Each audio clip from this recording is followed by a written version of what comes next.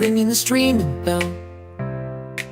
Covering Power Rangers drama, making waves. But there's a millionaire friend, Brent, with his own raves. Brent's got deep pockets, living the high life, but his fandom for AXJ causes some strife. Friends don't like him, they throw shade and they jeer, but Henry stays focused, making his own tier. HenryResilient, streaming through the night. Covering Ranger drama, shining so bright. Brent's a millionaire, but the fans say nay. Henry's the star, leading the way. With every episode, every Power Ranger. With every episode, every Power Ranger's view. Henry's on point, setting the mood. Brent might have money, but Henry's got heart. Streaming the drama, playing the parts. Fans may hate, critics may shout, but HenryResilient, he knows what it's about. Covering the drama, telling the tale. Struggle tree in the back, struggle tree. HenryResilient, streaming through the night. No blinking. Covering the drama, telling the tale. Streaming live, for aesthetic purposes. Read the drama, shining so bright. Brent's a millionaire, but the fans say nay. Henry's the star, leading the way. So here's the Henry, the streaming king, covering Power Rangers, doing his thing. Brent might be rich, but Henry's the champ, streaming the drama, making it snap. So here's to Henry, streaming king, covering Power Rangers, doing his thing. Austin St. John, making moves in the game. Quotes on my shirt, setting hearts aflame.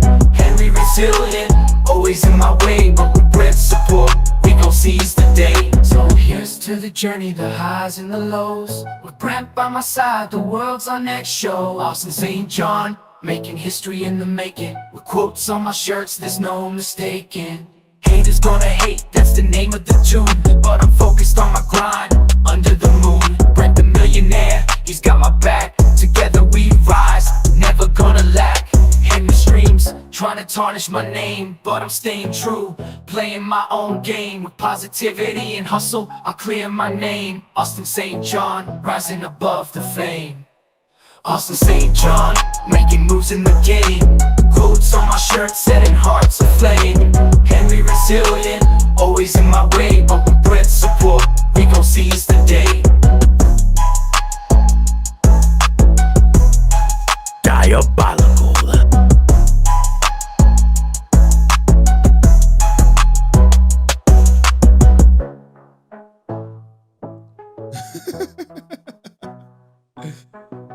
Oh man.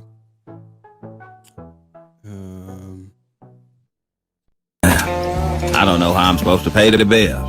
Probably have to start selling crack. Or rapping about selling crack.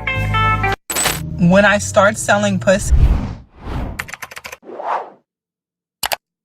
I found a market, Power Rangers fans in line. Wanted a piece of the past from David Frank. His autographs go, but now they in my bank. I found a market, Power Rangers fans in line. Wanted a piece of the past, something divine. Man, fire's But me. little did I know no. there was someone on my trail. HenryResilient with that receding hairline, trying to unveil. There was someone on my trail. HenryResilient with that receding hairline, trying to unveil. Sky Frank playing with the past, forging signatures, making money fast. HenryResilient with his dream to shout, trying to bring me down. What's that all about? I thought I was sick, making that cash flow, but Henry saw through me with the hairline low, streaming my I got name, you, calling man. out my game. His voice so loud, trying to claim his fame. I got you, I got you, I tried got to you. defend, but the truth was clear. My forged autographs bringing me near to the edge of shame where I couldn't hide. HenryResilient pushing me aside, forging signatures, making money fast. Henry resilient with his dream and shout, trying to bring me down. What's that all about? Now I'm on the run, hiding from the light, trying to escape from Henry's sight.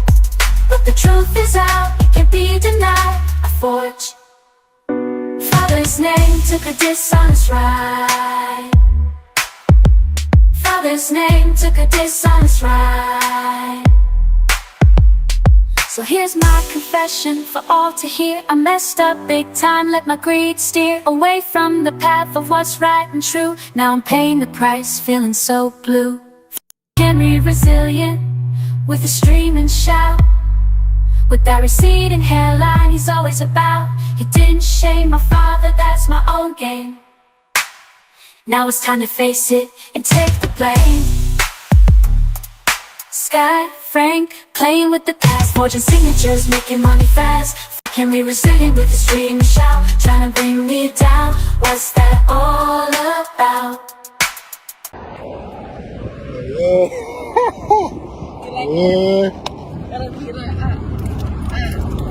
Come on, man. We out of here, man. Yeah, that brother's starving. In a digital world where stories unfold, there's a streamer named Henry, brave and bold. With Power Rangers drama, he takes the stage, captivating his audience, turning the page.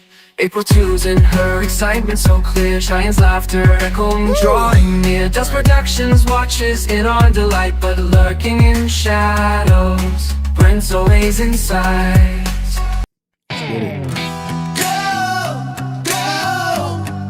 Henry resilient. Camera broke? It ain't broke. It's just like low. Henry I'll resilient. fix it. Give me a second. Defender of the Ranger fandom. Yeah, he's a hero, brilliant. When the shadows fall and villains rise, the evil-eyed lizards spread their lies. Blake Foster, Austin St. John, Karen Ashley, Brent Pham, and Rican Ranger. Oh no! But Henry stands his courage bright. He'll strike with power, he'll fight the fight. No fear, no doubt, he won't back down when Henry Resilient comes to town. Go, go, Henry Resilient, stronger than the darkest night. Go, go, Henry Resilient, justice burns so bright. Lightning and courage fuel his might. All right. Against the lizards, he'll win the fight. You locked in. Every villain trembles in his way. All right, Errol's team. I got it. Henry Yep. Resilient. Level up 2026. No one can break me. Go, go, Henry Resilient. Go, Henry Resilient. He will never back down. Is that- He's the hero of the fandom town. Henry Resilient. Henry Resilient. Yeah. I gotta go grab something to drink. Give me a second.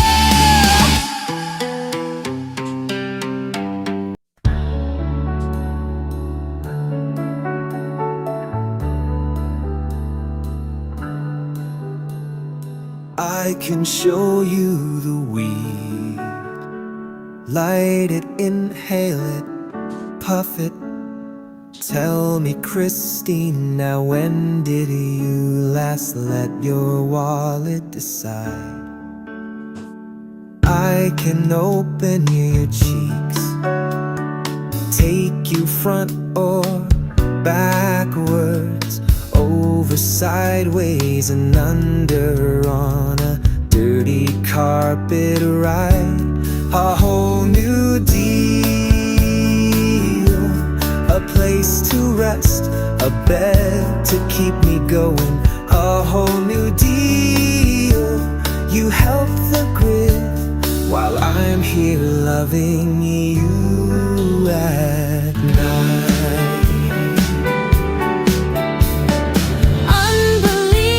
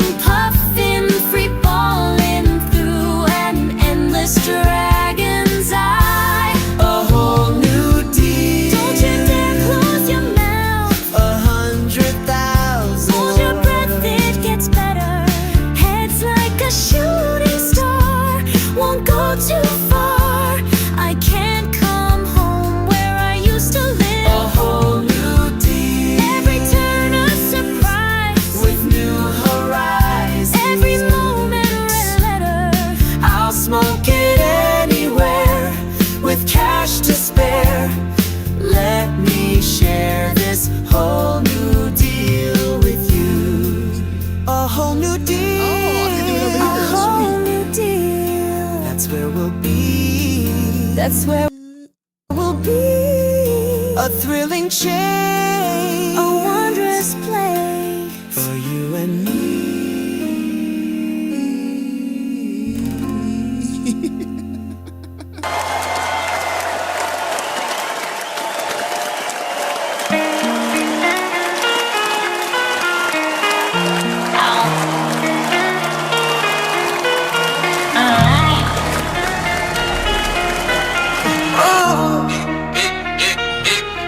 No lie, the guys I work with love this song. This day one no more.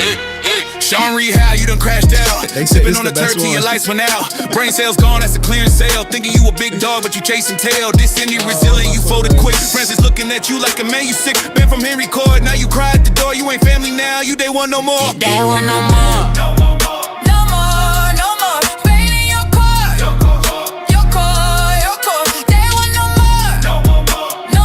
What's up, my bestie? Virgin boy status, never seen no love. Tryna get played, but you look like a glove. Brain fried harder than a fast food meal. Spinning around circles like a broke bike wheel. From the jump, we was tight like glue, but glue turned poison when it came from you. Henry Court kicked you, now you can't score. We just chant loud, you day one no more. Day one no more. No more, no more. Pain in your car. Your car, your car. Day one no more. No more, no more. They know it right now, now you're done for. Just sip, sip, sip, now your brain go pop, pop, pop. Crash, crash, crash, crash till your crew all stop, stop. From a day one king to a day one flop, flop. You don't want no more, and the beat don't drop, drop, drop. Skirt in the paint, I'm a gallon deep. You drank half a pint and you fell asleep. Got booted from Henry Court, can't compete. Your clout went ghost like a trick or treat. Francis laughing, Henry shook. Your rep fell down like a Jenga rook. From the jump to the slump, that's the law. You a ghost in the chat. You day one no more. Day one no more. No more, no more. Pain in your car. Your car, your car. Day one no more. No more, no more. We know it right now, now you're done for. Day one no more. No more, no more. Your They love this car, one. your car. No more, no more. We don't ride, nah, nah, you done for. Day one, gone. Day one, gone. Day one, no more. Day one, gone. We don't ride, nah, nah, you done for. All right.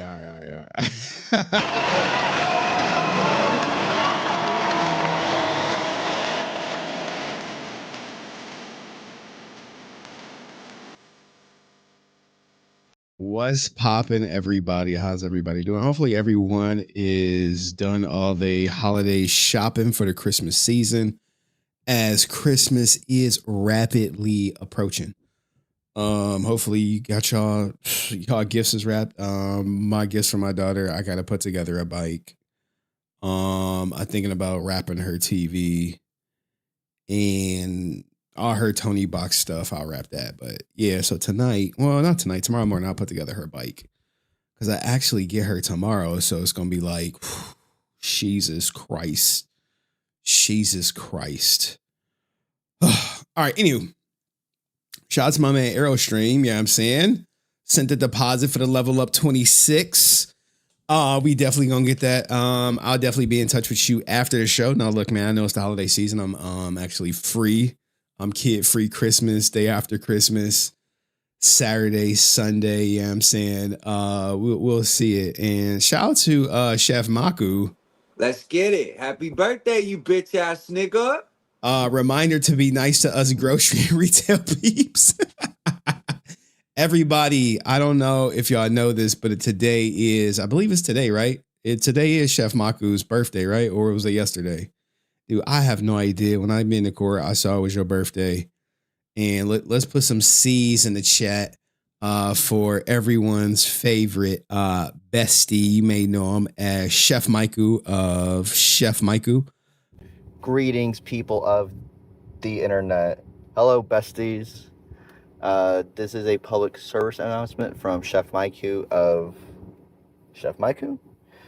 And I just want to say that nobody gives a fuck.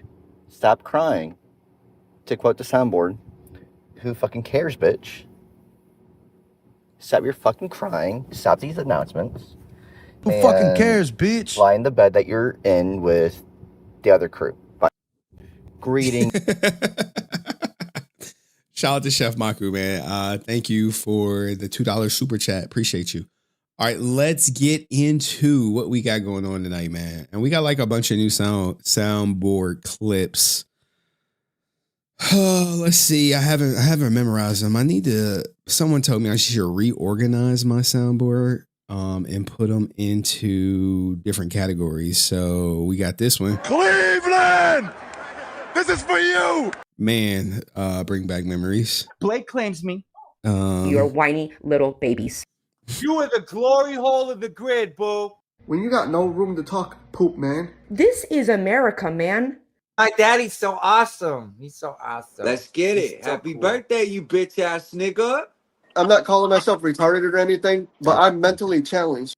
TJ is the reason why this whole thing started, because of that stupid meme, bro. You and your lawyer could suck my pussy. Just go to Henry's stream and go suck him off because that's what you want. My daddy's so awesome. He's so awesome. He's so cool. I love that this is America. This is America, man. Bro. We obviously got like some. With my hands tied behind my back, and you watch the people cheer while you see me ready to go. Hitting the And bag I told you I'm bringing you up, and you're up. And you watch the people cheer while you see me ready to go. Hitting the And bag I told you I'm bringing you up, and you're up. Waiting for that, and you watch the people cheer. All right. All right. It's more stuff that I can add. Francis rocks. You and your lawyer could suck my pussy. Okay. All right. So what do we got coming up tonight? It's a big show. We got to get through all of it, man. I'm trying to get to bed earlier in 2026, man. I'm trying to get to bed earlier in 2026.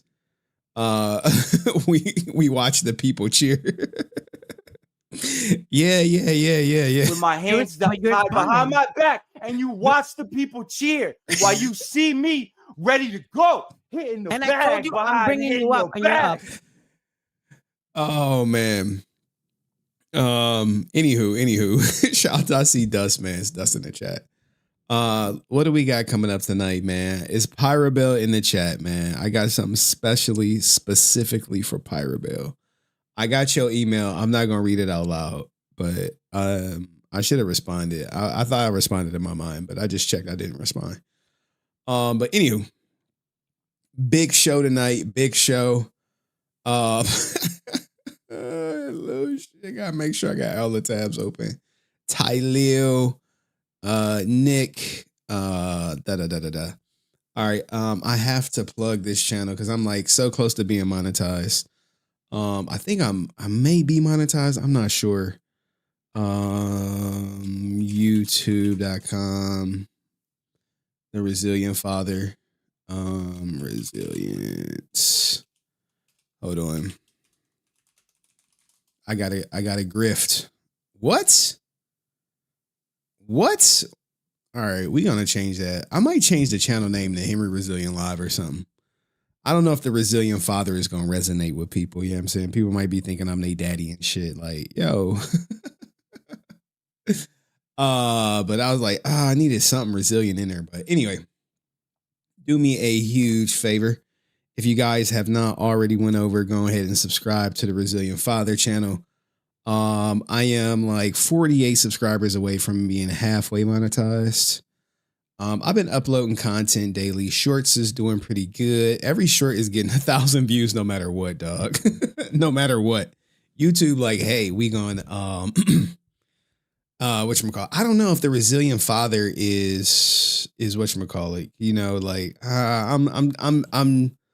I'm going back on and forth with the name about changing it or keeping it, even though we got so much good algorithm search with the Resilient Father. I don't know, maybe Henry Resilient Live or some Henry Resilient Plus or something. I don't know, some variation. I think I got it. I'm gonna steal it from Nicholas Diario.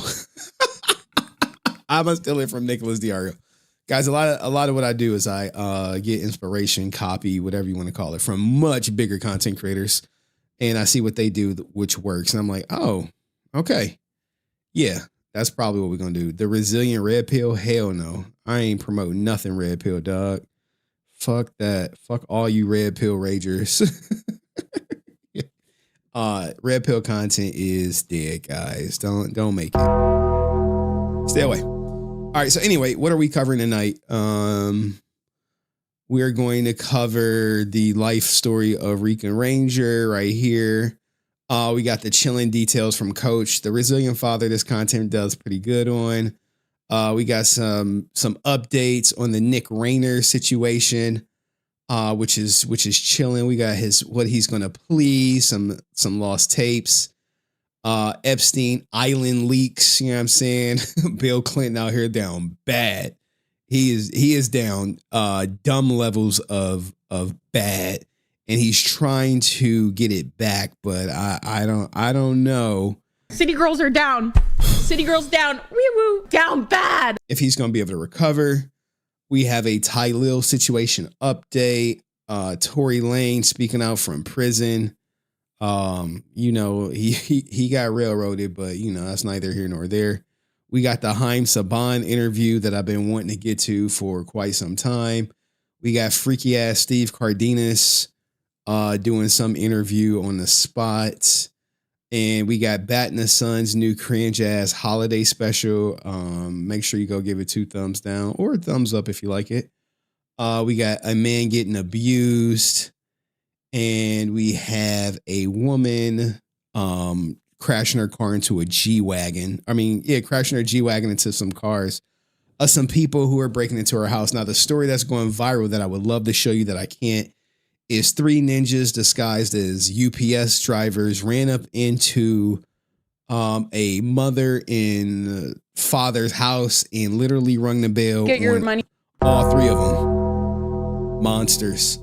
And you know me, I'm a strong believer in the death penalty, a life for a life, but one person already got life. The other 2 ninjas are scheduled to sentencing in February, if I'm not mistaken. February. So, anywho, let's start. Thank you, Henry, for making me pro Saban. Bro, I do not know how people are anti-Saban. Everyone is like, oh, she should have paid more. I'm like, nope. No, no, they got what they negotiated for. But I appreciate it's a couple people pro Saban. I know pro Saban. Any business owners in here are likely pro Saban. Any entrepreneurs in here are pro Saban. People living off the government are likely anti Saban. People who are waiting for a handout are probably anti Saban. People who rely on others to get by are probably anti Saban. But he took a big bet and it paid off well.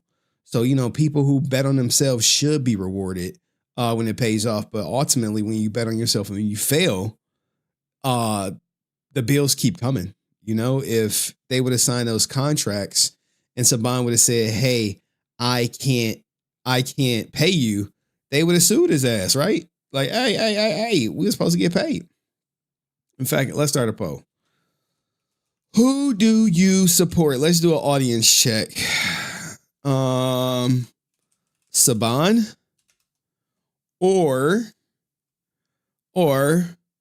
Austin, Walter, Twee, and don't forget they wanted toy sales. They wanted toy sales, a percentage of the toy sales, which no one wants to talk about in an interview. Austin, Walter, Twee, percentage of the toy sales. Saban, and remember, Saban offered them more money, but they don't talk about that. They won't even say how much they go offer this. Oh, it was a little bit more. It was a little bit more, but not a lot. And we're not gonna mention the toy sales in any public interview or any interview where people come interview us at. But we will always say we did the right thing by walking away because we were underpaid. Shut up, bitch. Yeah, okay. Don't let anyone talk you guys out of your bag. The car. All right, don't let anyone talk you out of your bag, especially in 2026 where bags are getting scarce. Don't believe people who you would never take advice from, right? You know, you got little things like that. People who are not doing better than you sometimes in life, right? And how you measure that is up to you. And obviously, one thing's for sure, two things for certain. Never follow a blind man skating, okay?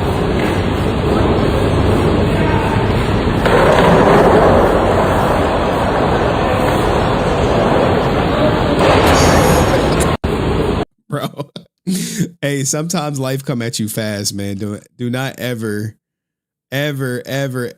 follow a blind man skating, all right? Don't do it. Don't do it, man.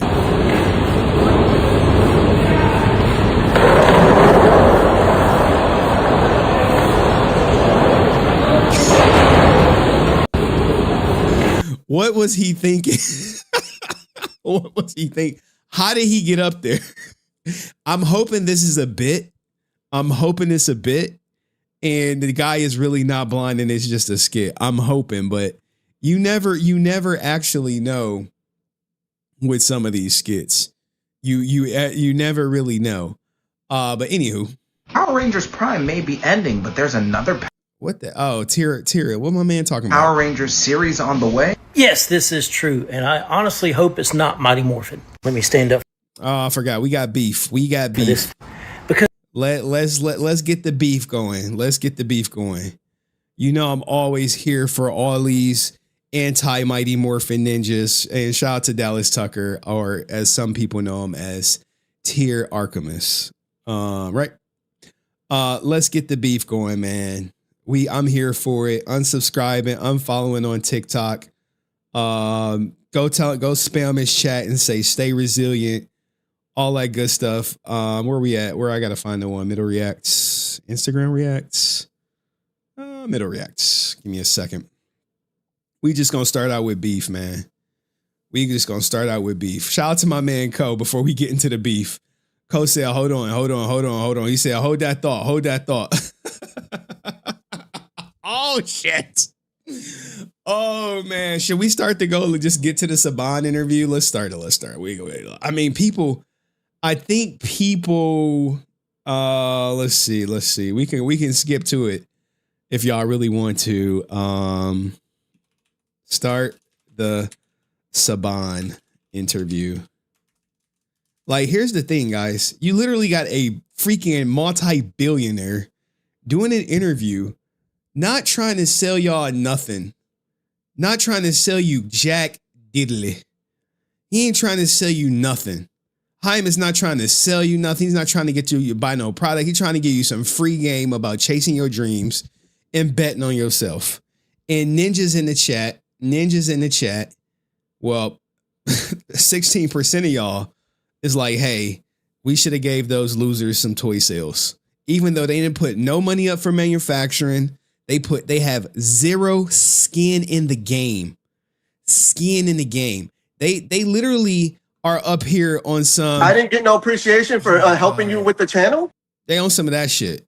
And I'll get messy today. I'll show DMs. Like, ninjas, don't be messaging me talking about you sorry and shit, dog. This ain't 2004. Yo ass ain't Ruben Stutter. We don't give two shits about that. But anywho, what my man Ko say? Let's get it. Let's put some respect. Let's put some respect on his goddamn super chat. I appreciate you. Let's go. What ticks me off about the anti-Saban idiots is, you know, if they were in his position, they have done the exactly. That's a truthful statement. Exactly, bro. Look, maybe you guys don't know. He took out the second mortgage on his house to put the money into filming Power Rangers. He took out a mortgage on his house to help film Power Rangers.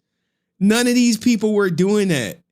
No one was doing that. They literally showed up, got cast, show did good, and they just like, more money for me. He like, nope. No, no, I bet on myself. I've been trying to sell Power Rangers for 8 years. You've been in the show for one One season, and you already got your goddamn handout. Got your goddamn handout, man. Goddamn. Not everyone gets to be the captain of the ship. True. Sick of these bleeding, all should be a winner hearts, bro. I'm a huge fan of not every people gotta lose, guys. Everyone can't be the goddamn boss. All right. Everyone cannot be a boss. That's all I'm gonna say right there. Everyone can't be a boss, because if everyone's a boss, who's following the orders? You know what I'm saying?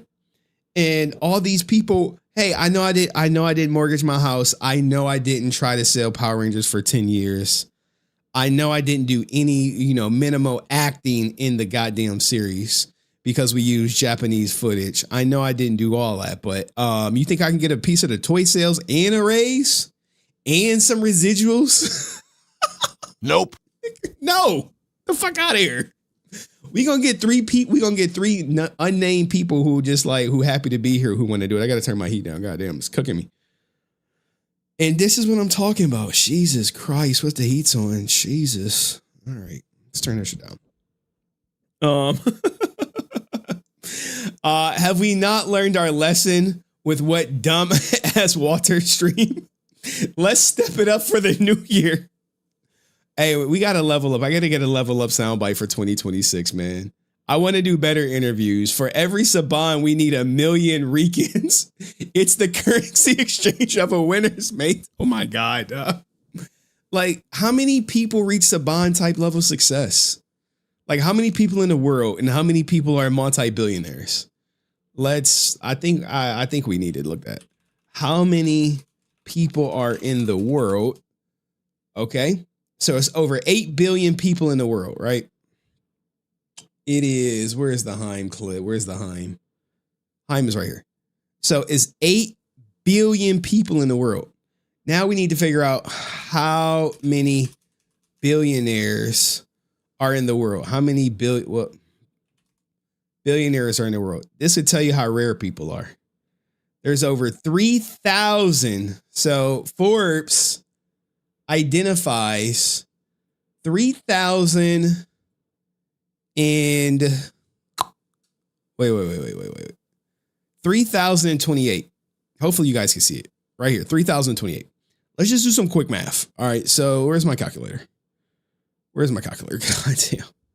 So we got 3,028 divided by 8 billion. That's a million. 800 million, 8 billion equals that. Hold on. Y'all can't even see it. This is how rare. This is how rare Saban is.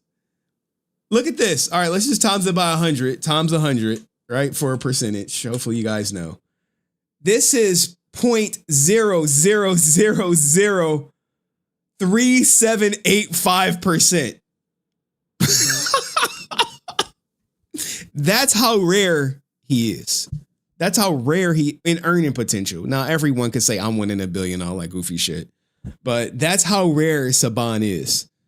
And people will rather listen to Walter Jones promote his music with his 55-year-old ass that no one's listening to, but the Bretts of the world.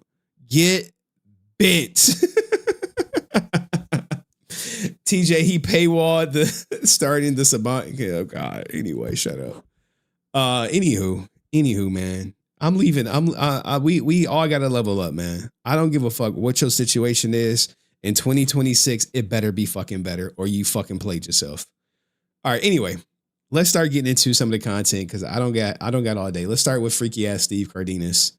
Oh no, we had some beef with Tara Arkhouse. That's where we started at. Where are we at? Hold on. Damn, where's it at? I said we had beef and I lost it. Hold on. All right, here we go. I found it.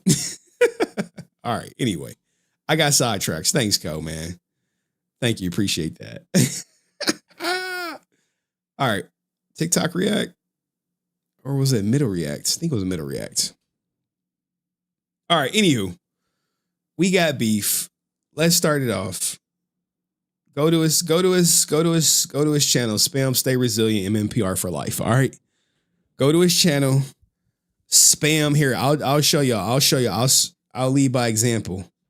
MMPR for life. Boom. I don't need people talk, and you gotta like it too. All right. Don't be letting that shit slide, guys. Don't ever let that shit slide. Where we at? Middle React or Instagram React? TikTok React? I think we're at TikTok React. I think so, man. I got too many on here. All right. Anywho, let's get into it. Power Rangers Prime may be ending, but there's another Power Rangers series on the way. Yes, this is true, and I honestly hope it's not Mighty Morphin. Let me stand up for this. Because for 6... What? I mean, he lost me in the first 10 seconds, right? How do you say there's a new Power Rangers season and you're hoping it's not the most popular, most profitable Power Rangers season ever created? All right, let's let him continue. 6 years, we had the Mighty Morphin comic. We had the Godzilla crossover. We've had the Ninja Turtle crossover. We had the DC comic crossover. And several of those got 2 or 3 comics. We had Mighty Morphin, and then we had Power Rangers. Every bit of it dealing with the Mighty Morphin team. Can we pick a different season, please? No. Are any of these seasons selling? Nope. No. Are any of these seasons toys selling? Nope. Are any of these seasons more popular than Mighty Morphin? Nope. Do they got better characters? Nope. Why would we start with something that's we've already proven time and time again is not up to par with what started it off? Several successful video games, 2 big budget movies. Well, there was Once and Always, but is that a big budget movie? 3 seasons of Mighty Morphin, and everybody and their brother dresses up like Tommy at every Power Ranger convention. So why would we deviate for a brand that everyone recognizes?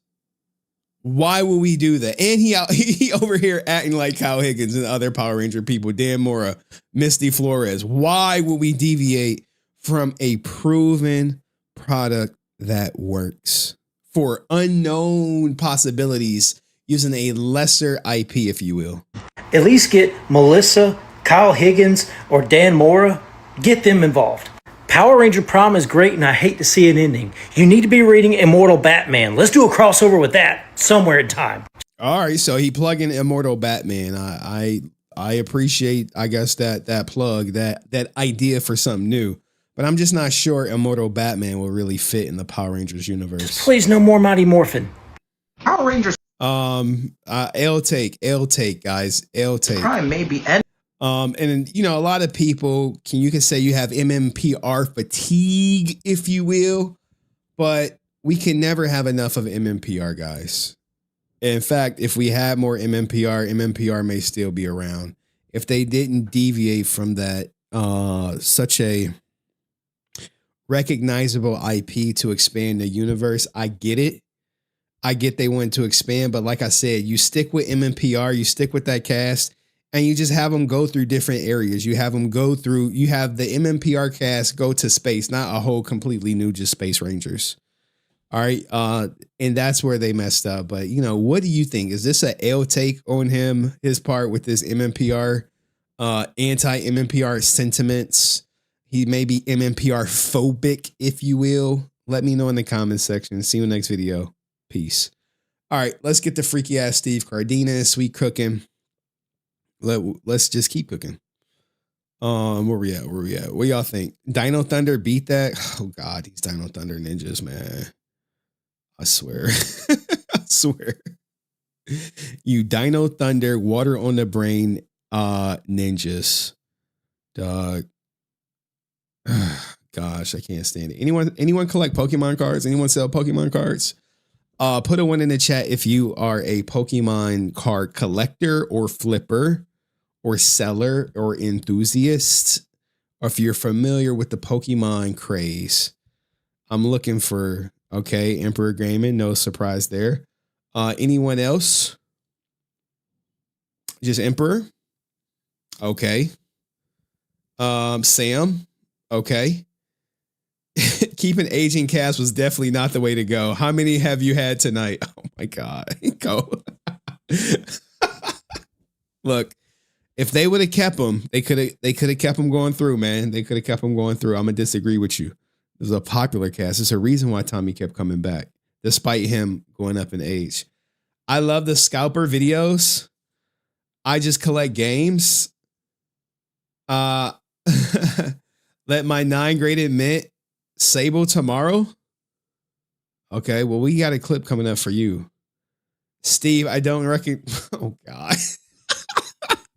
Oh, my God. My God. People who know the lore. Hey, you got to love it, dog. I know these Power Rangers hate my ass.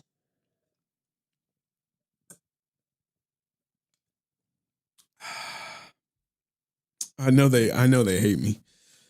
I don't give 2 fucks. Fuck them all. They're gonna be like, look, he said fuck them all. He banned from Ranger Stop again. To be like, oh God. I'm a hate monger. Dude, I am a lot of things. Okay, DM Mikey Nerd and Gaming. All right, I got something for you. I got a nice little palette cleanse for all y'all ninjas collecting Pokemon cards and shit. Cause I remember I was gonna show the craze of people like going crazy.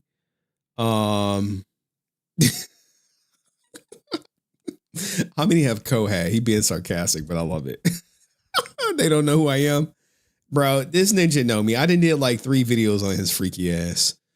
All right, guys, everyone's I guess maybe favorite Red Ranger, Steve. I will hit you if you have a heartbeat. Cardenas, well-known swinger in the, I guess, Power Ranger community scene, I guess allegedly linked to have romantic relationships with Nakia Burris back on the set. But, you know, that's neither here nor there. If you saw that video, link to it will be in the description. But he did an impromptu interview, which looks to be on the set of, is this Ranger stuff or New York Comic Con? Let's take a look. Hold on, let's get some music. Learned very quickly. So when we were doing the TV show, everything was shot very fast paced. And then when we got to the movie, everything was very slow. And the director, his name was Brian Spicer. It was his first time directing. First film, yeah. And he literally didn't want to leave anything to chance. So we were doing like 15 takes of like every single scene and every single angle. But it was smart because now he was able to pull the best of every single one of our takes and he cut it all together. And as a result, the movie held up. And the crazy thing, the movie held. I think the movie did become like a cult classic in a sense. I would watch it like once a year. I could do it once a year. I can't watch it all the time, but once a year, yeah, I could do it once a year. I mean, how many times a year are you guys watching the Mighty Morphin Power Ranger movie? Probably not that often. To reshoot almost that whole entire movie. We got about halfway through the movie and they were like, we don't like the way it's going. We need to reshoot everything. So we ended up reshooting the whole movie. Matter of fact, there was a different Dulcia that was in the movie. So the girl you see in the movie, she was the one who originally got hired. Her name was Gabrielle Fitzpatrick. She got hired originally to be Dulcia and then she got really sick right before filming. I thought the original was Mariska Hargitay and she got sick and she wasn't going to be in it. Maybe we should look up that. And had to go to the hospital. And so they scrambled to replace her, and they replaced her with Mariska Hargitay, who is Olivia Benson from Law & Order SUV. And so she came in, and then we shot a whole bunch of stuff with her for like 2 months. And then over Christmas break, all of the production got together and go, we just don't like the way the film's going. We're going to rewrite the script. We're going to retell the story. We're going to reshoot everything. And now Gabrielle Fitzpatrick is better, so we want to bring her back. So they let Olivia go. And then they brought Gabrielle Fitzpatrick in, and we reshot the whole freaking movie. Now, we have Mariska Hargitay here, and we want to see her interview. I mean, Steve's interview is cool. It's good that they filmed it 2 times and all that good stuff. But what about Mariska Hargitay's interview? She said she was fired from Power Rangers. Now, I don't know if this is all Power Rangers or if it's just a sample of Power Rangers. I think I found it. Give me a second. All right, here we go. All right, Power Rangers clip right here. It was a Power Rangers movie. I was going to be the queen. You were the queen in a Power Rangers movie. That was me. Look at that. Yeah, there she go. There she go. Cardenas tried to smash, right? You know he did. A guy like Steve don't just happen overnight. It was always in. It was like, nope. Hey, we ain't gonna have none of that over here. You need to be here. Valuable lesson learned, but it's a little different from the Steve Cardenas version of the story, where I guess they started with the other woman. She got sick. They brought in Marisha. And then wait, does that track though? They brought her back? Hold on, let's see. In the movie, she was the one who originally got hired. Her name was Gabrielle Fitzpatrick. She got hired originally to be Dulcia, and then she got really sick right before filming and had to go to the hospital. And so they scrambled to replace her, and they replaced her with Mariska Hargitay, who is Olivia Benson from Law & Order SUV. And so she came in, and then we shot a whole bunch of stuff with her for like 2 months, and then over Christmas break, all of the production got together and go, we just don't like the way the film's going. We're going to rewrite the script. We're going to retell the story. We're going to reshoot everything. And now Gabrielle Fitzpatrick is better, so we want to bring her back. So there you go. It's a little different. It's a little different story. A little different story, if you will. But salute to you, Laura, for being here for 9 months in the game. Henry, thank you so much. Appreciate you. Only if Steve had got fired. Y'all are ruthless. That's why we can't get a Steve Cardenas interview. Y'all think it's my videos. No, he watching the chat, looking at the chat like, never going on that channel. Never going on that channel. But I think if he was to come on our channel, it would actually be beneficial for him. So then he could talk about his freaky ass threesomes and shit and his swinger lifestyle. But anywho, what do you guys think of the story? She got fired for not being over Christmas, but Steve Cardenas is telling a different story. Let me know what you think in the comments section. I'll see you in the next video. Peace. All right, cool. We knocking these goddamn clips out the way. Are y'all ready for this bat in the sun bullshit? Are y'all ready for the bat in the sun bullshit, or can we go to something different? Y'all want to catch some breaking news? Is Pyra Bill up in this bitch? Let me email her. Give me a second. I gotta stop the stream. Y'all ready for this bullshit? Where's she at? Oh, snap. Do you believe Steve or Mariska? I believe Mariska. I don't think they would be telling Steve what the hell is going on with production. I got some Ninja Kids update if y'all really want it from a guy in the licensing thing. Y'all want that? What is this? Oh, someone sent me fucking. Hey guys, do not ever send me Walter Jones music, dog. That shit's trash. This shit's ass. Like, go off the YouTube views, right? Look at the YouTube views. YouTube views is a barometer. YouTube views is the barometer, dog. 61K, I guess that's pretty good. Where is that? So here's the Walter Jones. I could play it, but then it'd be like, these goofy ass mofos. It'd be another copyright fight again with these losers. I think they're both losers. I mean, they could be winning in life, but loser, hanger on her. I know Brett gonna run into him. But look at the views, dog. 61K views. Straight out of Angel Grove. We got the Black Ranger rapping, dog. No one will ever take him seriously on the music tip. Now, if he's just doing this for for his own self, perfect. Great, good for him. I'm loving it, dog. I'm not bopping this shit, dog. Try, but they can't stop me. Hell no. I'm not rocking any 55-year-old dude rapping like they look young. I'm a respectfully pass, but I'm sure there's an audience out there for somebody. It just ain't me. You like MC No Rhymes. What the fuck? No. I heard it was okay. Well, go support it, Janara. Go holla at it. But anywho, let's get into some sad stuff. Henry, you're going to be up there soon. I'm like 15 years away from 55. 15 years away. And I look young as shit. I do not look like I'm 50. I don't even look like I'm 40. People would be like, you 40? I'd be like, yeah. They'd be like, oh shit, you look young as shit. Then I'd be looking at the gray hair in my hair. They'd be like, oh shit, I got like a gray hair in my beard too. I'd be like, I am getting up there though, but Henry Otis, oh my God. Your hairlines. Oh my God. Oh my God. I hate all y'all. I hate all y'all.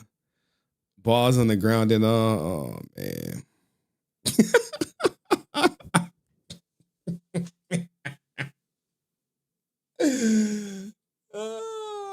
It's something I want to say, but it's very inappropriate.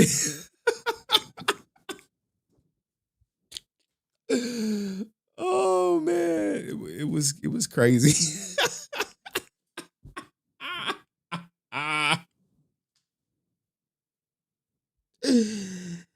All right. Come on, man. Chip in on the hair transplant from Turkey.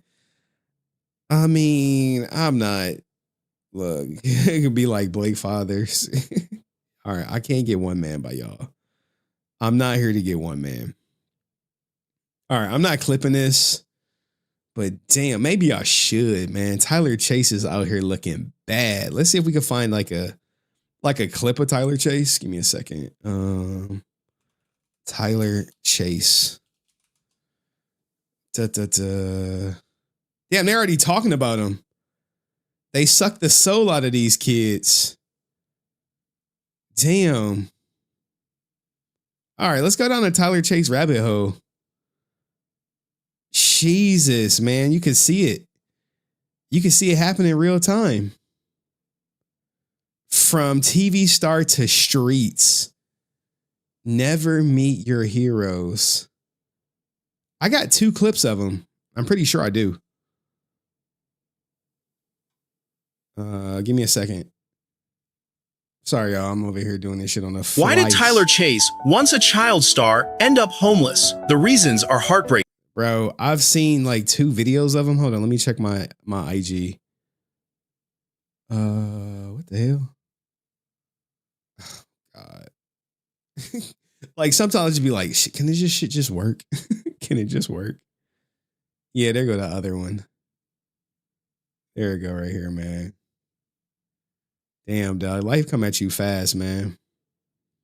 Life come at you fast. Any on like that black tar heroin or something. But I want to see. Let's go to his YouTube channel. Holy. He had a YouTube channel. 13 years ago.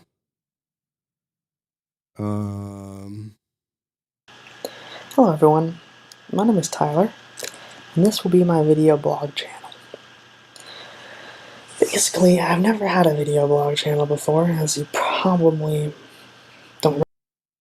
All right, we gonna set this video up. I'm clipping it now. I'm over here. Hello everyone. I'm making the clip in real time.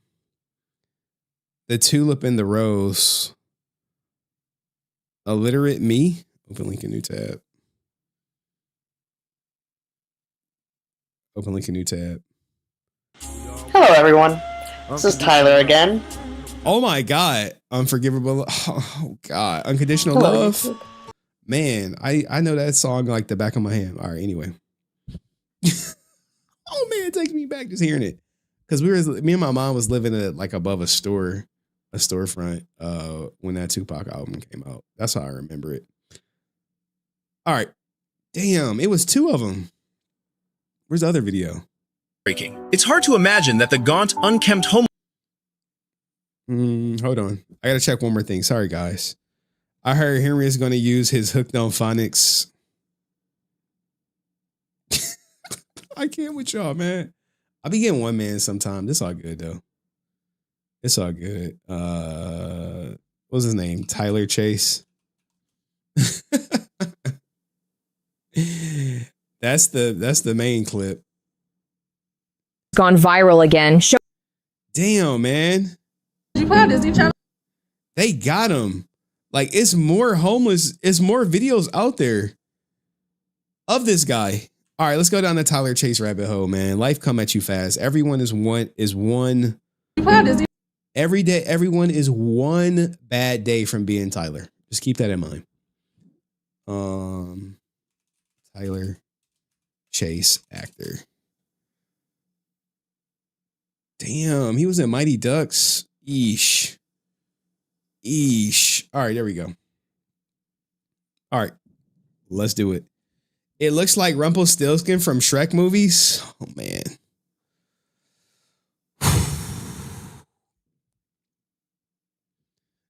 Guys may not know actor Tyler Chase has recently been spotted looking homeless several times. Here is him right here doing, I guess, an impromptu interview. Nick, right? Nickelodeon? Yes. What was your name? What's your name? Tyler. Tyler? Curtis Mendez. Also Tyler Chase for Poetry of Hollywood. Actor, so it's the kids of Nickelodeon. Tyler Chase, one of the... Damn, bro, how'd you get... Why are you in the streets like this? Why are you in the streets like this? Chase Bank.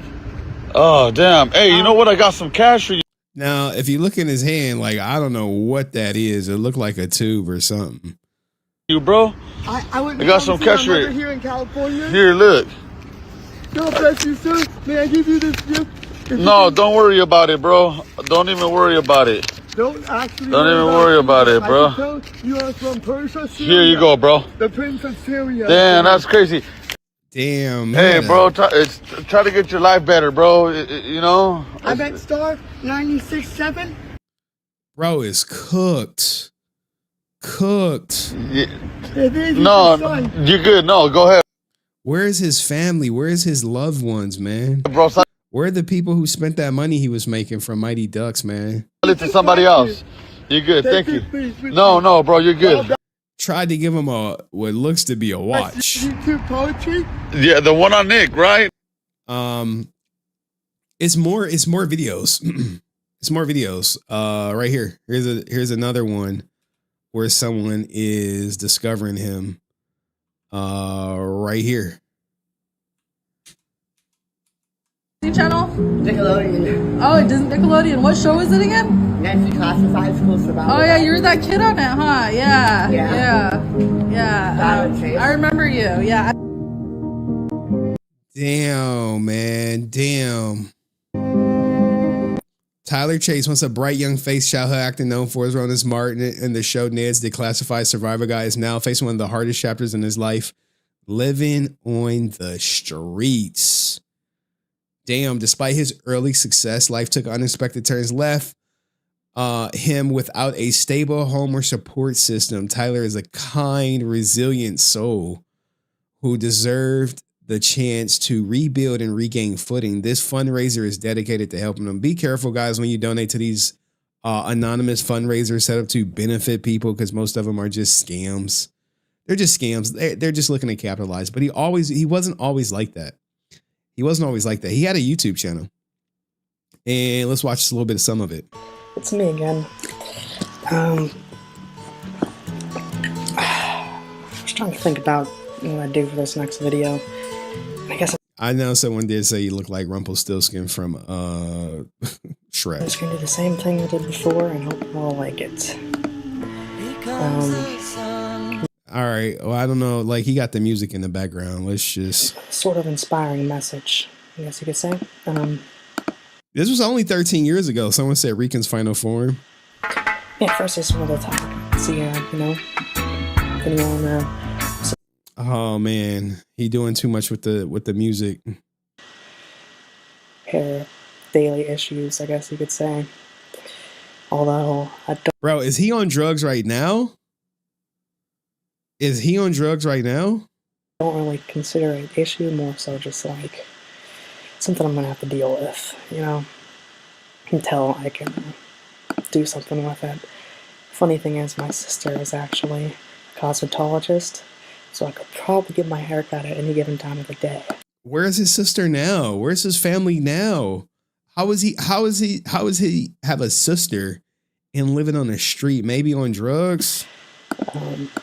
You know, whenever she's around, but I just haven't gotten around to it. So And this is what you all will have to deal with for the time being. Anyway, this is Tyler, about to read you a pretty nice piece of work. Hopefully it's nice. I don't know, I kind of just wrote.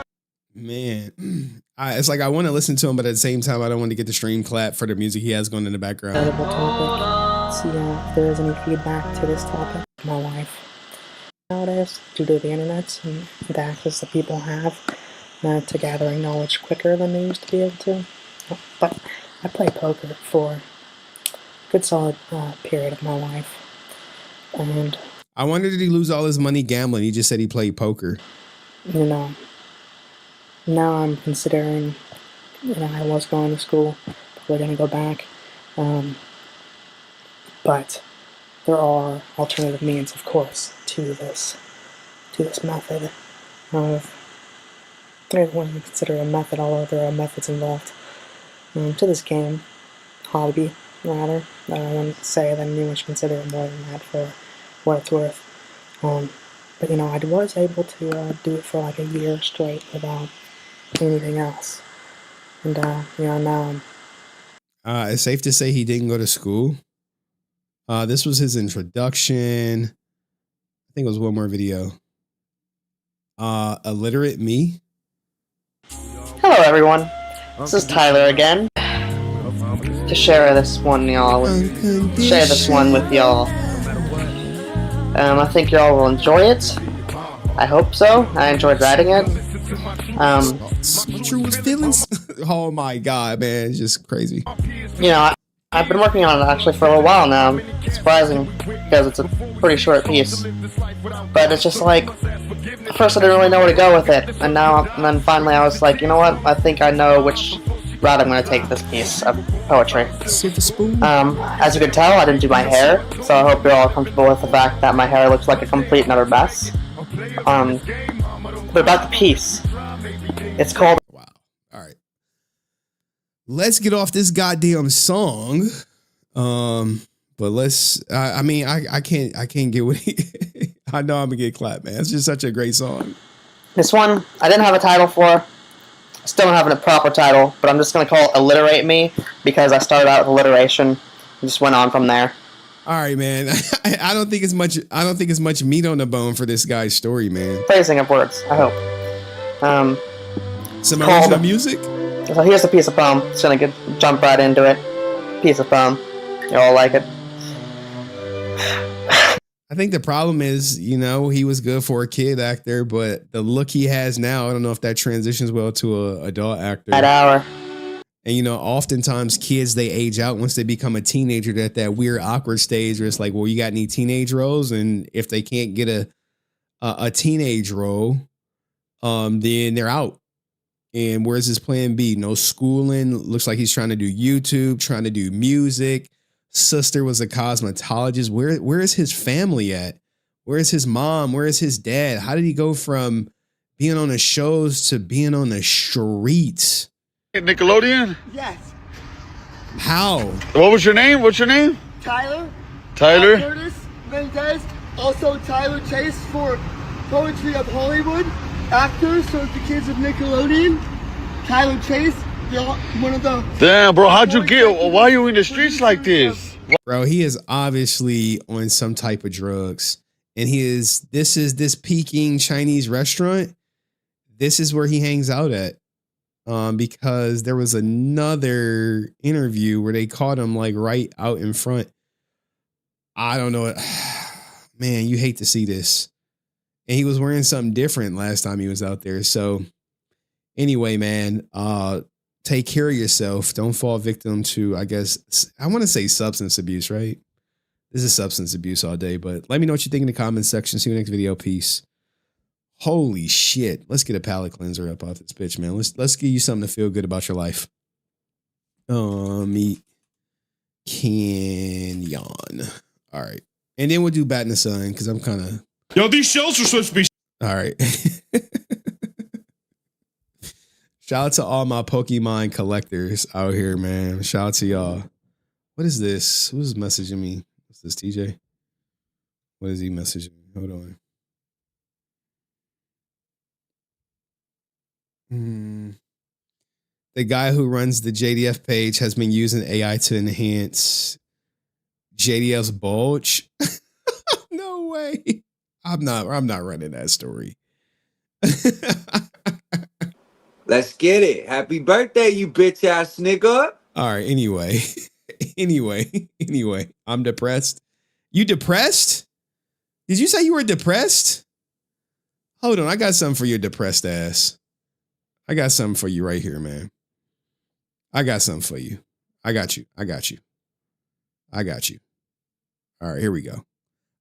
You could either do or die. Today's the fucking day. You're gonna sit there. I'm depressed. I'm like, who gives a fuck? You ain't got time to be depressed. You know what depression is?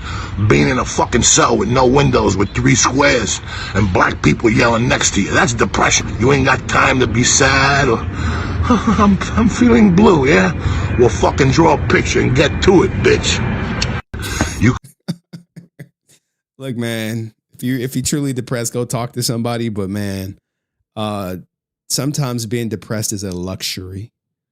You know, I don't have time to be depressed. 50 Cent said it best, man. Depression is a rich man's thing. Let me see if I can find it. 50 Cent depression. All right, I found it. I think here we go. And I know a lot of people use it to cope, to make excuses for why they can't do shit or whatever. depression is a luxury because where I'm from, you can't afford to be depressed. You got to pay the bill, right? Right. So you got to go to work. You got to get up. You got to go do what you got to do. They got people right now that's at work who don't feel like being there, but they got responsibilities. They feel uncomfortable while they're working, while they're doing what they got to do. When these guys get in a slump and they just decide that they're not going to do anything, I'm like, where they do that at? Right. Even when you're on the street, you got a pet. You just decide not to come outside. You're going to beat you. You're going to beat to death. Wait till you come out. I think depression is a luxury because when I mean, but hey, you know, to each his own, I guess. But hey, you could either do or die. Today's the fucking day. You're gonna sit there. I'm depressed. I'm like, who gives a fuck? You ain't got time to be depressed. You know what depression is? Being in a fucking cell with no windows with 3 squares and black people yelling next to you. That's depression. You ain't got. No, I don't know why you said black people, but hey, yeah. Time to be sad or I'm feeling blue. Yeah, we'll fucking draw a picture and get to it, bitch. I was supposed to edit a clip for today's stream and I fell asleep before stream. Goddamn. Fucked it up. Anyway, let's get to a palate cleanse. Let's feel good about our lives. All right. Shout out to all the people collecting Pokemon cards and obsessing over them and fighting people at Target for them, because this is exactly what you guys look like. Yo, these shells are supposed to be stocked 4 hours ago. This is man. Oh, God. No prismatic evolution packs, really? You said you were gonna have them online. This is ridiculous. God. Well, this How am I gonna make that bullshit, man? My wife and her boyfriend I'm trying to get paid. I'm trying to get that bread, man. Please. How am I gonna make that bread?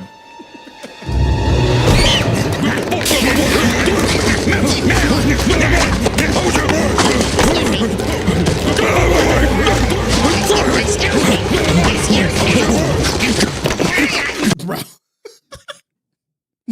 This is literally how it is. And these clips seem to always go viral whenever there's like a new Pokemon set coming out and you got all these scalpers. They actually go into these stores with a metal detector and scan in the packs to see if they got the rare cards in them, to the point where like GameStop is banning people from doing it.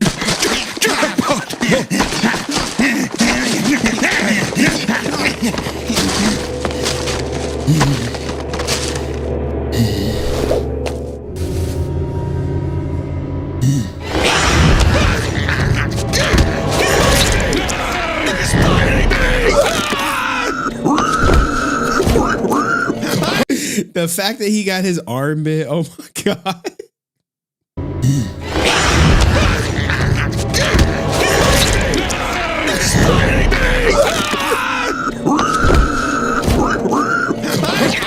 Don't let them get away! Stop moving, yeah! Run, hell, you feral beast!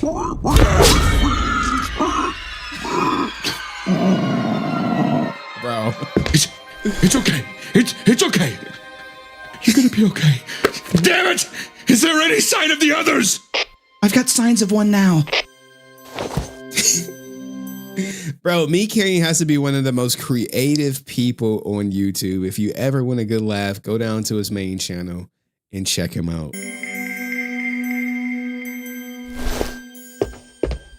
Dude, this is my box. I found it first. Oh, really? Really? It's actually my box. Oh, you want to take it outside? Oh, you're mocking me. Let's take it outside then. Let's take it outside. Yo, could you imagine if they start putting down all these Pokemon scalpers like this, man, in this fashion? I've spotted one.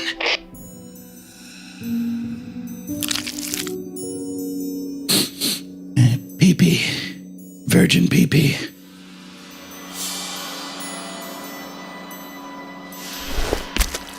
Yo, this is like, people have no idea if you're not collecting the cards, but this is exactly how it is, man. Exactly how it is. You have people fighting, people boxing out kids, people cutting off people at vending machines. I'll show you. It gets crazy. Let's go, chat. Let's go. Drive up the price. Chat, no, I'm telling you. I've definitely gotten laid before. I'm not a virgin. I'm tired of y'all saying that. How can I be a virgin if I'm paying child support next Tuesday? No, I'm not paying for my wife's boyfriend's new kid. Are we buying Pokemon cards or not? Because if you only buying Pokemon cards, huh? $200 profit. Children's card game. I got tiny debt. And like, that's the thing, right? Once you get involved in it, you're hooked. You become this guy. You become this guy. People think I'm playing, right? People think I'm playing about this Pokemon craze stuff. Look at this. Look at these are not even kids. These are adults. Look at this. Go ahead. There you go. Hey, nice out. If you ain't about that life, you ain't getting what you want, cuz. Look! He knocked them straight down. And look, they're literally trying to take the goddamn packs off of them. God damn, man. And they got a couple too, man. Damn, dog, you getting jumped at fucking Costco over Pokemon cards? Like, bro, what is life? What is life? Bro, look, he got knocked down. They just going that. Look, they just grabbing that shit like, hey, cuz, you snooze, you lose. Just like that. He had like 8. He ended up leaving with 4. But let's get back to the clip. Heck, my penis is small. Damn it, son, don't say that! Don't! Children's card game. I got tiny dick. My penis is small. Damn it, son, don't say that! Don't go to the darkness! My penis is small. Chief, we got the last one on the run!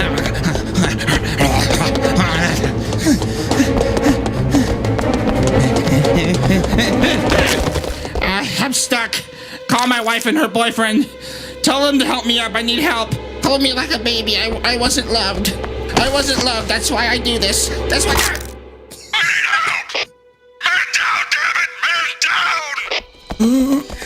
My dick's so small. You see him transforming? This is so genius. Look, I think it's genius. You might think it's like, what the hell is this? $200 profit. He just keeps talking about his small dick and the amount of profit he's gonna get reselling Pokemon cards. Chief, your boy can live to be a Pokemon reseller, or he can die a human being with a soul. I've already lost one child. I can't lose another. Do what's right for your boy. It is 100% zombie movie vibes. Hey, kill him before he turn. Oh, God. Look at me, son. Look at me, son. I love you, son. I love you, son. Oh, man. Talk about the feels. People always ask, Pokemon reseller's son or OnlyFans daughter? Pokemon reseller son or OnlyFans daughter? Which one do you guys want? Unfortunately, I never had to choose. and he lost his daughter to OnlyFans. I had both. Oh shit! I didn't catch that. Oh man! Crazy stuff.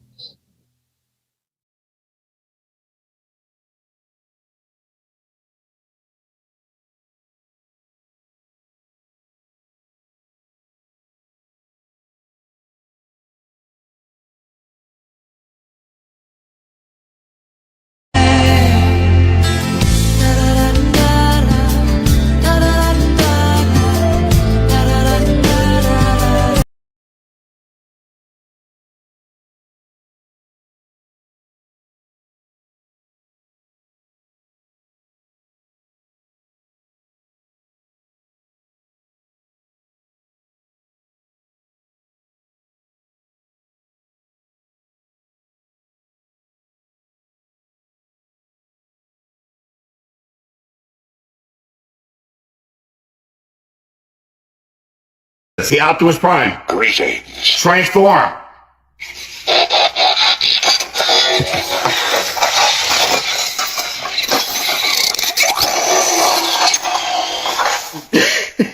The Optimus. Greetings. Who are you? I am the leader of the Autobots. The Optimus. Greetings. Megatron. Megatron must be stopped, no matter the cost. Sorry, I had to talk to my daughter.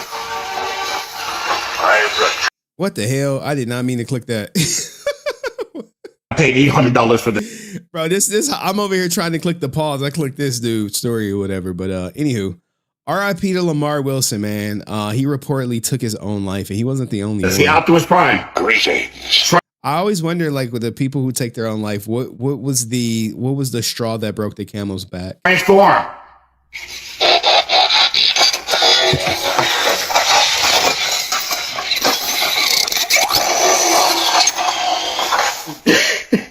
The Optimus. Greetings. Who are you? I am the leader of the Autobots. The Optimus. Damn, man. R.I.P. to him. Another actor took his own life. James Ransome. I'm not going to act like I knew this guy. I saw him in It. It's unfortunate. I saw his wife make a statement. I'm like, damn, dog. What? I don't know what he doing right here. But this is tough. 46 years old. 6 years older than me. Snuffed his own life out. Very, very unfortunate stuff. I believe did I save the wife's statement?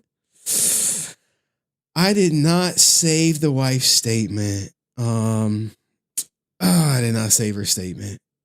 Oh man. But I mean, she made a touching statement. Is this it? Here we go right here.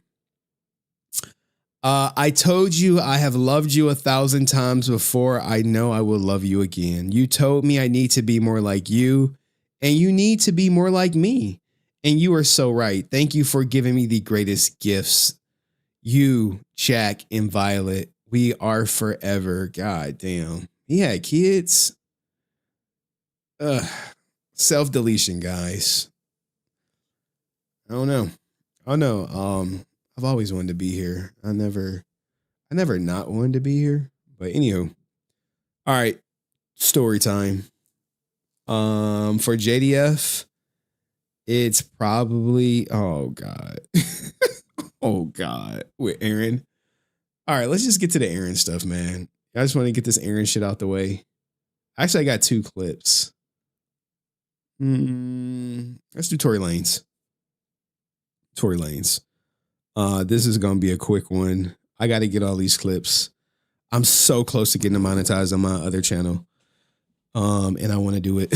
I want to do it so bad. So bad. I want to get monetized. Look alive. All right.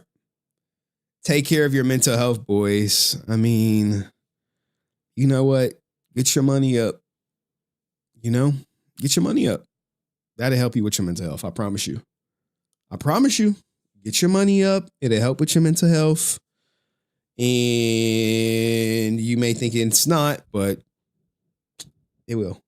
And another reason why you should get your money up is because it at least give you access to better help with your mental health. But anywho, what do I know? You talking to someone who is all right. This ain't it.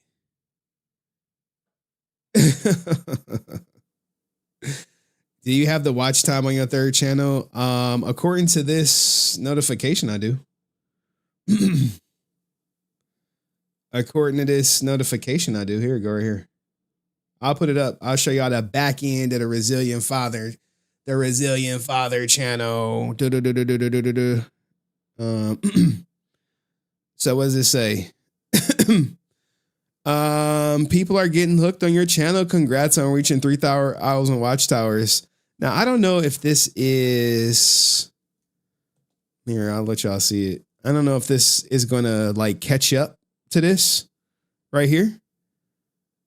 But I'm hoping I get some more subscribers, but it's kind of hard. Like if you go to my content, I know a lot of people aspire to be content creators.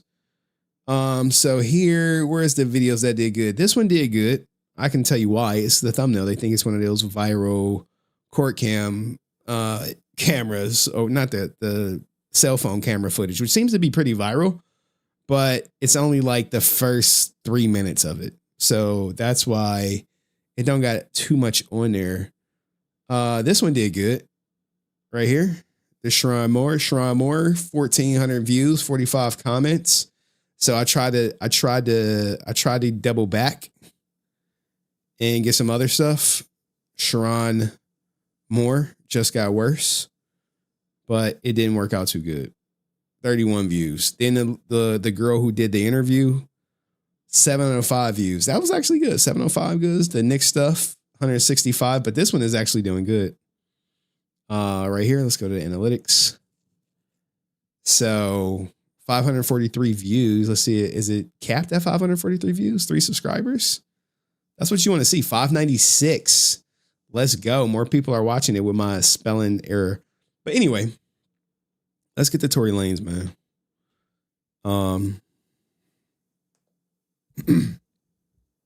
As you guys may know, Tory Lanez is currently in jail serving a 10-year sentence for being convicted of shooting R&B artist Meg Thee Stallion. He's tried to get appeal after appeal, and he's faced denial after denial, but he finally, I guess, sat down with NBC, and it's looking like he's going for the court of public opinion with the whole Megan Thee Stallion stuff, as opposed to fighting in the courts, even though I'm sure his legal team is still following appeal after appeal based on new information that may have not been made aware to his defense during the trial. Lanez breaking his silence in his first ever broadcast interview from behind bars since being found guilty of shooting Grammy winner Megan Thee Stallion in the foot outside a party in 2020. I've never been violent towards a woman. I would never hit a woman, let alone shoot a woman. Lanez, whose real name is Daystar Peterson, spoke to NBC News from California Men's Colony, a prison where he's 3 years into a 10-year sentence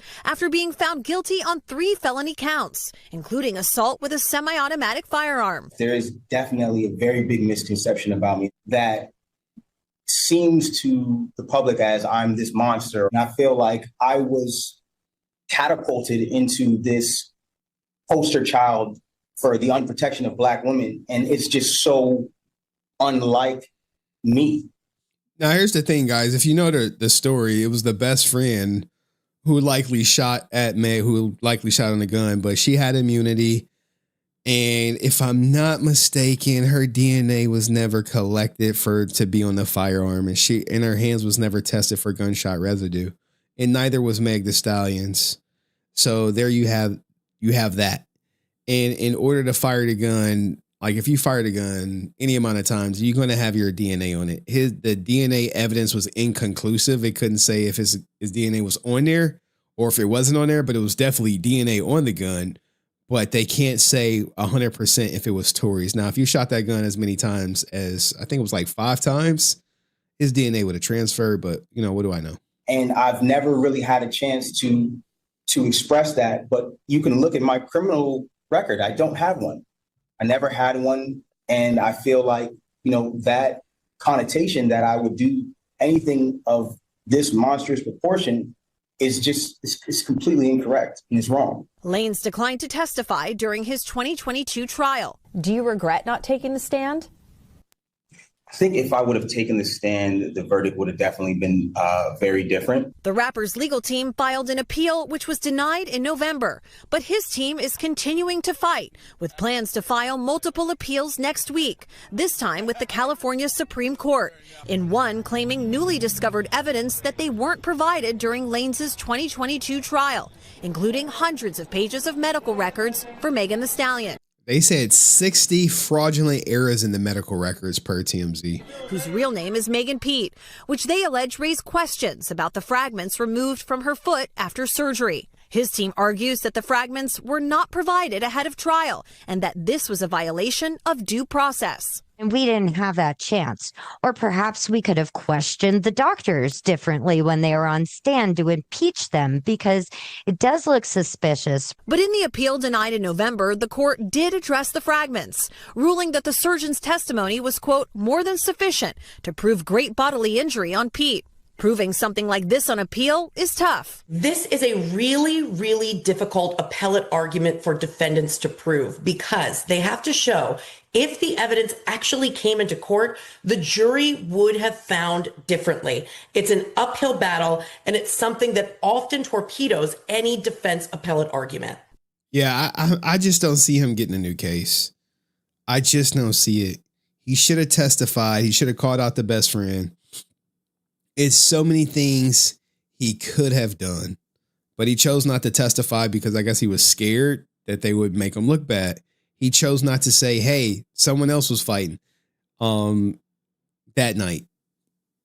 Sometimes, the truth still sets you free, but then again, maybe he was just following his lawyer's instructions not to testify. The Los Angeles District Attorney's Office and representatives for Megan Thee Stallion have not responded to NBC News' request for comment. I believe not only that I was wrongfully convicted, but the amount of new evidence that has emerged since that trial, I think, has been overwhelming. What has life been like in prison for the last couple of years? They tried to kill him. I've done my best to keep my head above water, but mentally, I've gone through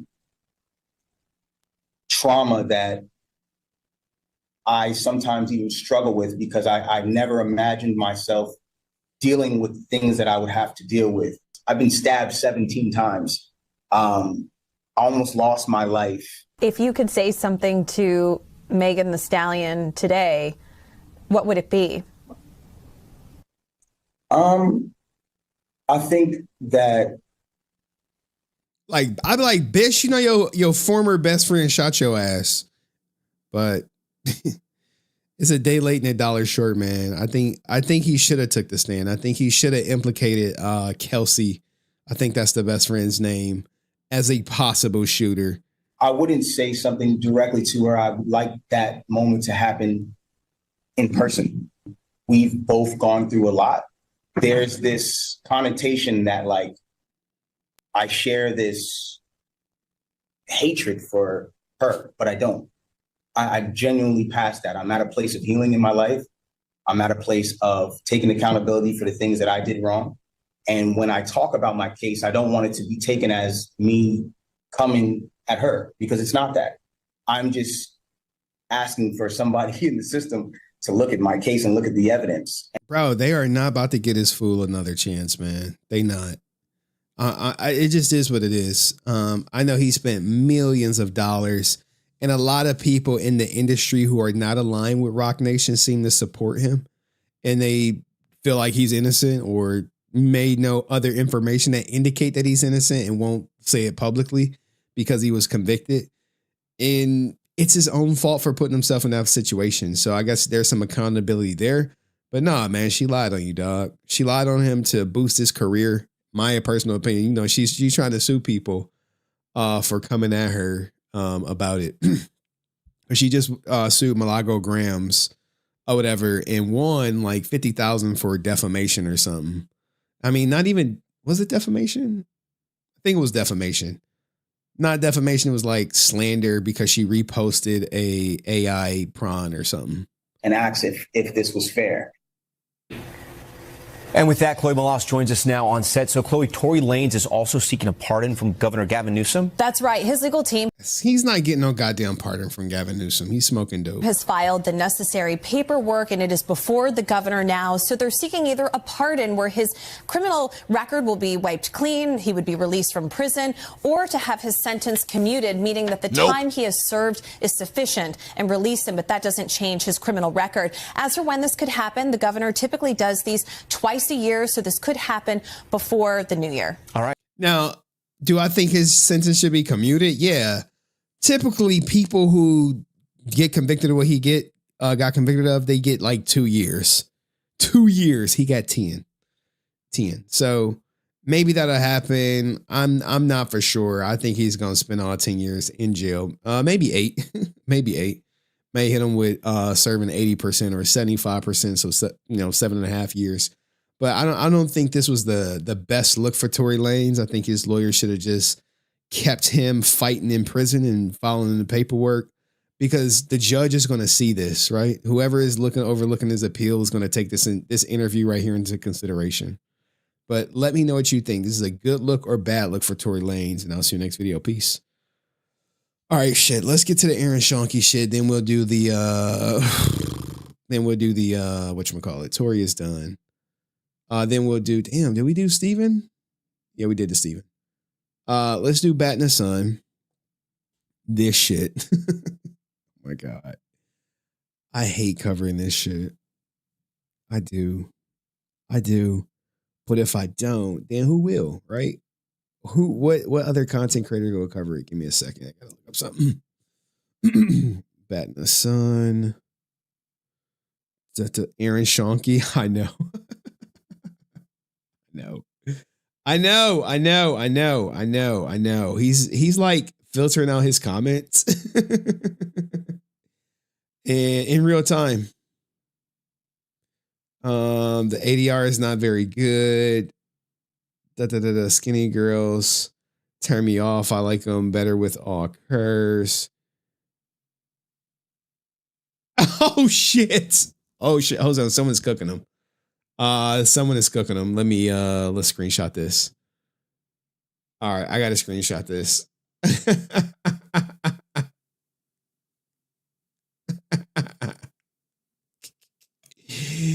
Oh man. Not every day you get people cooking Aaron Schonke, because one, they likely gonna get banned and shit. That's just what it is. Comment, delete it. And appreciate him deleting all the comments, because all that does is, hold on. All that does, hold on. Oh shit, just for y'all, for the lows. There y'all go. All that does is whatchamacallit when he does that. Trash in Thecon. What? It's all it is OnlyFans promo. That's all it is. Anything sexualized with her whatchamacallit is just OnlyFans promo. That it. All right, we'll do 2 Bat in the Sun videos back to back and call it a day. Let's go. Hold on, we need an Aaron Schonke. All right.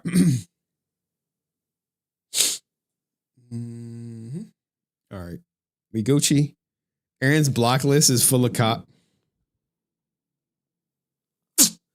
The new jam, dog. This shit better be like, it better slap. Let's see this new jam.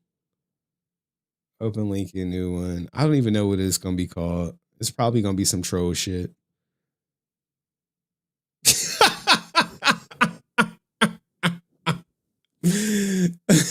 Hold on.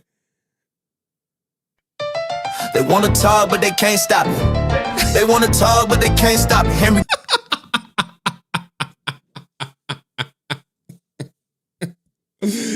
Did you face swap it? Oh no. Let's see.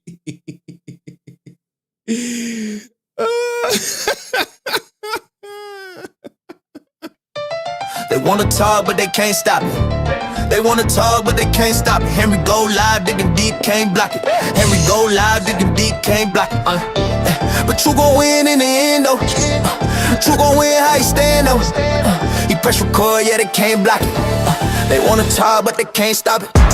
They wanna try, but they can't stop it. They wanna try, but they can't stop it. Henry go live. Critics try to. You know, Brett on the phone, like, look, they remixed the song. Father Drake. You stupid. Henry go live. Critics try to block it. But you gon' win in the end, though. You gon' win cause who he is, though. He hit a shot, but they can't block it. They wanna try, but they can't stop it. Don't. Born in the fire, resilience his name. Streaming every night, exposing the game. Pulling up documents, dates and claims. Talking PPP loans, money trails, names. Fans asking questions where funds really went. Stories don't line up, numbers look bent. Breaking down allegations, timeline shown. Receipts on the screen, let the viewers decide on their own. King of the platform, facts overtone. King on the board, truth carved in stone. It's a walk in the park though. Paperwork talk when it's dark though. He hit a shot cause they can't block it. They wanna try but they can't stop it. Old accusations resurfaced, already reported. Every angle discussed, nothing distorted. Speaking on claim fans, already charted. Now here it is. They wanna try but they can't stop it. They wanna try but they can't stop it. Here we go live, critics try to block it. Here we go live, critics try to block it. But you gon' win in the end though. You gon' win cause who he am though. He hit a shot but they can't block it. They wanna try but they can't stop it. Unbothered staying ice cold. Funny how the silence folds. Talking alleged fraud, money and merch. Fans say they paid, never got what they worth. Claims of stolen cash, jackets and gear. Stories from supporters coming out clear. Not convictions, just questions raised. Patterns discussed, timelines late. Big stepper, solid, big stepper. Breaking down cases, line by letter. Public records, statements, medals. Independent voice, truth from the ghetto. Be your own boss, facts got no strings. No puppet talk when the live stream rings. Hold up, right, look how it's moving. Facts resonate, evidence proven. Follow the trail, discussion improving. Elevate, we elevate, keep pushing the movement. What's up? They wanna try, but they can't stop it. They wanna try, but they can't stop it. Here we go live. Critics try to block it. Here we go live. Critics try to block it. But you gon' win in the end, though. I'm gonna win in the end, though. They wanna try, but they can't stop it. This is hilarious. This is hilarious.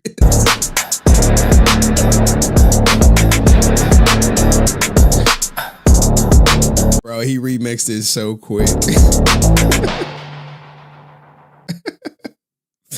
Hilarious. Good job, TJ. Good job, man. Good job. All right, let's get this Bat in the Sun stuff, man.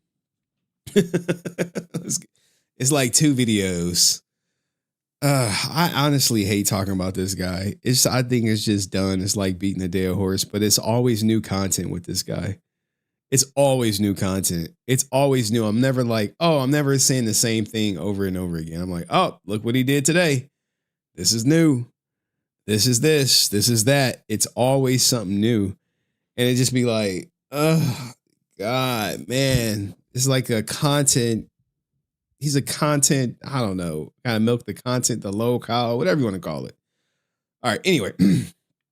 Aaron Schonke, guys, has literally run out of creativity and has pivoted to go to 100% promoting his soft prawn directing link in bio type content. So fair use. Let's react to this dog crap. Oh my gosh. Insert sexualized woman because why not? Yo. Are y'all feeling this? Is this what he wants for his teenage fans? I mean, he's a teenager at heart. featuring his beard all up in the video. Oh, and this is Alex Kellerman. This is the guy who swore up and down that he observes crazy things about Kevin Porter. Okay. This is ADR. Where's the boom mic operator? So this is basically they're just filming this, and then they doing the audio later. Yo.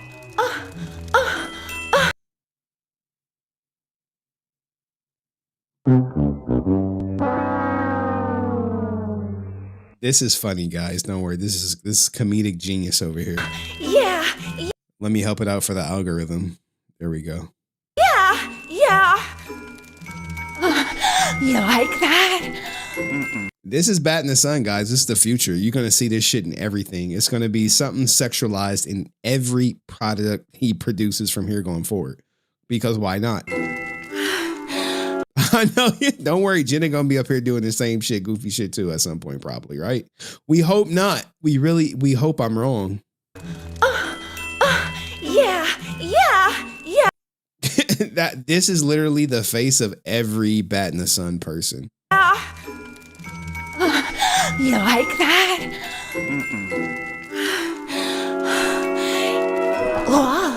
It don't, like the ADR is just so goddamn bad, dog. Like, did anyone comment on how bad the ADR is? You know, this is a heavily curated comment section. 117 comments. Any good? I bet you they're all good. Hey, don't play with my mind nor my feelings. What the F? Santa just keep Krampus.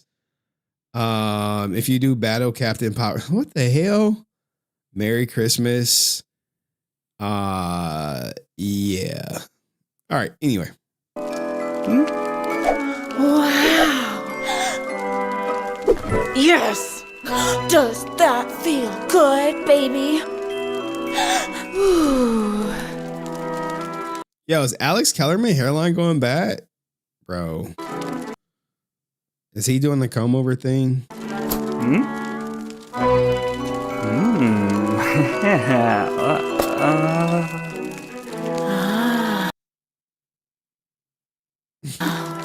wow.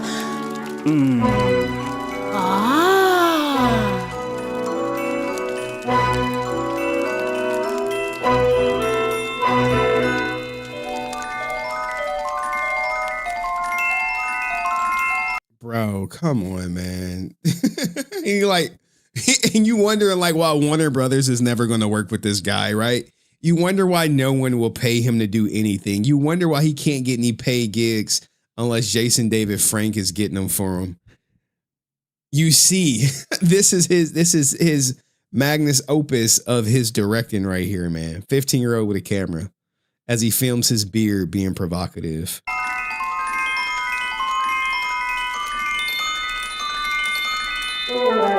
No way Aaron is smashing Vera. I don't think so either, dog. Alex Kellerman being cringe. Bad ADR.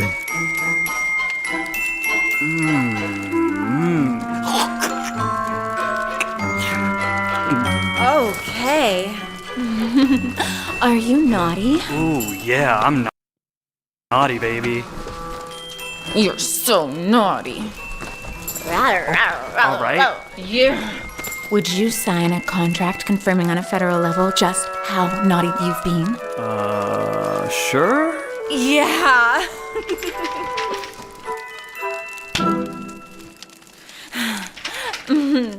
Sign it. Okay. Thank you.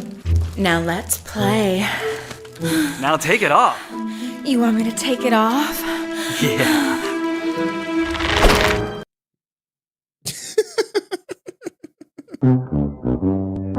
Hey, yo, what the fuck? Bro. Knew it.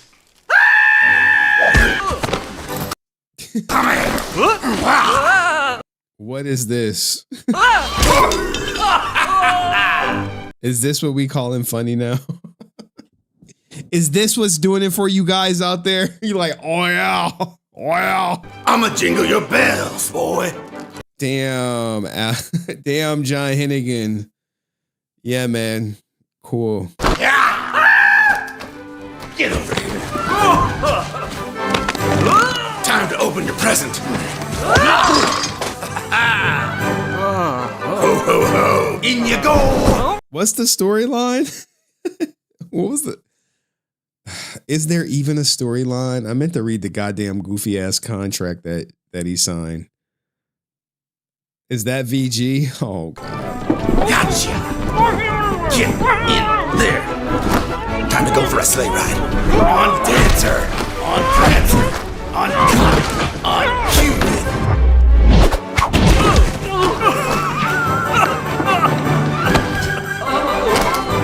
I got your stocking stuffer right here.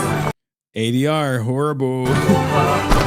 It's like he's a production company producing for who? Well, just me and my dad.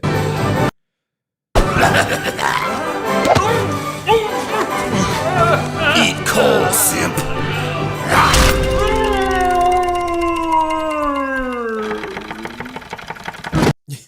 Was he beating up all of her supporters? Merry Christmas, you naughty little bitch. Huh? Is that Aaron? Hi. I think that was Aaron, right? Right? Have you been naughty? Bro. Cringe. Embrace the cringe. Well, not everyone was excited with the cringe right here. This was stupid. This was a sexual beating. Was this a robbery? Was this supernatural? What did being naughty have to do with this? If he said he was nice, would he have still gotten beaten up? This didn't go anywhere story-wise. It didn't have any comedy or even clever ending. It was all confusing. What's this about gay Christmas grape? JFC, calm down. Good Lord. I don't know what JFC means. It was all very weird. Now, these comments, if you go to the video, they're gone now, dog. Criticism, not welcome. The ADR is terrible, which, you know, which we knew. This page has gone down so bad. It was better off when JDF used to come out. Now y'all adding all these women with content made it more hentai than comic action. Shaking my head. I'm unfollowing this after 13 years or more. Damn. Can't make a good story anymore, so we default to sex sales. Just like the Scooby-Doo skit. Statistically, most people, including young adults, are tired of it. We want depth of character deeper than 6 inches. I mean, this is his audience, dog. Aaron, how Aaron ruined the video. Look, man. This is the future of Bat in the Sun. This is it. His whole directing career will literally involve promoting his wife's spicy content or his beard's spicy content. That's just what it is. I don't see it changing anytime soon. She will be featured and sexualized in every project going forward. Follow her in the bio, which links to OF. What do you expect them to do? Be creative? You expect him to make something great? Hell nah. He lost, man. The sauce is gone. The milk is bad. But let me know what you think in the comments section. See you in the next video. Peace. All right, one Aaron Shonky story down. Let's do the other so we can get off this goddamn topic and then we get to the Saban interview, which I'm starting hour late. Aaron Shonky Blue Ray drama. He finally addressed it, but he did it on the deleted live stream. So that means you guys will not see it. Oh, and let's go to the Kickstarter. I gotta do one more thing. I gotta open up the Kickstarter because we're gonna just smush this together. All right. Because some people are actually making some comments. They're not just laying down and just taking it. Pause. if you will. 7-6. We got two new comments. Right here. Let's do it right here. Boop, boop, and we got a video. I screen recorded some of it, guys. Like when this guy goes live, screen record because he's going to delete it. And the reason he deletes it is not because he's worried about it messing up the algorithm. He's worried about saying something in these live streams and then not doing it. And then you can go back to the live stream and say, hey, you said this in the live stream. It makes him very uncomfortable when he has to look himself in the mirror, if you will. So anyway, there you go. Thank you, Henry. There was somebody in the comments. I don't know if he's still here. Rightful. I believe his name was Rightful or something. I know a lot of the people who watch the live stream, sometimes they watch and then they hop in and hop out. Thank you, Henry, for what did I do, dog? What did I do? Thank you for what? Can you be more specific? Hacking the sun? Like that. Throwing that Walter Jones rap volume. Jesus. Oh, Jesus effing Christ is JFC. What? Bro, y'all be wild. All right, anyway. Where is it?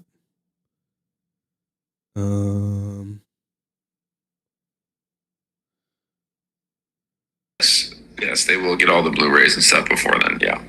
All right. Let's see. Can I zoom in? Oh, I can. Great. Great. Hold on. Like there was a couple things he said, but it's like, dude, I'm not about to screen record this guy every goddamn time. I just ain't. I'm just not that guy. I'm not into it. I'm just not gonna do it. Give me 1 second. I gotta look at one more thing. It's just not worth it to do it. Like I think y'all get it, right? I didn't really beat this horse as much as I could beat this horse. In all honesty, I've beat the horse that much, right? You like, damn, you beat the horse. I beat the horse that much. All right, where I can't beat it anymore. Pause. Anyway. Boom. Yo, I love the zoom feature that I have on my computer. It's pretty dope. Let me see what I do if I have a hat. What if I do bottom left? Do I gotta do it again? Let's see. All right. Why are you talking about beating? Bro, I swear to God, yo, I gotta stop reading the chat. He addresses the Blu-ray shockers. Now, look, man. Don't think this is about to be like some huge revelation. Like, it's easy to say you're going to get the Blu-rays, right? Like, what do you think he was going to say? No, we're not doing Blu-rays. Not yet. It's too early for that. Dude needs to cut his hair. No, I don't think he's going to cut his hair, dog. Him and Vera in the competition for who has the longest hair, girl. Let me stop, bro. I'm like the worst. Never a dull moment with Griff Watch. Holy shit. God damn. God damn. Money, y'all. There's poor people around. Oh my God, man. It's going to be a Christmas, man. Is out here, man. Is out here. And you know what we do? We leave Cole's comment up. All right. I'm not going to read it now. I'm going to make sure I get in the clip because you know Aaron going to watch the clip. All right. I'm going to drop it down for a second. I'm going to bring it up and we are going to goddamn celebrate, man. But thank you so much, Cole, man. We got a new sugar daddy. No. Cayenne just a hater. Shout out to Cole, man. Jesus Christ. You know, Brett is punching the air.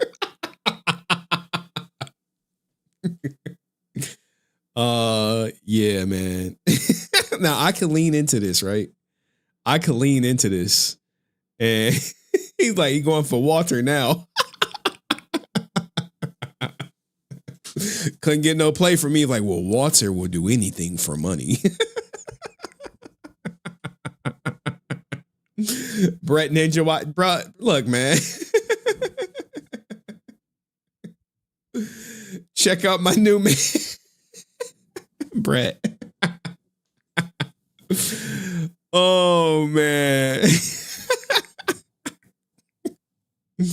You think he told his family about Walter? His family probably looking at him like, Brett, you special.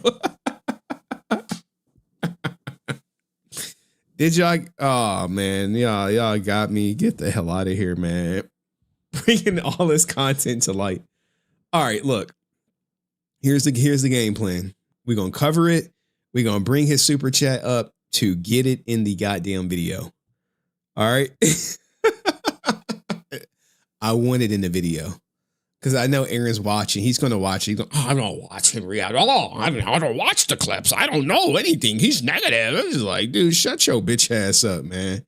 You watching just like everybody else. Shut your bitch ass up. just shut up, dog. You watching. Drinks on me. Thank you, Cole, man. I appreciate it, man. I appreciate it. If I was in Australia, I would definitely have a pint with you, dog. A pint of whatever is popular down there. Whatever is popular down there. Anyway, let's get to it.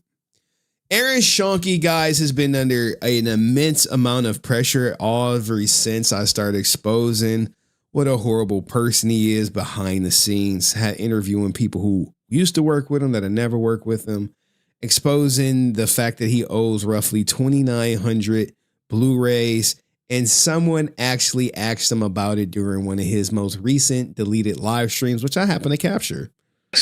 Yes, they will get all the Blu-rays and stuff before then, yeah.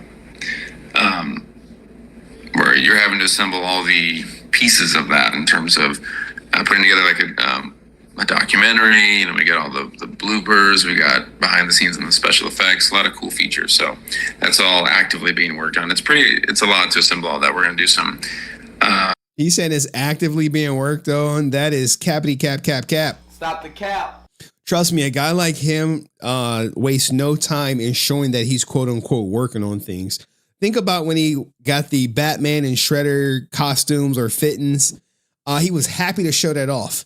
You have seen absolutely no proof that he even has the Blu-rays. If you think about what he said, he hasn't even put them together yet. There's none. There's nothing. He's nothing. He's just, oh yeah, they're actively working on it. Where are you at in the working stage? You got the Blu-rays? You got them? Nope. You got the front and back cover? Nope. You know what you're putting on it? Nope. No, he has no goddamn idea. The movie's been done since July. So if he was truly working on it, shouldn't he have he shouldn't be further in the process now? There's no more editing. Everything should be put together on the Blu-rays, waiting to find distribution, and then shipped out to the backers. But that's not the case. You know why? Because it's just like I suspected. He's using this Kickstarter to basically fund the Blu-rays, and he has to wait 30 days. So he's not getting this money till January 20th. So if he's working on it, ask for a prototype. Hey, you got a prototype of what we gonna get? You got that? He has nothing. Let's just play it one more time so you can hear it clearly and just think about everything I just said. Yes, they will get all the Blu-rays and stuff before then, yeah. Where you're having to assemble all the pieces of that in terms of putting together like a documentary. You know, we got all the bloopers, we got behind the scenes and the special effects, a lot of cool features. So that's all actively being worked on. It's a lot to assemble all that. We're going to do some commentaries and all kinds of just different things to piece together. Concept art, storyboards. There's a lot to put together. We want to make sure the DVD is really packed full of good stuff. So someone says $50K for a Spawn outfit. Now the reason I wanted to have this on the record is because, hey, he said it. He's going to put all this stuff into it. And now we can hold him accountable for if he gets it. But shout out to Co out here delivering. Hide the money, y'all. There's poor people right It's garbage like that Bat in the Sun Vera Xmas that makes me a firm believer in the fact that Legend of the White Dragon should never see the light of day. What about the backers who look forward to seeing it, Co? What about the people who donated their money? They should see something, don't you think? It's absolutely going to be more beneficial for Jason's memory. Outside of appearing the seed money idiots, it can only hurt Jason upon release. Now, here's the thing, right? It's not going to hurt Jason. It's going to reflect poorly upon Aaron because, like I said, Aaron is the main star, the main character in Legend of the White Dragon. And he could tell you that Jason, it's all about Jason as much as he wants, just as much as, you know, The Empire Strikes Back is all about Darth Vader, but who's the main character? Not Darth Vader. It's Luke Skywalker. But I said that to say this. When Legend of the White Dragon comes out, it's only going to hurt Aaron. And unfortunately, it's going to do a tremendous disservice to Jason's memory because he is a guest star in his final movie. But there you have it, guys. A lot of people are wondering, are they going to get the Blu-rays? Hopefully. But more importantly, as far as Grift Watch, the grift is over. Well, it's not over. You could back this project for life if you truly wanted to, as he has raised a whopping $39,423. But it doesn't stop there, right? Because he wants you to back this project for life, he's going to leave it open. Now, mind you, when it first finished, when it first concluded, it was this much, still about 39,000, and currently it's not too much higher, a little bit about $200 more.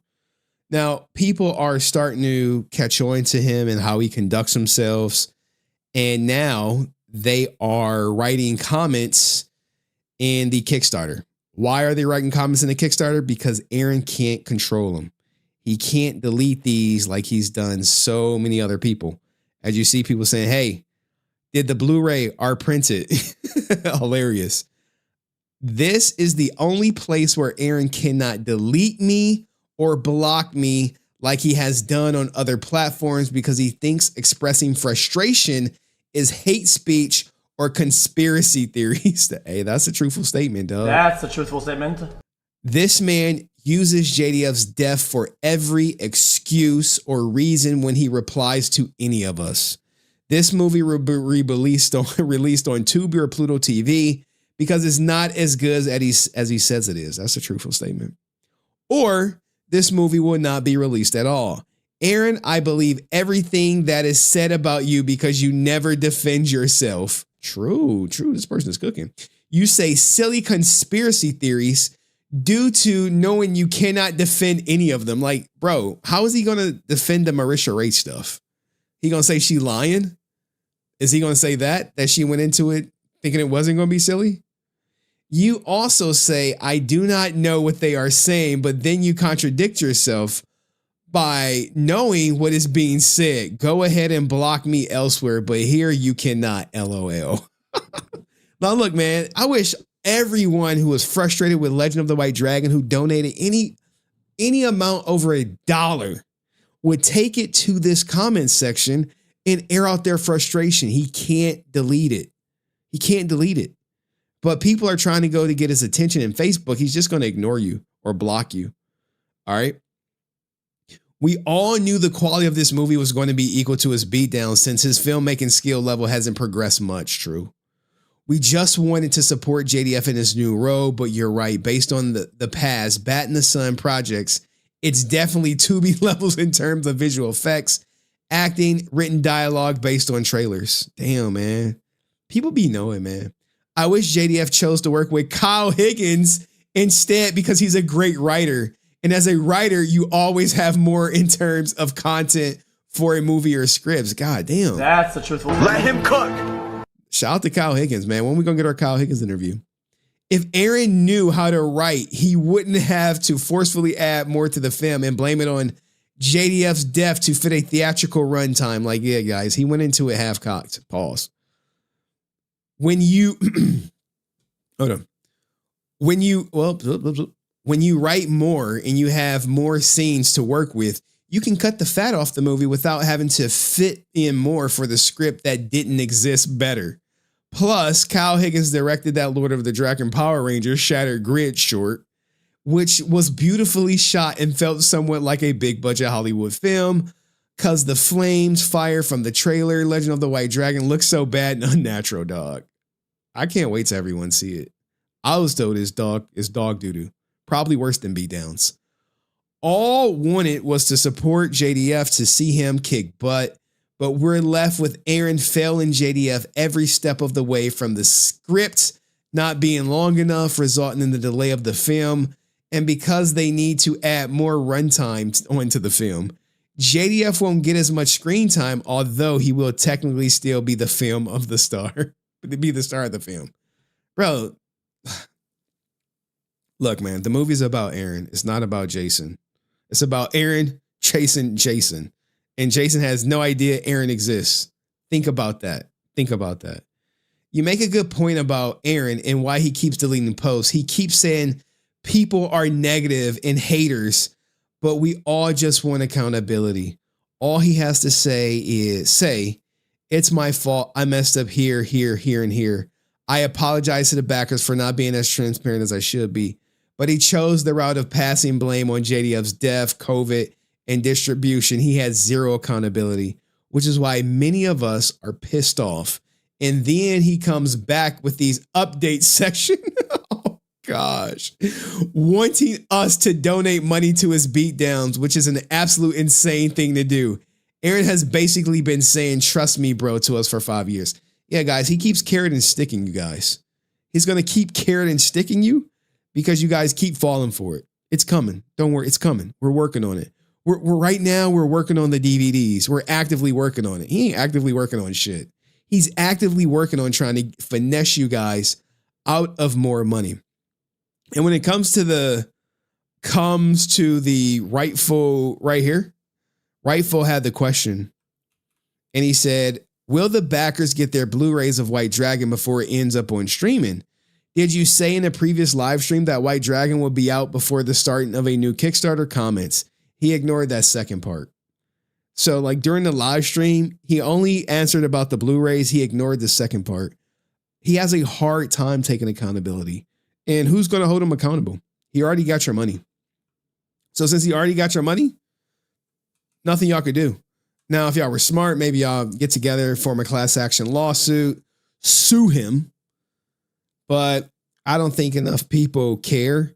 And people think that they're $50. They just like, I just lost $50. They lesson learned. But the impact is there, guys. The impact is there. Think about it, right? If you think the impact is not there, I'm gonna tell you how it is. Look at this. Only 483 people donated. Over 5,000 people donated to Legend of the White Dragon. Over 2,000 people donated to Dying is Easy. You literally have gotten way less donors. He has over 2 million subscribers on YouTube.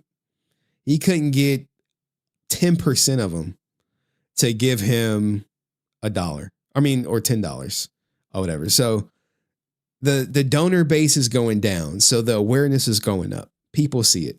And all he did was destroy his own financial support system by literally giving the Legend of the White Dragon people nothing.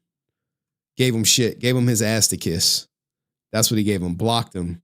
So there you have it.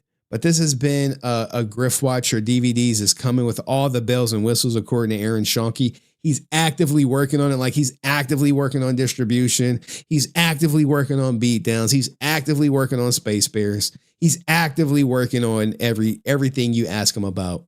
But let me know what you guys think in the comments section. See you in the next video. Peace. All right, let's start the Haim Saban interview. Do we need a palate cleanse? Are we good? We Gucci? Can we just go into it? Oh, man. All right, I think we Gucci. I would Jerusalem say there's a channel that has been doing amazing fan adaptations of Super Sentai.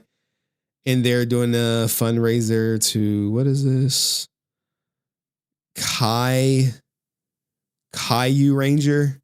I say fans should contribute to that instead. I don't know, Jerusalem.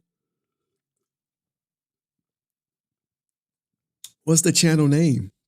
Why you put the channel name? Give them some whatchamacallit. All right. If we Gucci, we about to go into this Haim interview. And then that should take us to close to the end. I'm supposed to be going to bed at 11:30 every night. But I wish I could stream every goddamn day, man, and just crank out the hits, crank out my opinions. But unfortunately, I got to go to the dentist in the morning, and then I got to go to my company party. It's been a good year for all of us, work-wise. Do we need a palate cleanse? I swear to God, Cayenne. Where is Pyrobill? I had some shit in here just for Pyrobill. Excuse me. All right, if y'all see Pyrobill, send her this clip. Hey, my bro he got choices.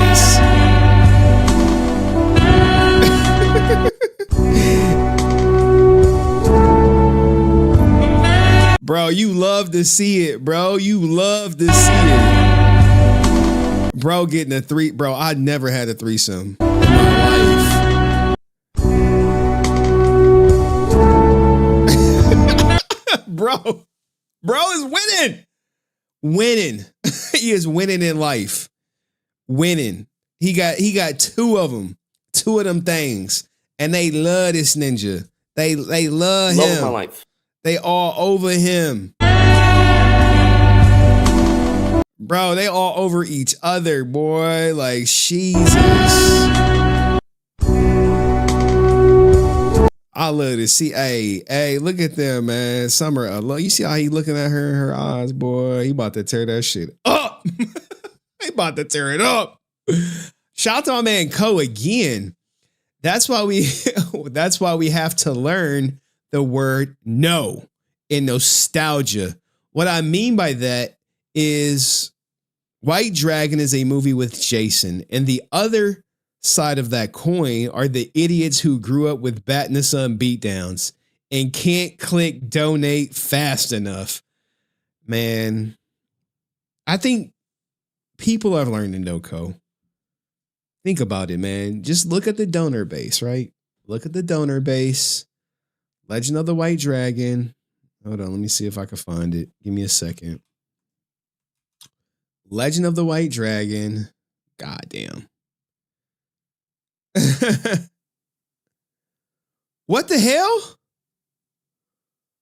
Oh no. I accidentally closed all the windows.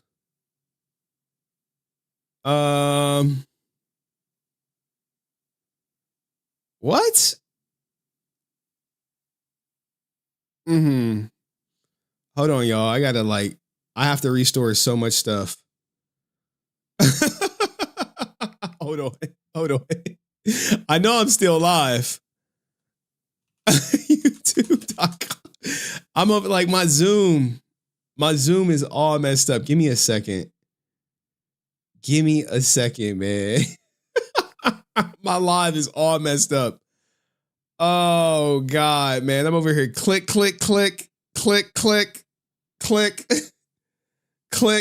Content. Give me a second. Jesus. All right. Chat is back up. Henry acting like he is brand new. What the fuck? Live stream fails. All right. Chill out. Control Shift T that ish? Who put Control Shift T? Control Shift T? Dude, what the hell? Oh, wow. After a dramatic confrontation in Sherman Oaks. Hey, great shit. Great shit, Co. He brought all that shit right back up. Co for the win. Oh, my God. Co for the win. Co for the win. For real. All of it is back. All of it's back. I was like, oh, my God. I'm going to have to open up all this shit. Oh, man. Oh, let's go. Let's go. I'm tired, dog. I'm tired of shit. I was knocked out before stream. I was knocked out, dog. I was knocked out. I woke up, and I started talking to to the team in chat. I'm like, I'm yawning, like, oh shit, I'm gonna have to push the stream back. I went to Cheesecake Factory happy hour, dog. Had some it had some Long Islands, and you know, the poop factory is beating the black off me. When you got no room to talk poop, man. Bro, I like when I tell the people I work with about the live streaming community, it just go crazy. But anyway, to get back to Co's super chat, the people are learning, Co. Here, now I'm gonna show you in real time how they're learning. Diane is like, I deal with a lot of numbers in my day-to-day job. Diane is easy Indiegogo, right? And there are things you have to pay attention to. Okay. So let's shrink down this, right? Let's shrink down this. Let's keep this up here. I want to keep this on screen for reference. All right. So right here, Dying is Easy, Kickstarter, 2,367 backers, right? Focus on the backers. 77,000, sure. That's great. All right, so now we see that. Then he goes on to Legend of the White Dragon. You like, well, what happened with Legend of the White Dragon? He had 5,000 backers. So he's going up. He's going up. He's going up. $500,000 raised. And then you come to the beatdown and you're like, wait, 483 backers. He couldn't even get 10% of the people who back Legend of the White Dragon to back him on this, right? And if you go to my calculator, right? Let's go to calculator. I love a good calculator. I love numbers, man. I love crunching numbers. It's what I do. It's exactly what I get paid for. 483 over 39,423. 39,423 divided by, what was it? 483. On average, $81 per person, right? But we know this is inflated. Why is this inflated? Because three people collectively donated 15,000. So you got three people, right? So these are what I would call outliers. One person donated 2,000, one person donated 1,000. This is rare. So without these three people, what are we at? Without these three people donating $5,000, we barely make the 25,000. So when I say people are waking up, Co, they're waking up, man. They're on to this guy. He's not fooling anyone. He got 483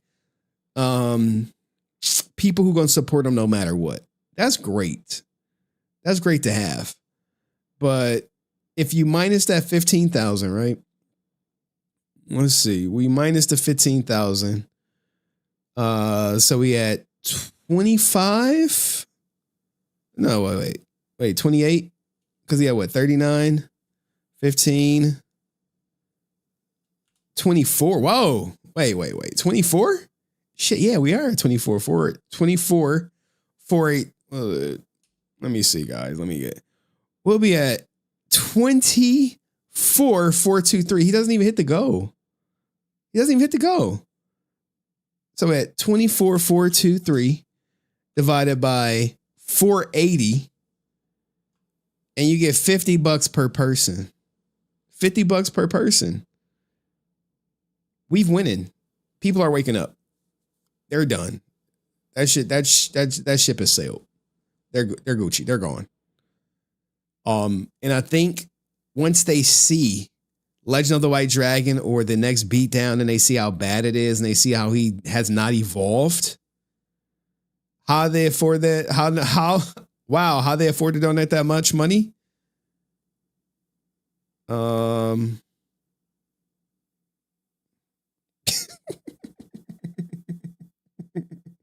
Fix the title. All right, we about to do Haim. We was just bullshitting around over here. Why do kids love Power Rangers so much?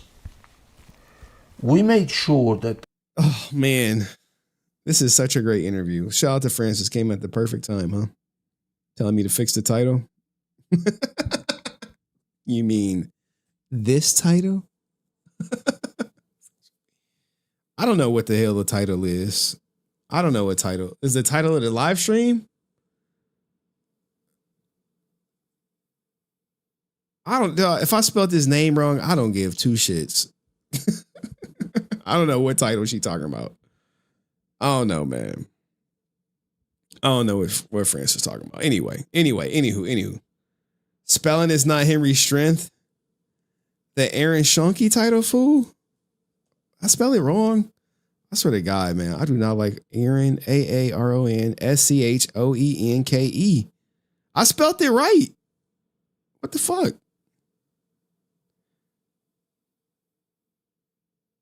The title is fine, man. What are y'all talking about, man? I think y'all are just trolling me.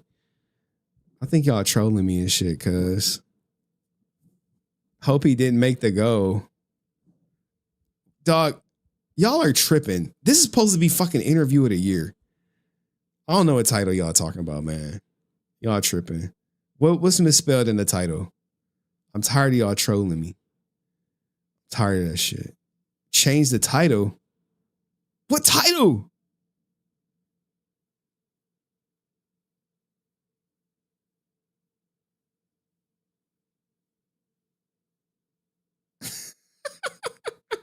What the fuck is Francis talking about, man? I just can't with y'all, man. Like, what the fuck is going on, man? We are now doing Saban. Yes. Your stream title is misspelled? What's the misspelled word? Bro, you can't just say the stream title is misspelled and just be like, hey, you spelled this wrong.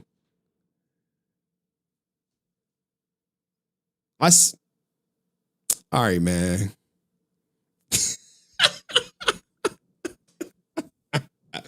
All right. Look, man, let's just edit this shit. Just get y'all off my goddamn back. HAIM. Gosh, Jesus. There, it's done. I fucking hate y'all, yo. Why y'all always messing with me like this, dog? This is bad. You don't know what I'm going through in life, man. You don't know, man. You know, we can be like, you don't know what's going on in my life, cuz. You don't fucking know, man. You don't know what I'm going through, man. Fuck all y'all, man. Just be like, dog, shut your bitch ass up, dog. Shut up, bitch. Jesus, man. Shit. Fuck. Oh, it's 10 o'clock. Damn, my heat kicked on. All right, anyway. I am ready for the Haim Saban interview, guys. Are you going to cry? Oh, my God, man. Okay, are you going to go cry now? Later. Okay, are you going to go cry now? Later. In the time where I needed you guys the most. When I was broke. Look, man. I'm still broke. I just don't talk about it no more. I still got lawyer bills. I just don't talk about it. That shit is so old. I just can't. I just can't. All right, anyway. Haim Saban interview. Part 1 of 2? What? It's 2 parts? I'm excited. We just watching part 1 though right now, man. Bet Henry is the classmate you don't. Bro, goddamn, dog.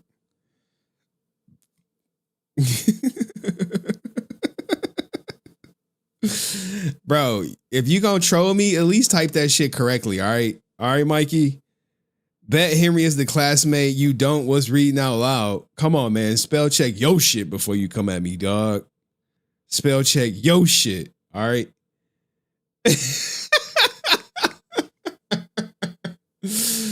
Look, man, it's been a long day. It's been a long day. And a long weekend, too, man. I took my daughter to go. Look, I'll wrap with y'all real quick. I took my daughter to go do laser tag. Bro, she lit me up 4 times. 4 times. 1v1. 4 times. Smoked me. Every time. Smoked. And I was just like, oh man, I thought I had her one game. Like, and she just got me, dog. She just ran down on the blick and she like lifted my fucking gun up and just tagged me in the chest. I was just like, I was happy she won though. I was happy she was competitive.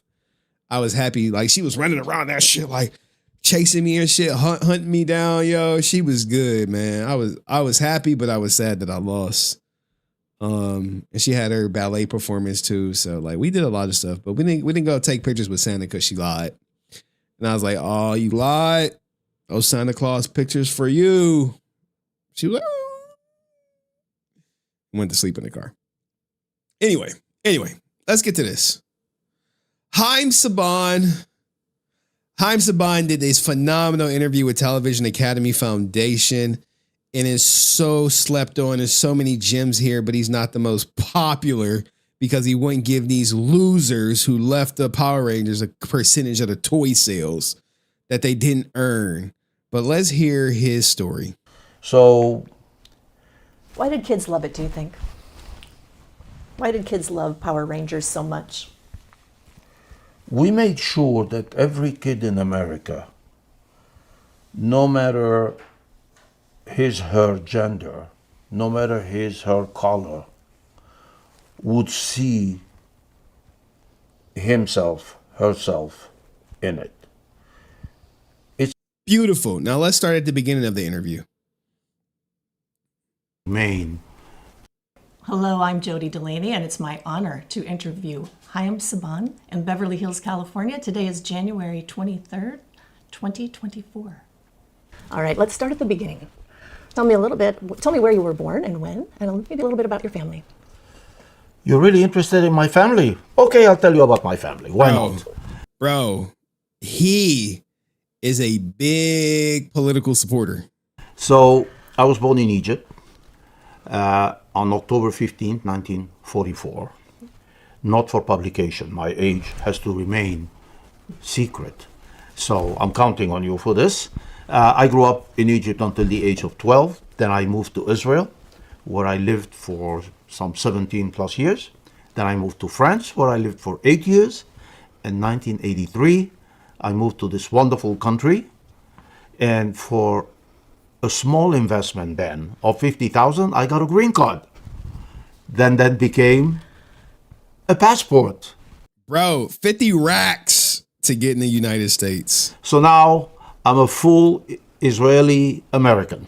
Now it's like $5 million if you get the Trump Gold card. Beautiful, beautiful. Well, let's go back to Israel a little bit. Tell me about your mom and dad. What were they like? My mom and dad had one thing that drove everything, and that was the tightness of the family. Super supportive. When we moved to Israel, well, let me start with Egypt. We were kind of middle class, lower middle class, I would say. My father was a salesman in a toy store, and my mother a seamstress. Wow. And, even though we were lower middle class, there was always a happy home. But after the Sinai campaign in 1956, we moved to Israel in 1957. Not, because we wanted to move, but because we were told you either move and the rest was pretty clear. So we thought we better get out of here before they throw us in a camp or something. In Israel, it was a very rough going for my parents. They didn't speak the language. Neither did we, but I was 12, so different kind of, need to adapt. The camp is the Holocaust, guys, if you guys don't know what the camp is. He was referring to the Holocaust. And so my father basically sold pencils, erasers in door to door. And we all lived, 5 of us, with my blind grandmother in one room, not in one room apartment, but in one room. It was an apartment that had 3 bedrooms. One bedroom had 1 couple. The other bedroom was a professional hooker I guess, and her handler. And in our Bro's living with a professional hooker and a handler. Oh my God, guys. Where y'all gonna get this from? Nowhere. room, there were 5 of us. As I said, with my blind grandmother. We shared a bathroom with these basically strangers. Yeah, it was kind of a tough going.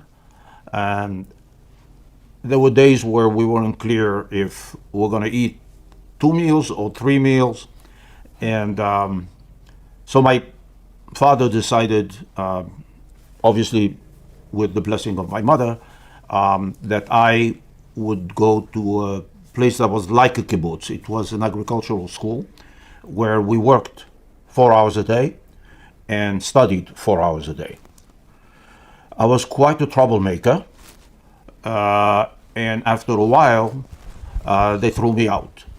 And they called my father and said, well, I did last 4 years, but they called my father and said, your son is not made for studying. He's made for working, and therefore take him out of here and send him to the south to work on a tractor, which is what I wanted to do in order to bring some money into the family. But my father thought, no, you have to finish high school.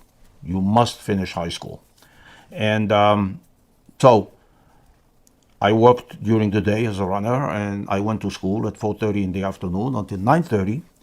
And then 9:30 I would come home and do my homework in the stairwell. Stairwell? Stairwell, yes. Yeah. Damn, yo, man. Haim was really living tough, man. That's tough. The lights in the stairwell with this button that you push, and then it goes off after a while. It goes on and goes off. So I would stick it in there together with, I would put a match in there that would hold it at all times. So I would do my homework there until, 11 or something. Go to sleep, wake up the next morning, 6, go. If the bathroom was available, I would shower. If it wasn't, I wouldn't, because I had to go to, my job as a runner.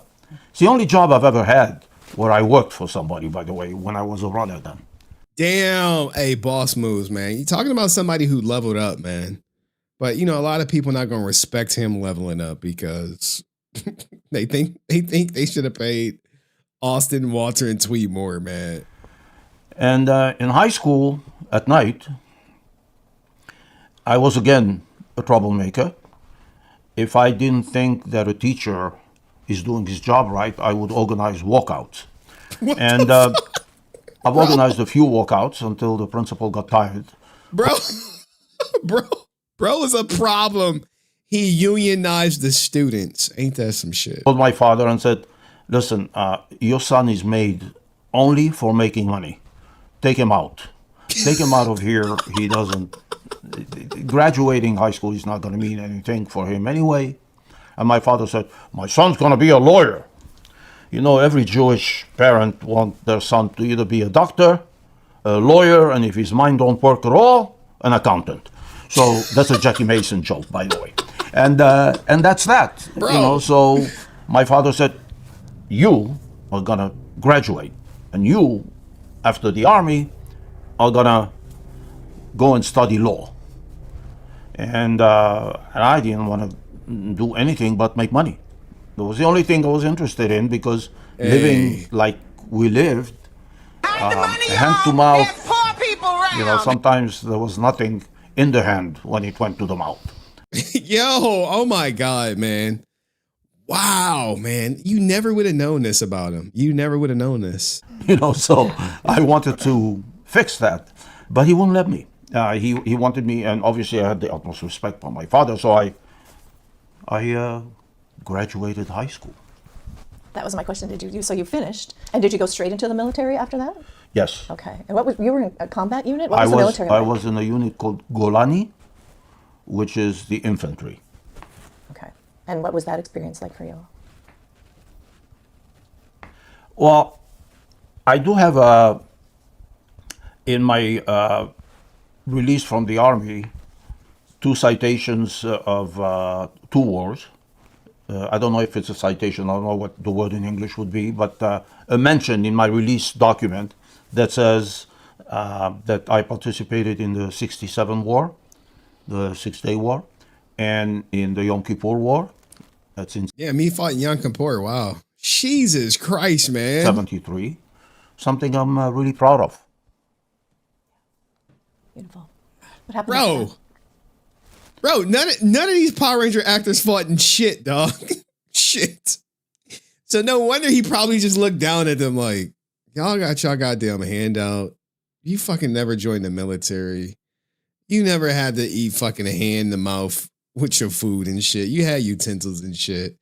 And you come to me with your hand held high, with your fucking handout asking me for more. He should have just smacked their hand, dog.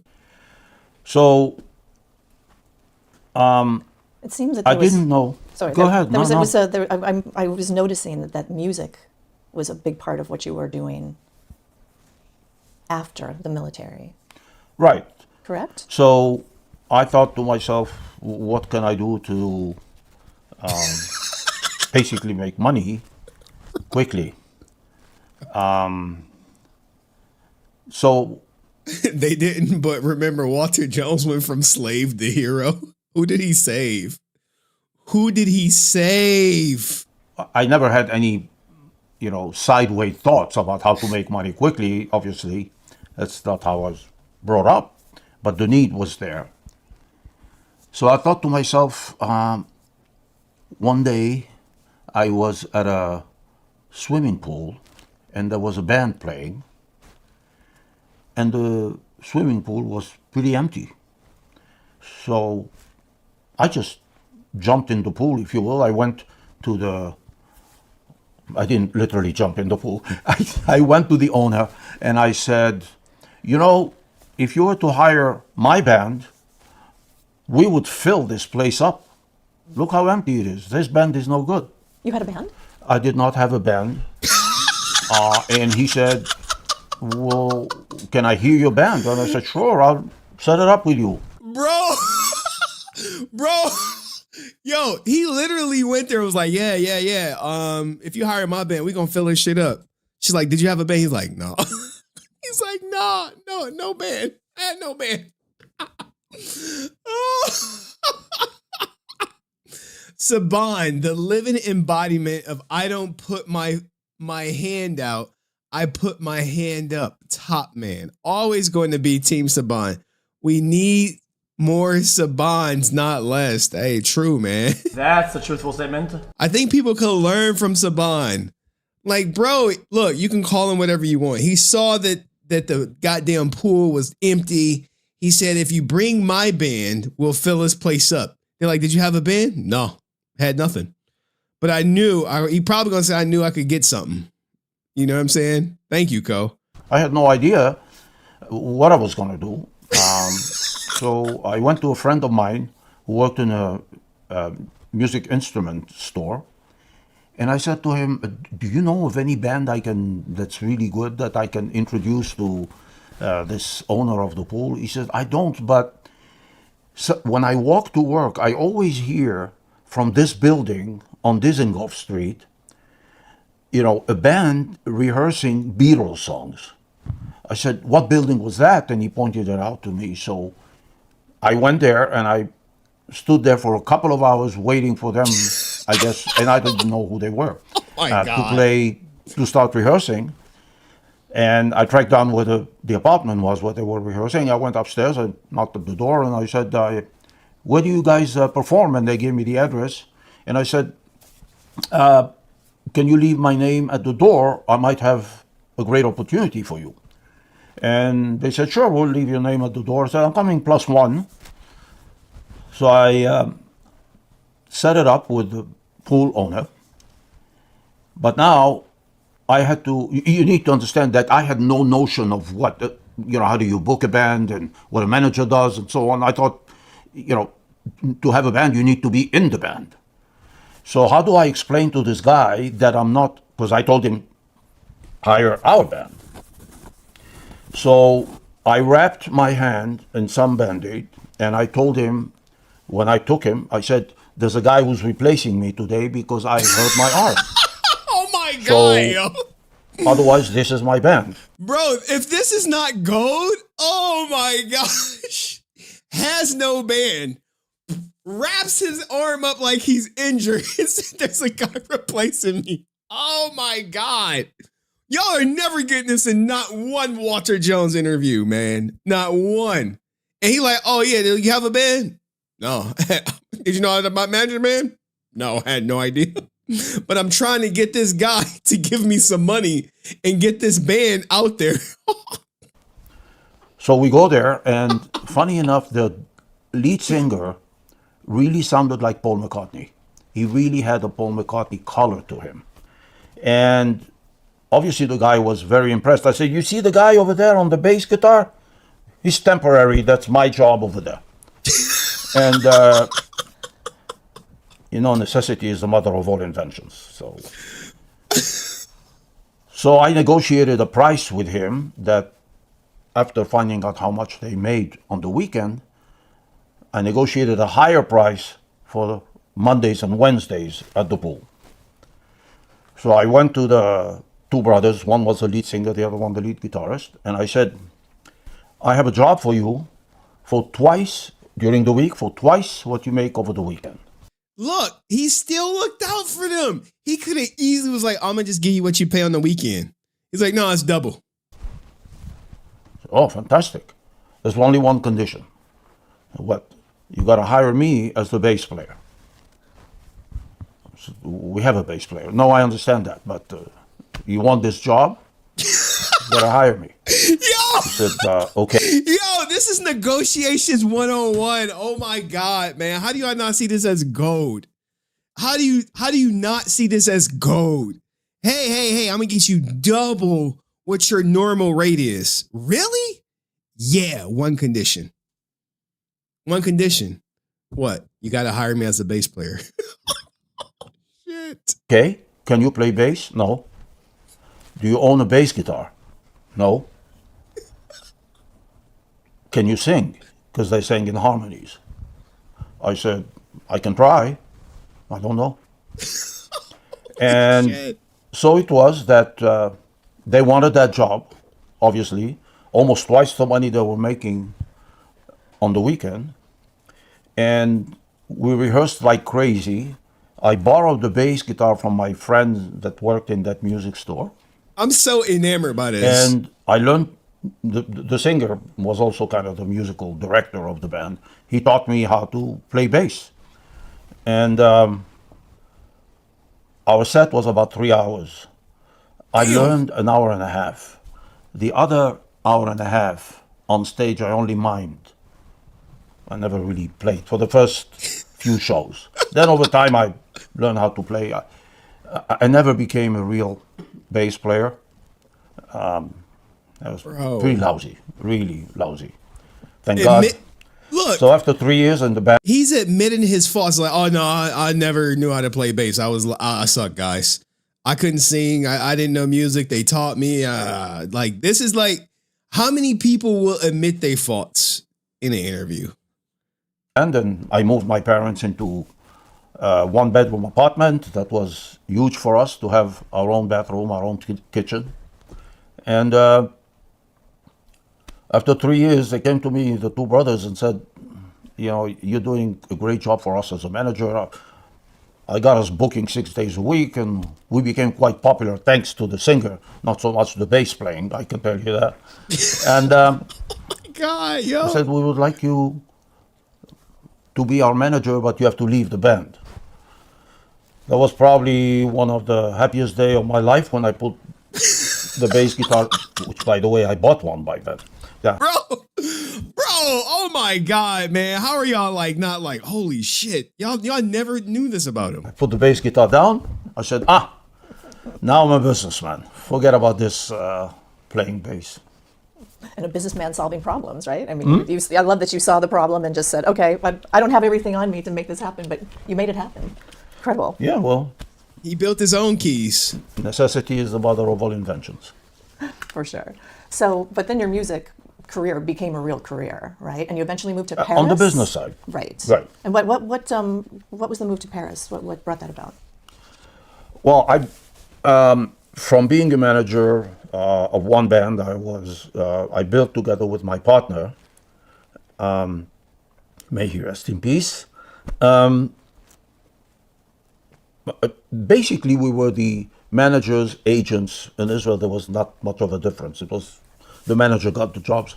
The largest rock band agency in the country, and we started bringing bands also from out of the country. We brought bands from Denmark, brought bands from England, from France, and over time we also developed to be, the country's leading promoters, and we brought artists like Ray Charles, Jose Feliciano, the London Symphony Orchestra, Ray Charles, Cliff Richard, and many others.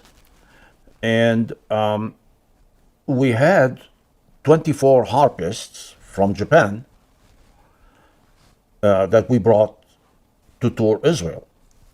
And in October 1973, they were booked, on an ongoing basis every day. And then the war unexpectedly broke out. So obviously there were no shows, there was nothing to do, and I was stuck there with 24 harpists that we had paid in advance. We obviously had paid for the tickets. We obviously paid for the hotels, which almost bankrupt us. Damn. Us, meaning my partner and I. And, they never really got to play because, as soon as the war was over, they wanted to leave. Hell yeah, man. Like, bro, almost bankrupted. Oh, what happened? Oh, I contracted these harpists to come over, then the war kicked off. Like, what? Yeah, tough luck. Obviously. So they left. They had the tickets in their hand. They had the payments in the, up front. And then we had another instance like this when we brought a group of majorettes. They are, you know what a majorette is? No. These are these young girls that perform things with sticks and they march and music and so on. It's a very impressive show. Got it. And after we brought them to Israel, there was a devaluation of the pound, which means oh wow, we were paying in dollars and we were receiving money in Israeli pounds, which means basically on all sold out shows, we lost a fortune every single show. So you're in debt now. So this is when I said, well, this no longer works for me. So with $600,000 in debt, God damn! In 1975, $600,000 in debt in 1975. Holy shit! We gotta look up what is that? What is that the equivalent of? To me, that was like a mountain of money. Just unfathomable. I moved to France. I moved to France because what happened? The reason I moved to France. Look at this. What is that worth today? $3.6 to $3.8 million. Jesus Christ. Oh, man. France is this. One of the artists that we toured was an artist by the name of Mike Brandt. Mike Brandt was an Israeli who was very, very successful in France. And when we had brought him in the past to tour Israel, very successfully, by the way, I went to him and I said, I have this 9-year-old kid that sings, like an angel. I would like you to listen to him and see if there's something you want to do for him in France. Well, I don't know. Anyway, I twisted his arm to come to the studio. He said, I'm not going to enter the studio. I'm going to listen from outside the studio because I don't want to mingle. He was a little cuckoo. He eventually killed himself jumping from it. He was totally cuckoo. But anyway, so he heard this. He says, oh my God, I'm going to send my producer from Paris to make a deal with you. Oh, okay. With this 9-year-old. Yeah. Wow. So now I'm a record producer. I never produced a record in my life, but now I'm a record producer Bro. with a record deal. Bro went from never being a manager to a manager. Went from never being a record producer to a record producer. Like, bro, talk about just doing the impossible. Mind you, still $600,000 in debt. With I started with him at 9 years old. By then he was 11. I started with him locally when he was 9 years old. Anyway, so at 11 years old, I had this artist signed to me as a manager, producer, and I moved to France. And there was a big hit there for that, right? Monster. Got it. What happened is somebody showed me the lyrics of a song. There was no melody, just the lyrics. And the lyrics were a kid singing to his parents about his difficulty of choosing between one and the other as they were getting divorced. Damn. And I said, oh, I love this. I went from one composer to the other. I had 16 different melodies written. Shout out to Suspect 13, who says Haim is an inspiration. He makes things happen. 100%. Where there's a will, there's a way. And the lady in the interview said it early on. He was solving problems. The band the pool was empty and the band needed to make more money. He inserted himself into it, used the band to get the people into the pool and charge the pool more money for the band. They were happy. All that right there. Hey, kid. I guess he probably wanted some money, right? The kid probably wanted some money. He could sing, but oftentimes people have these talents, but they don't know how to monetize it. They don't know how to make the most of it. So here comes Haim, like, okay, I can help you get your music out. I'm going to get a record deal. You ever produced a record? No, but I'm about to get a record deal because you can sing. Gets the record deal, and it eventually becomes a hit. He's going over how, though, right now? To these lyrics. I wouldn't move away from the lyrics. And eventually I heard the melody that I thought would be the one. And I brought the kid from Israel, didn't speak a word of French. So now in the little studio that I rented, there was one mattress on the floor. This is 1975. One mattress on the floor, and that's it. There's no furniture, no nothing. So I would sit on the mattress and sit him down. I speak French fluently. It's my mother language. And I was there with a guitar, teaching him to sing in French with the right pronunciation. And, there are different vowels in French that don't exist in Hebrew, like je. The Israelis say je, not je. So now I'm sitting in front of an 11-year-old, and for weeks, I finally got him to a point where he was able to sing it without an accent and in a manner that one could understand. We got in the studio, recorded the song, and got him booked in a TV show that had the power of turning an unknown into a star. That was a very, very popular TV show called Ring Parade. Okay. And Ring Pad. I'll tell you that I paid back the $600,000 in 1 year. Wow. That kid couldn't walk the streets of Paris. Wow. What was the song called? Difficile de choisir. Difficult to choose. Difficult to choose. We got to find out. We got to figure out this song. Difficult to choose song. Let's see. Difficult to choose. I type in difficult to choose and Future pop up. Oh my God. And is this the first time that television is coming into your world? Yes. Okay. Yeah. I wondered about that. Yeah. And then, his name is Noam, yeah? Noam. Noam. Yeah.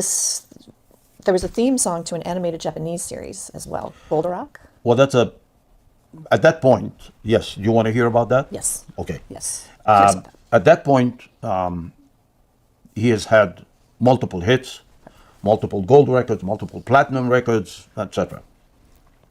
And we're on vacation in Israel. I get a call from a publisher, and he says, I need Noam to sing the theme song for this Japanese cartoon.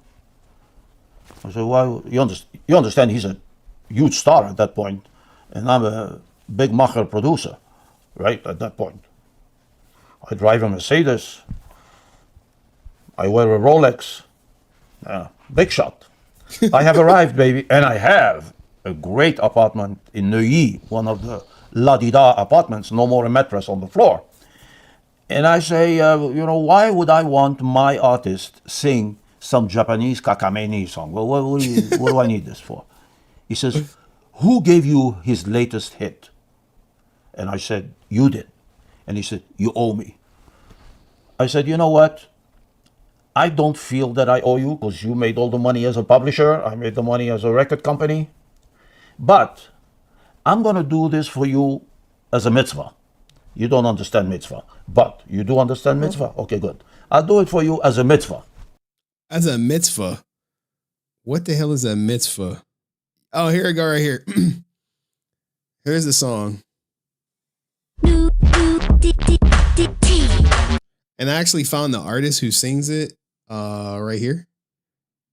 Noam Kanil. Here's the song Difficult to Choose. I'm not going to play it all. It's probably copyrighted to hell. And in some French. Vous, mes parents, vous qui allez ne plus vivre ensemble, vous allez tout briser. Oh, man. It is good. It sounds like Coco. If you ever saw the movie Coco. Je serai malheureux, comprenez-le. Difficile Coco Loco is the song from the movie Coco. de choisir entre vous deux, ça pour Yeah. Good stuff, man. Look, man, bro, y'all are tripping hating Haim. So I call the kid's mother. We get on the plane. We fly. We're in the middle of vacation. It's August. We fly to Paris and we go to the studio and they have the song ready. And the guy plays the song to the kid and me. And the kid turns out around to me and says in Hebrew, "That's the worst song I've ever heard in my life. I'm not singing that." I said, "Yes, you are, because we flew all the way here. We're doing it as a favor to this shmegegi. Don't worry about it. You just go in there, sing it." What is a shmegegi? One take, we'll get the hell out of here, get on the plane and go back to Israel. And so, he goes in, he sings the song. I get a bill from the guy for $2,000 recording cost.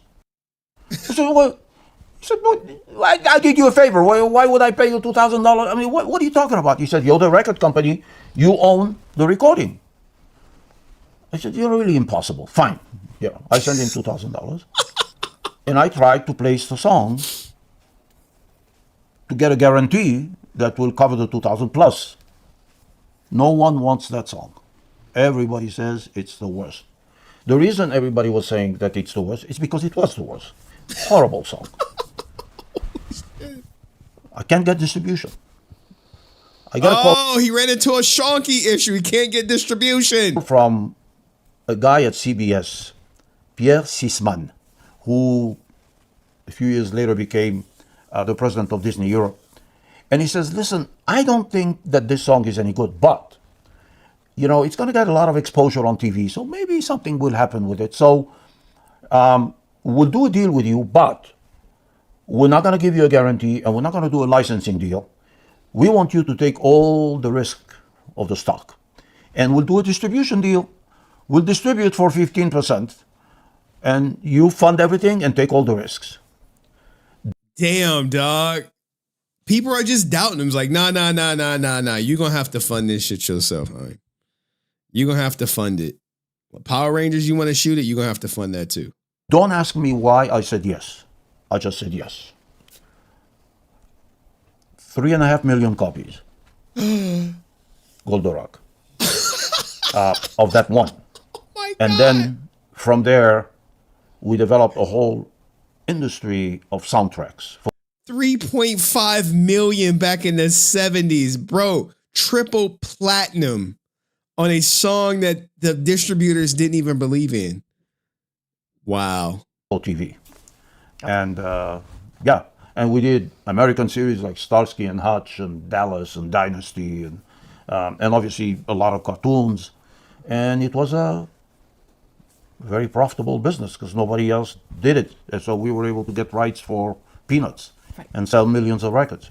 So it did really well. So music rights, I mean, it seems to me you saw something that Damn. other people didn't see, right? And are we in Los Angeles now? We're on our way to Los Angeles. We're not from in Paris. Los Angeles yet. Okay. I'm still in Paris doing all this. Okay. So tell me about that move. What was happening, and then what brought you to LA? What brought me to LA had nothing to do with business. It had to do with my social life in Paris. I was single, except for I was married for 1 year, not worth mentioning even. 8 years that I lived in Paris as a single man, I never dated a French woman, not once. Seriously. It's on his purpose, man. He was getting A friend money. of mine was married to Miss USA, and he lived in LA. And I would come and visit him, and she was an actress on Dallas, and she had a lot of interesting friends. So my social life in LA was a lot more enticing than my social life in France. I thought to myself, why in the world do I live there? So I bought a house on Mount Olympus with a city view and a jacuzzi and a pool. Mount Olympus. And a convertible Rolls Royce. Bro was living. It was pretty tacky, myself, I think. I realized after a couple of years that how tacky it is to drive around in a Rolls Royce. With my apologies to whoever listens to this that owns a Rolls Royce, but you know, so. One of the most expensive cars in the world. He's like, yeah, it's tacky to drive around in that shit, dog. So I enjoyed my life here a lot more. Yeah. And it seems to me, at least from the research I'm looking at, that that's when your television career really started to kick in, was in LA, yeah? Well, we started off by creating music for television. Now, if you want to know how much houses go for in Mount Olympus, here you go. This is the current listings, dog. 2 million, 9 million. This is all Mount Olympus right here. Bro. City view, dog. City view. So back in the day, I'm sure this was hefty. A hefty price he paid to live in Mount Olympus. But let's get back to the interview. And that evolved into getting into the production of cartoons. First, we started up just by doing post-production and music, and then it evolved into us being the producer of shows. Why cartoons? Well, we were involved directly and indirectly with Inspector Gadget, He-Man, The Littles. We did all the post-production and the music for these. And then the first show we sold was a show called Kid Video. And then another show called Camp Candy with John Candy. Remember John Candy, the actor? Yeah. Here's the show Camp Candy for the people who wondering. Camp Candy. Right there. But part of our deal, there was a company called DIC, D-I-C, that were very successful in their in the amount of shows they produced every year. We had an exclusive deal with them where we did all their post-production, all their music, and all their international distribution. And as part of that deal, if we ever did a show, we had to do it through them. So these two shows were done through DIC. But we didn't have the right to produce ourselves because we had so much work from them. We were such a big supplier to them. And then one day, they decided at DIC that they no longer want our services. And because? Well, they just thought if they did it themselves, they would, save a lot of money. Yeah, when you start working for a company, most companies will start to think like, well, how can we do this in-house? If we could do this in-house, could we save? Even me, in my current role, we'll think about if we contract something out, is there a way for us to train my guys to do it in-house for cheaper? So it's not like out the norm. Okay. And that contract was terminated. And now we were basically free to produce our own, which at first was very worrisome because we had an international distribution platform, and without their shows, that platform was pretty. So I had a couple of sleepless nights, but then we said, well, every time you fall, pick yourself up and go forward. So we started developing our own shows. The first show we sold was X-Men in animation. And the second show we sold was Power Rangers. Okay. Let's pause at X-Men. I'm curious about that. Yo, look at Haim having his hand in a lot of things. A lot of things. How did that come about? What was your experience? You're partnering with Marvel Entertainment at this point, right? Yeah. Well, Marvel did not produce at the time. It's not the Marvel of today or over the last 10 years. They licensed their IP out to different production companies. So we bid for the rights. We won the bid and got the rights to produce the show. Margaret Lesh, who then ran Fox Kids, the #1 platform for kids, way before Nickelodeon became that #1. And we produced our first animated show on our own as big boys. And call it luck, call it persistence, call it whatever you want to call it. As I said, we had a #1 show with X-Men and followed up with a much bigger, even #1, Power Rangers. So I understand that a lot of people passed on Power Rangers. Bro, how do you land X-Men and Power Rangers, dog? Bro. Well, Power Rangers took me 8 years to get people. I was laying in bed in Japan and I was flipping through the channels, and at one point I see these kids in spandex running around kicking monsters' butt, and I said, oh my goodness, this is fun. This is fun. So I tracked down the production company. I thought, well, maybe I can buy the rights and do something with it. And they said, the company said, all sold out. We don't have anything for sale. Turns out that some Japanese people don't like to deal with people they don't know. They hadn't sold one episode anywhere ever. So I went to a guy that used to act as an agent for American companies, and I said, do you know this company, toy company that produces the Ranger series? He says, yeah, I work with them a lot. He said, can you do me a favor? I want to try and buy it. And so from day one, Power Rangers had hurdles. They didn't want to sell to me because they didn't know me. Anyway. Yeah, remember, they don't sell to foreigners, man. They don't sell to foreigners. He introduces me, they agree to sell it to me, and I pay for 50 episodes. I pay $500,000 for 50 episodes, worldwide rights for 10 years. Basically, I stole it. Basically. But then for 8 years, I tried to sell it. We created a pilot because we thought, well, all the expensive stuff where they have the special effects and the fighting, they're in masks. So you can put an English voiceover over it, and all of a sudden, it's no longer Japanese, it's American. And then you shoot some faces with the faces up, and which we did. And we put the two pieces together. Nobody has ever done anything resemblant to that in the past. And we created this pilot, and I go around, and for 8 years, I hear things like, you're embarrassing yourself. This is really so bad. Nobody is interested in that.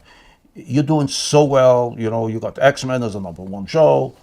You still, have a flourishing music and post-production business. We had 12 studios working. Bro, this is what you do when you don't give up, right? Just because you have a #1 show, you don't stop grinding. Like, oh, I got a #1 show, I'm gonna just rest on my loin. No.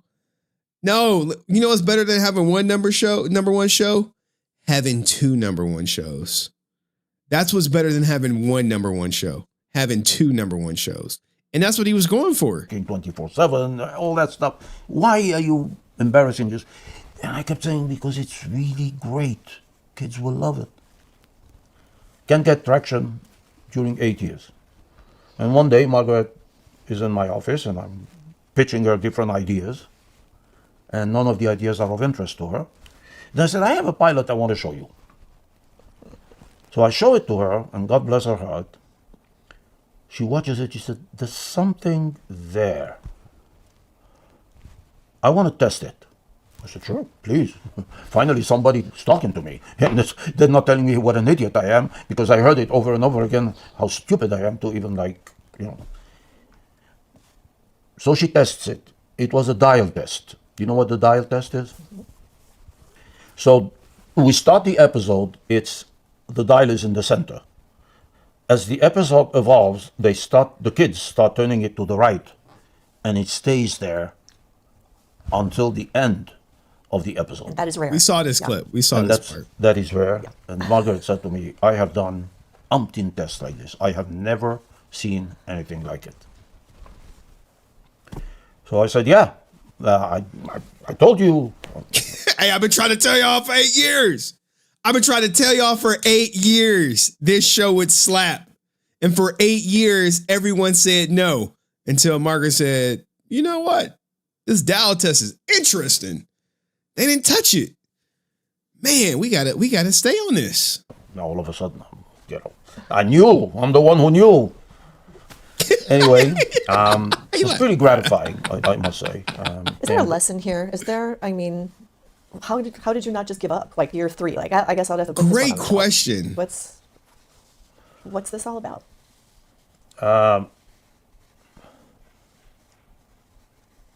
I have realized over the years that it's not only me, but Israelis are very persistent people.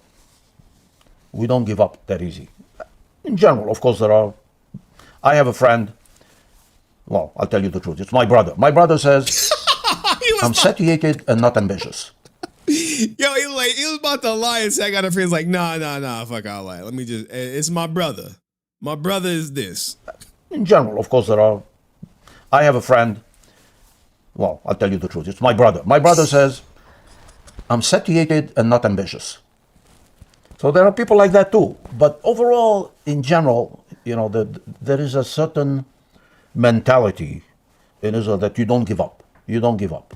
Stay resilient. And accompanied by the fact that I thought it was great. I just thought it was great. I really believed it was great. So Margaret orders the show and tells me that she doesn't have a budget. She will only pay me rerun fees. She will not pay at this point, anybody. I said, yep, that sounds good. Perfect. So I make a toy deal and some merchandising deals and so on and so forth. He made it, not Walter, not Austin, not Twee, R.I.P. He made these deals. He made the deals. Only rerun fees, and the rerun fee was like $15,000 per episode. And she takes the pilot that we reshot the pilot and shot, I think it was 40 episodes, the first round. And we have an affiliates mutiny. A mutiny. Salute to Geek Zip, 11 months. Just like the guys from Canon Films. They were Israeli as well. Didn't have a good an ending as again though. Good. Didn't have as good an ending as again though. Okay. They will not air that show. It's too violent. And it goes all the way up to Rupert Murdoch. And Rupert, through Lucy Salhani, then Rupert Murdoch, they tell Margaret, if you air that show, you're playing your career. You can't air that show. But it was her call, ultimately? Turns out that I'll say it as I think it. She has balls. Let's go. He said, yo, if you air the show and it does bad, that's your career. And she aired it anyway. Oh, man. You can't air that show. But it was her call ultimately? Turns out that she, I'll say it as I think it, she has balls. Cooper, through Lucy Salhani, then Rupert Murdoch, they tell Margaret, if you air that show, you're playing your career. You can't air that show. But it was her call ultimately? Turns out that she, I'll say it as I think it, she has balls. God damn, she man. has balls. So she lived the test. So she knows the kids are in one place and the affiliates are somewhere else. And she's there to cater for the kids, primarily.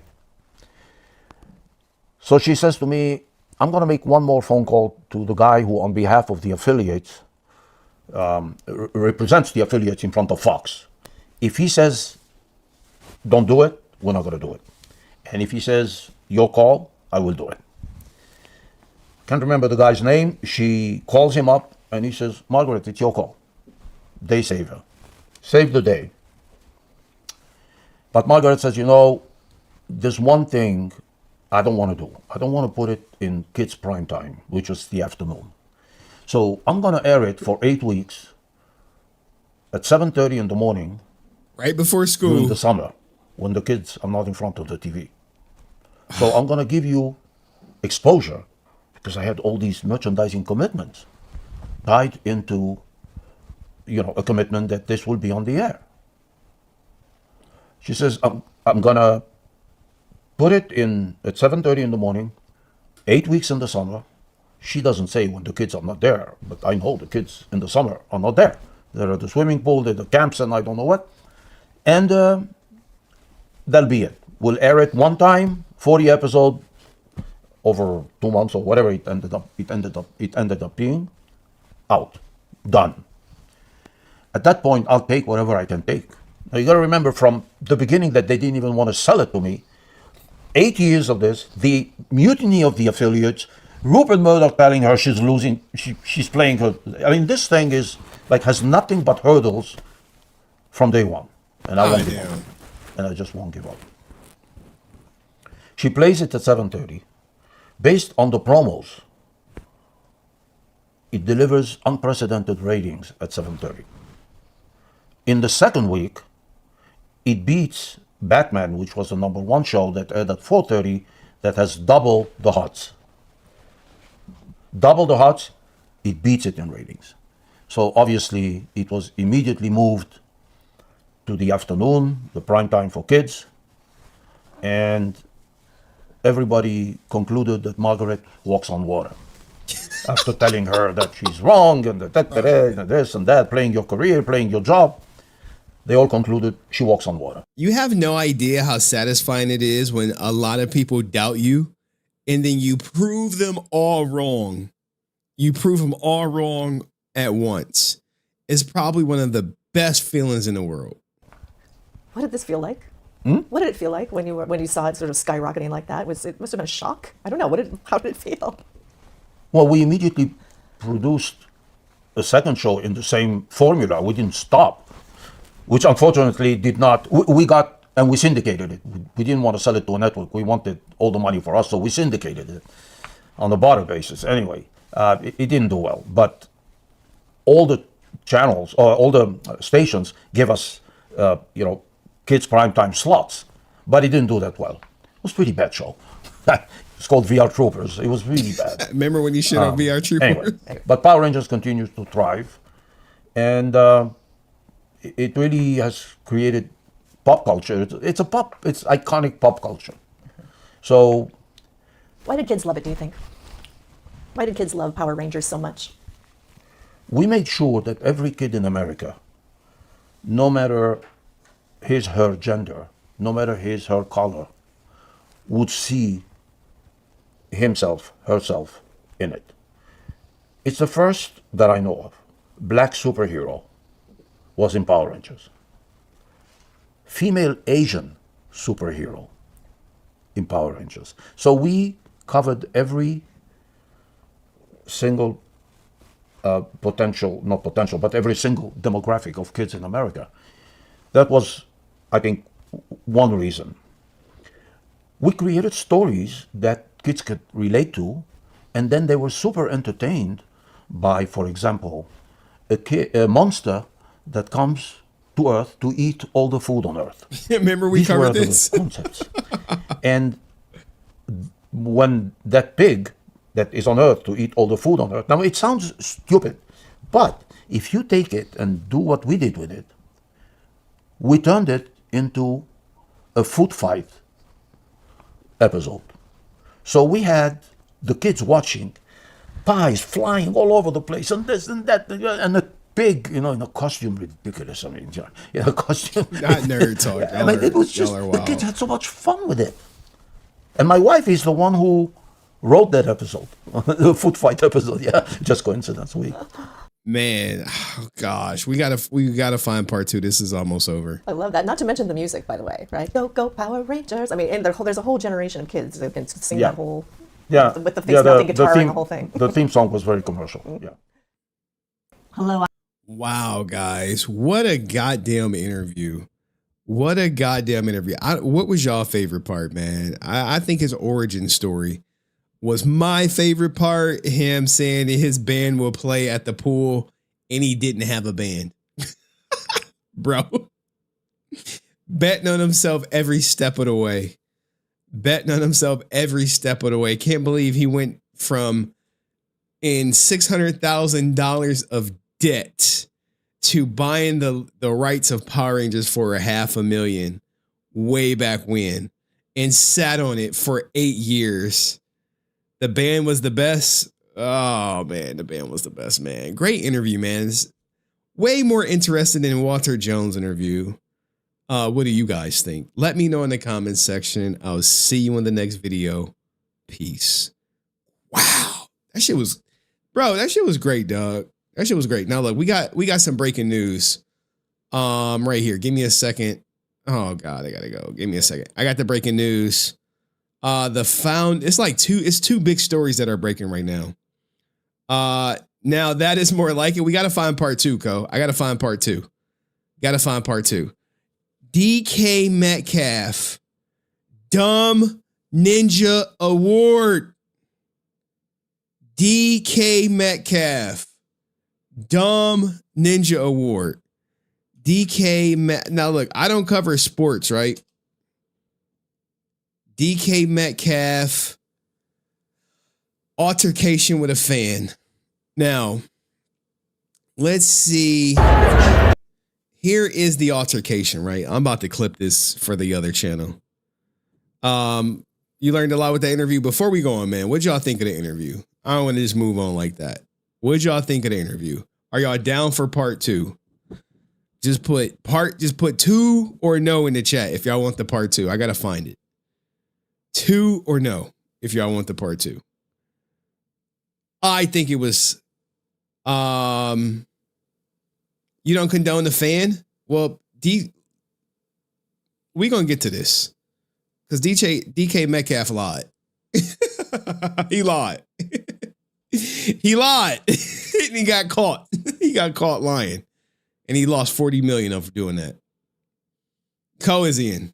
All right, everyone is in now. Now you guys are sold. Remember a week ago when I was like, hey, Walter Jones or Haim Saban, all y'all goofballs, or except for Co, voted, we want Walter. We want Walter interview. He promote music. We want Fluff interview. We want Fluff. Haim was giving it up. He was like, oh yeah, I fucking lied. I ain't have a band. Nope.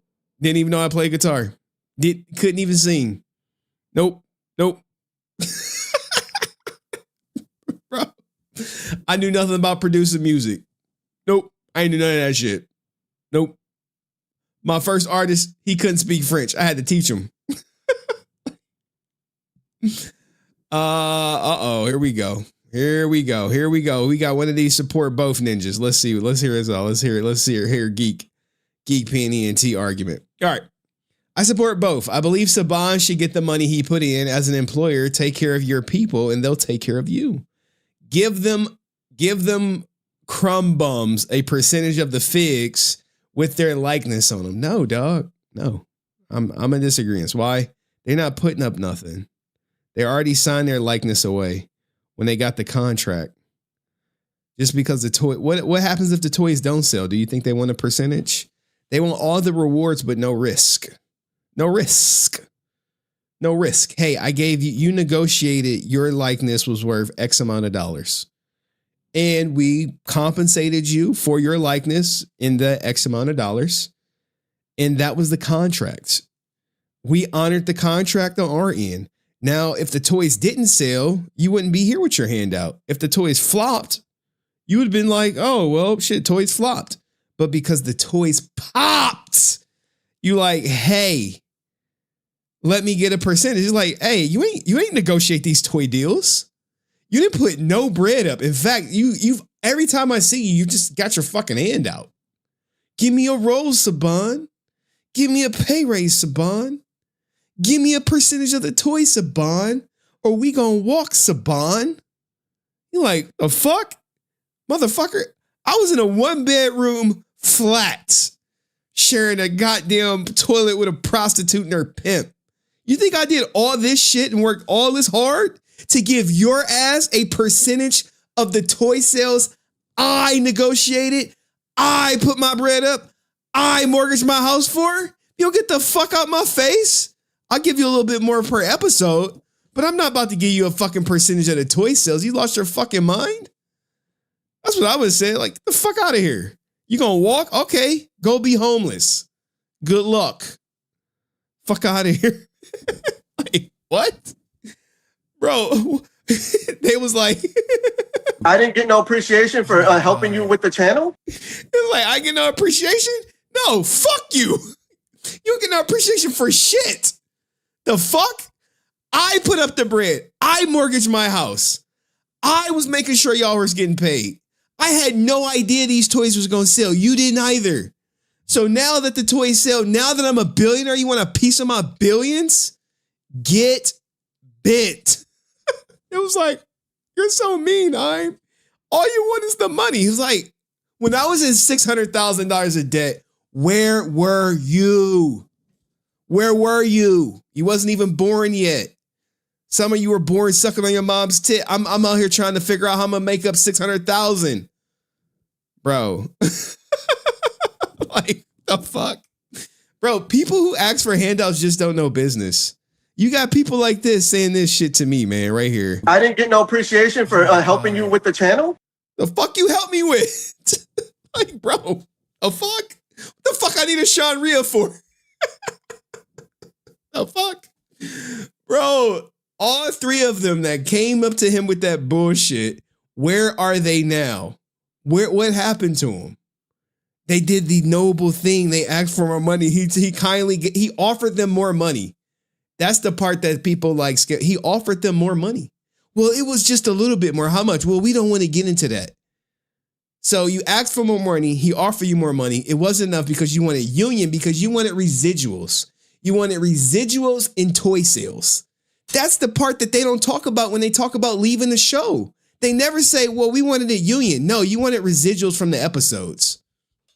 That's what you wanted. No, we wanted better filming conditions. Stop the cap. You didn't want better filming conditions. You wanted residuals from the episodes. You want a percentage of the toy sales. You can say, well, no, we were working so hard. How? We were still using Japanese footage. Just gotta go talking to a fucking mic in a booth. Do a couple minutes of acting, or if you want to call it that. But then you in the fucking booth doing ADR. Fuck out of here. You want $1 million per episode? Man, you gonna kiss my ass with your tongue out? Oh man, dog. To be in that position, man, to go through everything he went through, to fight in 2 wars. It's like, oh yeah, I fought in 2 wars, fresh out of high school, started a band. I didn't know how to play. I managed the band, went from managing the band to being a record producer, went from record producer to making music for TV shows that no one cared about. And guess what? I had to put up 80% of the fucking money for that because they told me fuck off. But I sold 3 million records. I started getting the rights to all the TV shows, music, made my money, produced X-Men, and then was trying to sell Power Rangers for 8 years after I bought it. I finally sell it. It does exactly what I was hoping it would do. And then boom, 3 fucking nobodies with their goddamn hand out. The fuck is this? No, thanks, Haim, for, giving me a career for 30 years where I can go to conventions and charge people ridiculous amounts of money to fucking sign and take pictures with. None of that shit. You know what I get? I get you fuckers on every fucking interview shitting on me because I wouldn't give you a percentage of the fucking toy sales. And you be coy about it and shield it into doing the right thing and asking for better working conditions when you just wanted fucking residuals. You all got, every one of you fuckers are pieces of shit. Parasites. I'll just go in on them. That's what, if I was Haim, I'd say that shit, like, fucking parasites. The fuck? I hand plucked you a fucking career. And the thanks I get is you shitting on me in every interview because you too chicken shit to say you asked me for a piece of the fucking toy sales and residuals on the episodes. That's just what it is. Union, residuals. Toy sales, you wanted a percentage of the toy sales. Because here's the thing, right? If Haim agrees to give them a percentage of the toy sales, now he has to share with them how much the toys were sold because now they can audit him because they are guaranteed a percentage. Fuck that. Hell no. You're not a business partner. My partners who put in to get the toy sales, we gonna bust that shit down.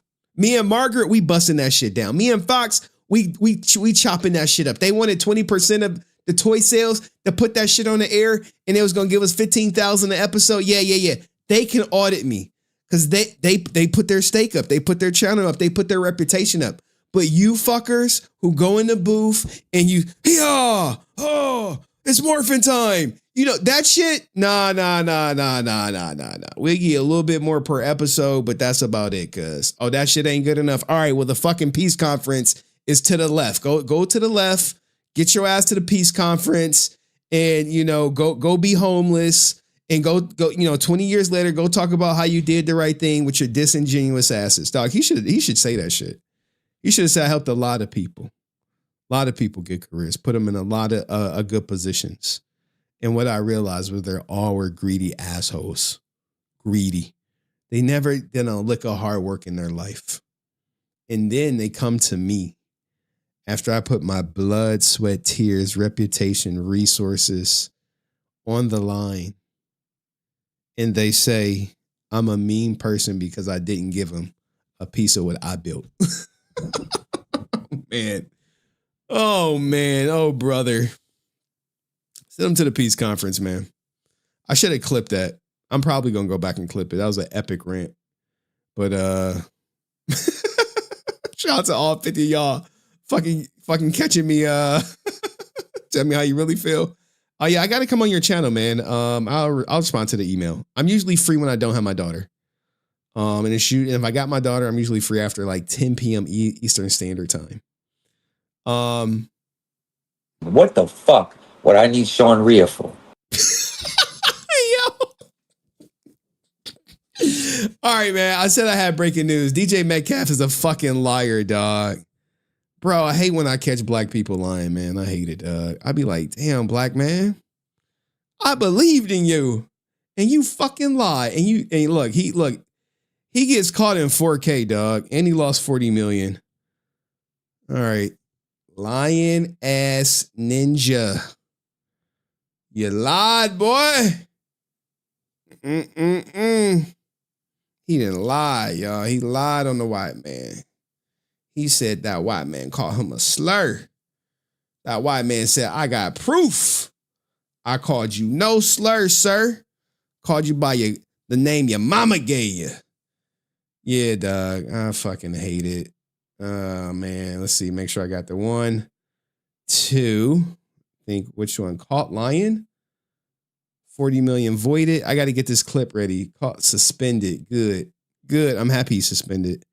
So when the Browns play your ass, we don't got to worry about your ass, cuz your ass going to be at home. Put in Revelations. Bro, lie. Him called me the N-word. He was like, Ninja, no, I didn't. No, I'm joking. I'm being facetious, guys. I'm being facetious. All right, let's go to it. All right, I'm elated because I'm a Browns fan. So go Browns, and I may or may not be at that Browns game when they play the Steelers and shit. Club seats. Let's go. All right. Anyway, let's go, Shador.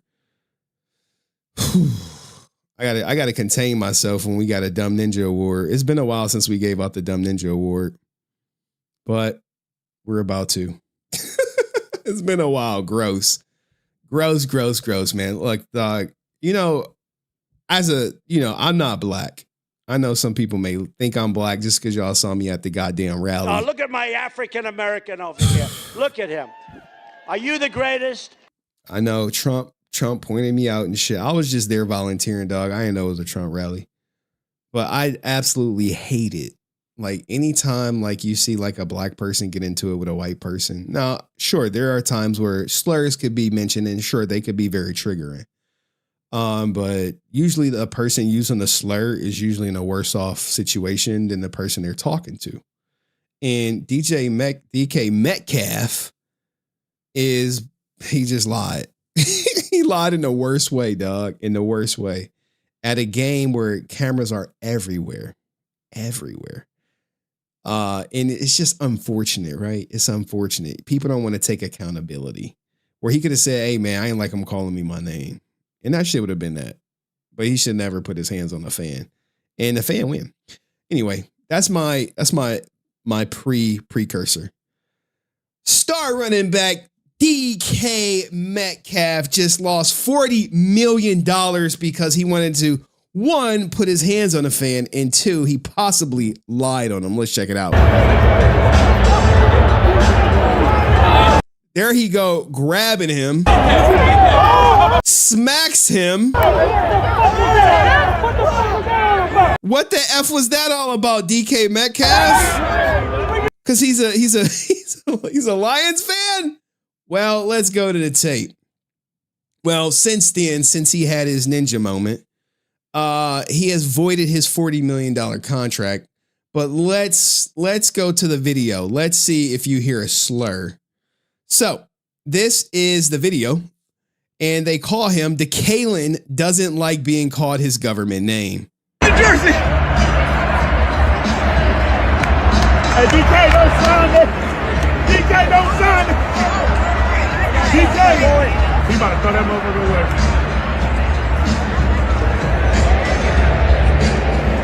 Shout out to this. Hey, I've been recording. Man. He knows that.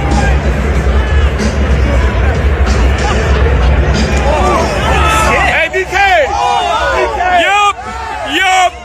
Got him. Now, what did this guy do? He did exactly what you thought he was going to do. He lawyered up. He lawyered up. He was like, hey, cuz. Hey, you can't just be doing that. Hold on, let me lock it in for you so you can guys see it. We actually got the statement. Let's go to the statement, if you will. Let's go to the statement. All right, so what does he say? Detroit, Michigan, December 22nd. Ryan Kennedy category denies using the N-word and the C-word or any racial, misogynistic or hate-based slur. The incident occurred December 21st at the Ford Field during the Pittsburgh Steelers-Detroit Lions game. These allegations are completely false. Hey, we didn't do that. At no point before, during, or after the incident did Mr. Kennedy use racial slurs or hate speech of any kind. The claims suggesting otherwise are untrue or not supported by video evidence. Got your dog. DJ Metcalf about to get sued. He's about to get sued. All right, he's about to get sued. All right. Eyewitness accounts or any contemporaneous reporting. Despite reports in the media last night, today Mr. Kennedy has not used such language during any interaction with Mr. Metcalf other than other players in the past. Since the false statements began circulating publicly, Mr. Kennedy has been subject to harassment, threats, and messages advocating violence, creating serious concern for his and his family's personal safety and well-being. No private individual should be falsely branded with such accusations or exposed to threats based on misinformation. Damn, man. Mr. Kennedy is a lifelong Detroit Lions fan who attended the game lawfully and never anticipated becoming the subject of national attention, much less false accusations of racism. He respects the game, the players, and fellow fans, and rejects hate, discrimination of all forms. Damn, man. Hold on. We got the banger right here. We got the banger right here. Hey, this how you know you about to get sued, dog. You like, damn, what's going on? Because this matter will now likely be the subject of formal legal proceedings, Mr. Kennedy will not comment further on at this time. He asks that the public refrain from spreading unverified claims and respect the process as the truth and address through the appropriate legal channel. So what does this mean for Metcalf? One, he's going to settle. Two, his $40 million bonus is voided. You like, damn, that cost him $40 million. You got to look, part of being a man, you got to control yourself, dog. Even in the moment, right? Because all a fan was trying to do was trigger him. That's it. It was like, hey, we about to trigger this fool. How you going to do it? We going to trigger him like this.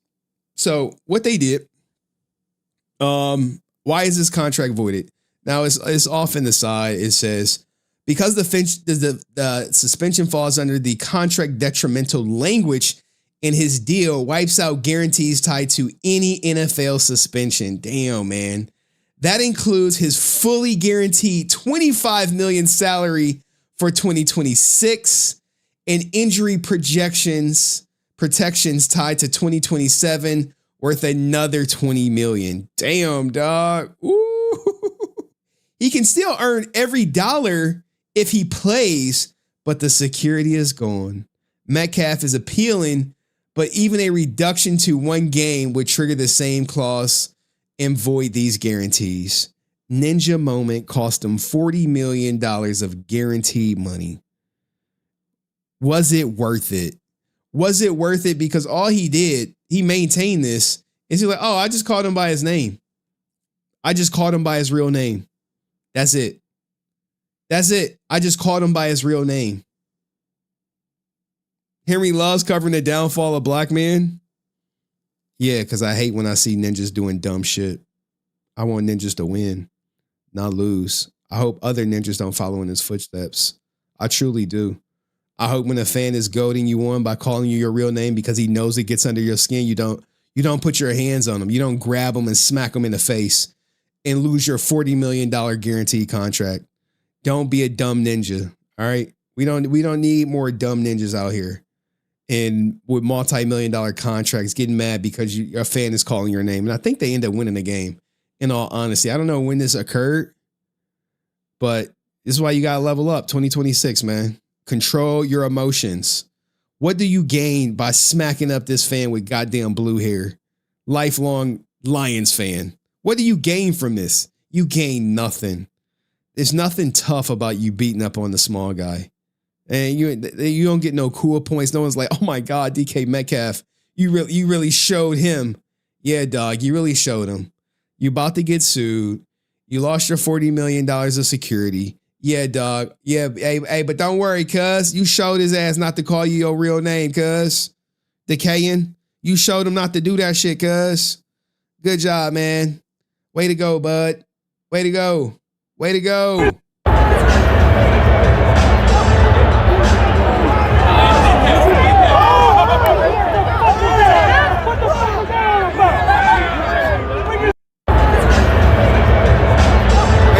Hey, look at this. Look at this. 40. He got to pull his hair back. Hey, Decaying. Hey, shut up. Shut up. He called me a slur and said my mama was to see you next Tuesday. It was like, wait, what? That's what he said? Hey, what the video say? What the video say, cuz? Yup! DK! Yup! What the video say? New Jersey! Hey, DK, don't sign it! DK, don't sign it! DK, boy! He about to throw that motherfucker. Where the slur at? Where the mama see you next Tuesday at? Bro cooked. Man! He knows that. Oh, shit! Hey, we got him, boys. Lawsuit loaded, man. Lawsuit load. Hey, to all y'all ninjas in high paying jobs with careers, things going for them. Don't lose your cool because someone called you by your government name and then lie and say they called you a slur to cover up you trying to just, dodge accountability. Hey, I lost it. Had a lapse in judgment. He didn't call me a slur. He just called me by my name. I don't really like my name, DeKalen. So anyway, let me know, was it worth it in the comment section? See you next video. Peace. All right, one more breaking story for you guys. One more. Shout out to everyone who played Call of Mother freaking fracking Duty. Everyone playing Call of Duty up in this bitch. We actually have the tape of the guy. Oh, they're taking it down. They're taking it down off the. They are quick. They are quick. Yeah, they are quick with it. They're taking it off the internet. The guy crashed. It's everywhere. Hold on, let's see if this video plays it. Yep, it's gone. They're taking it down off the internet. Oh wait, hold on. I got it. False alarm.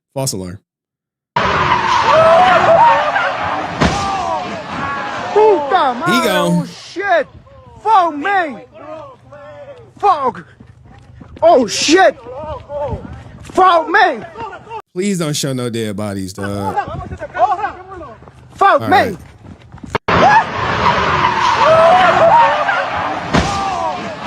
Puta madre, oh shit! Fuck me! Play stupid games, win stupid prizes, man. Damn, dog. Hate to see it, man. Hate to see it. This is the creator of Call of Duty, dog.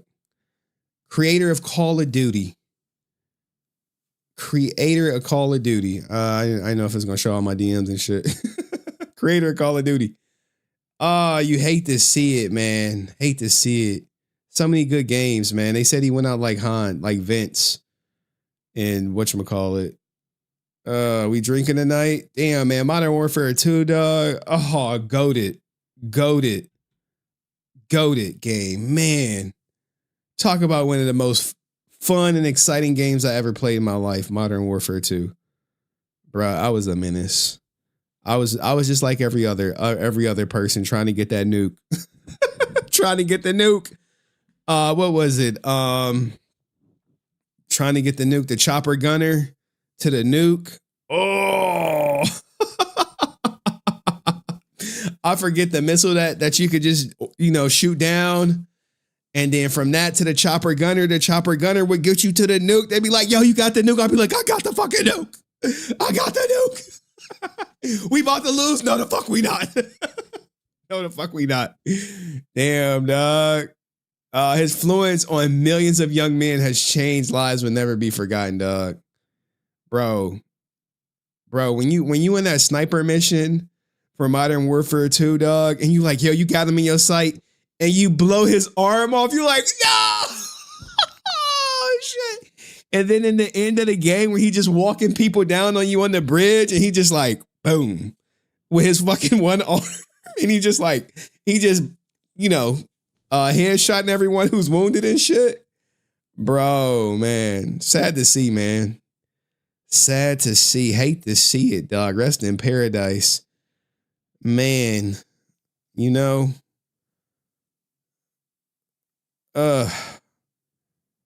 why, dog? Why? How fast was he going, man? Too fast. Anyway. All right, guys. I think we did a good stream. We covered the Tory Lane. We didn't get to Ty Lil. We didn't get to Epstein. Y'all wanna stick around for Epstein? Y'all want the shrine too. Let me see the shrine. Let me. You want to do the shrine now or on Christmas? Here, let's do a poll. Because Christmas is just me. I don't got, it's just me, dog. People are like, hey, what you doing on Christmas? I'm like, I'm streaming. They're like, don't you got a family? I'm like, kinda. Let's end the poll. Hopefully more people are on Team Saban's. Start a poll. Shrine today or on Christmas? I think the shrine on Christmas was smack. I have more time. Shrine. Paul Joshua, I mean. Oh, yeah. I got you. Shrine. Today or Christmas? All right. Vote, vote, vote, vote, vote. Vote you raggedy son of bitches. Vote. Don't forget the all right, I got you. Where is it at? Where is it at, TJ? Let me see.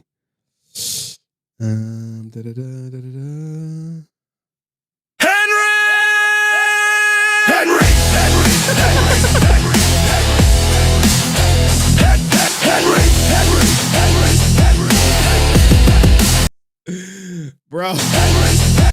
Bro. Bro. Yo, I was watching that fight too, Doug.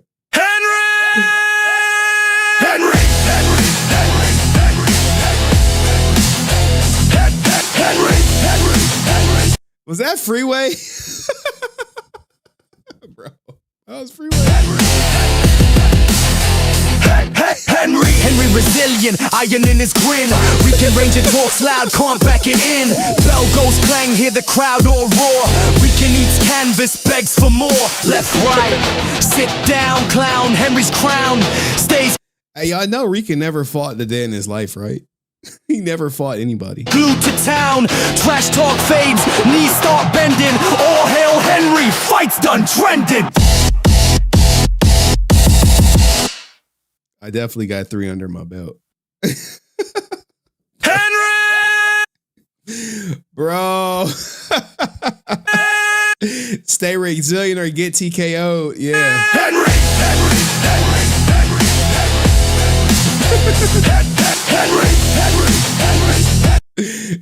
Yo, the stay resilient tat is hilarious.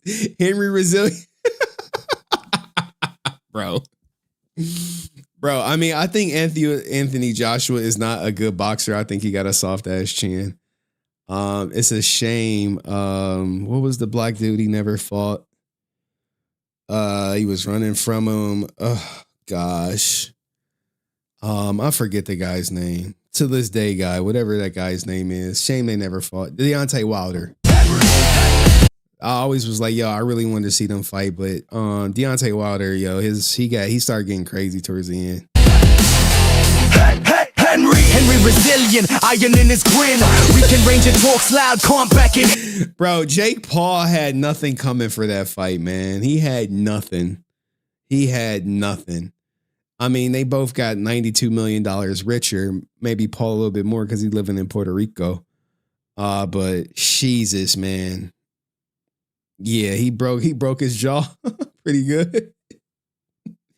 I mean, he wanted to, man, but like he definitely held back on Jake Paul to make it last longer. Like he wasn't cutting off the ring as Jake Paul was running. You could say it was a little WWES when Jake Paul kept trying to tackle him. Bell goes clang, hit. I mean, it was a good show, I guess, if you will. The crowd all roar.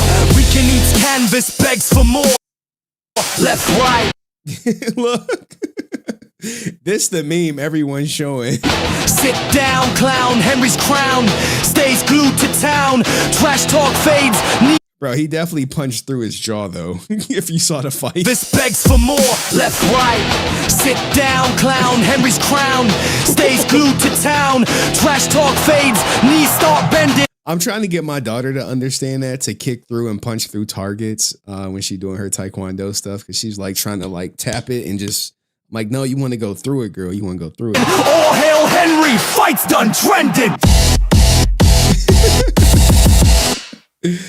Oh man. Left, right, good night. Yeah, he got him. He got him good. What y'all vote for? Let me see what y'all voted for, man. Let me go check the polls. We had Christmas. Come on, man. Come on, son. Come on, son. Christmas, it'll be a much better experience. I promise. I promise you. I promise. I promise you guys. Promise. I promise, mate. You'll see. I'll show you. I'll show you the world, okay? All right. I mean, I got more stuff. Let's see. What else is going to show you? Bill Clinton. Fucking Epstein files had that ninja all over that shit, dog. Epstein files come out. Bill Clinton right front and center, dog. Yo, you mean to tell me the guy who be cheating on his wife ain't doing nothing crazy, you know, on the island like that? Nah. Now, Chris Tucker, I'll give him some grace. He explained all that shit. He didn't deny it. He had said exactly what was going on. Michael Jackson, that ain't Hillary. That ain't Hillary for sure. And it don't look like Monica either, dog. It don't look like Monica. Look, bro's in Versace shirts, dog. Bro, come on, man. Who the fuck in the pool, cuz? Who the fuck in the pool, cuz? Winnie the Pooh even got caught up in this shit, dog. Winnie the Pooh. Hey, Chris Tucker was like, hey, I'm gonna let you know exactly what it is. You knew Jeffrey Epstein, didn't you? Yeah, I did. You know, we flew. Hey, kudos to whoever asked him about this, and kudos for him not dodging the question.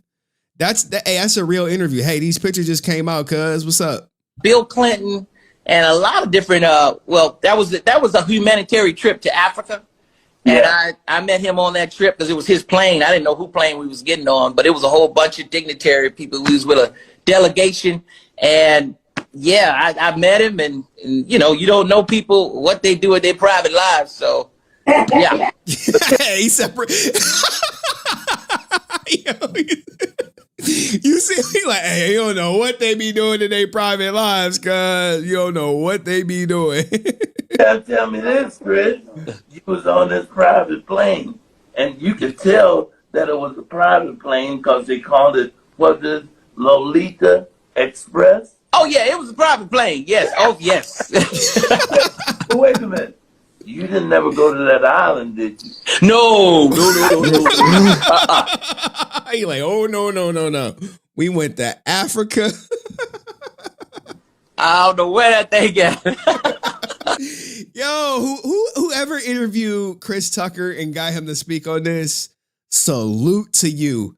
Didn't shy away from it. Got the question answered.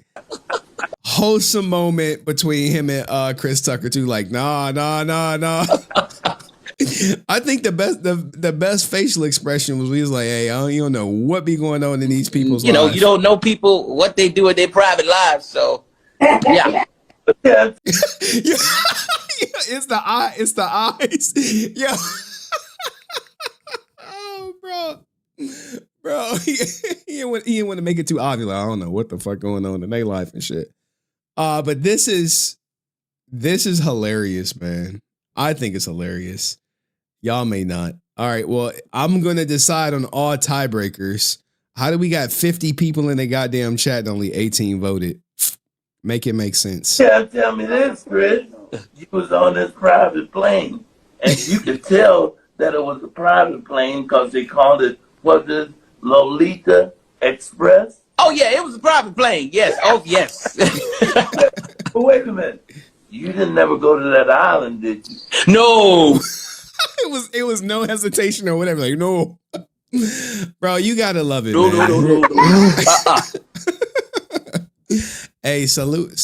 At least 16 files. What is this? 16 files from the Epstein files release suddenly vanished from the DOJ's webpage with no explanation? For context, anyone can fact-check this themselves by visiting the website. One of the files was removed, so you can literally see the file name jumping from 467 to 469. That file was a photo where Trump was featured. Whoever removed the photos of Trump, like, because they had to, according to... Damn, Trump got your ass, cuz. Who these women? Who they? The law that was passed. I mean, this one got some fake ones, so I'm assuming these bitches are the age, but still not a good look, dog. Not a good look. They have to explain why things were redacted. Did they explain it? No. They broke the law. Somehow it wasn't redacted enough. Who's ready to see the Epstein files? I feel like Stevie Wonder. Yeah, bro. How is everything redacted, dog? This is the most... How could you catch me? This is like... Hey, we're going to release them. You are? Yeah, 100%. All right, let's go. With my hand in the cookie jar if I already ate the cookies take that I could possibly fucking imagine. Why would you do this? It's so retarded. And it gets even worse. If you go to file 1346, there's another different photo of the same desk with the same pictures of Trump on top of it. They forgot to scrub the Trump photo they removed. Check file 1346. 1346. What's right there? I'm so confused. It's a different photo than the one they removed. But it's very clearly and obviously the same place. Different photo taken at a different time. Dude, what the fuck? There needs to be an investigation, man. It's like, this is so weird. Like, I'm so sick of reading about this trash. Oh my god, I hate this. I mean, hey man, hey, what y'all expect, man? All right, now look, I gotta pay some bills real quick. A newly gotta pay some bills, and then we out. Let's see, y'all motherfuckers. Hey, vote, guys, vote. I should have ended the poll when it was a favorable result. Oh man.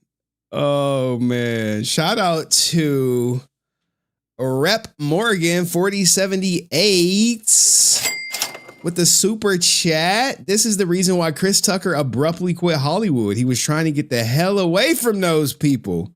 Probably that, and the fact that when he said he got paid $20 million for one of the rush hours, his whole family quit the job.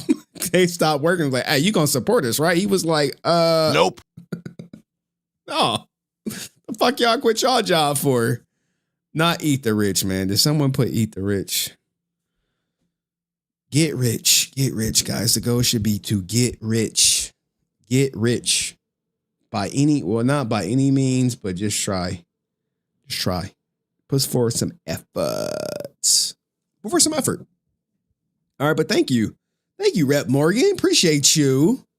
All right, let's get into this. This is probably going to be like 8 minutes, and then we out this bitch. Nick.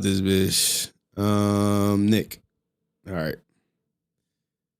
Guys, if you don't know, Nick Rayner is currently in jail for the murder of his mom and dad. Birth video shows Rob and Michelle Reiner's son in a deep and disturbing crisis. Sometimes I just come out to gather my sick thoughts. The clip shows him walking around his lavish neighborhood and wandering the Brentwood estate where he allegedly killed his parents. Say and spell your first and last name for me. I ain't gonna tell you my first and last name. Well, what? Most people know me as Dida David. The clip is Dida David shot as a mockumentary as Reiner takes on an alter ego and raps this haunting line. Because I'm a snail and I never gonna fail. And you know what? You're gonna have to bail me out of jail. He also appears to light up a joint along with his sister Romy. And there's this scene with a white powdery substance. Oh no, what is that? I'm sure it's aspirin crushed up because he has a headache. I got like 100 personality disorder. When a dog interrupts the filming, he makes this eerie threat. I'm gonna go kill that dog. He shot the video in 2016 when he and his famous dad Rican vibes for sure, dog. Were promoting their new film, Being Charlie, loosely based on Nick's struggles with drug abuse. Wall Street Journal reporter Benjamin Fritz has new details into Nick's bizarre behavior at Conan O'Brien's holiday party just hours before the murder. Yeah, Conan decided not to call the police, man, because he was like, I don't want the cops at my place. Like, bro.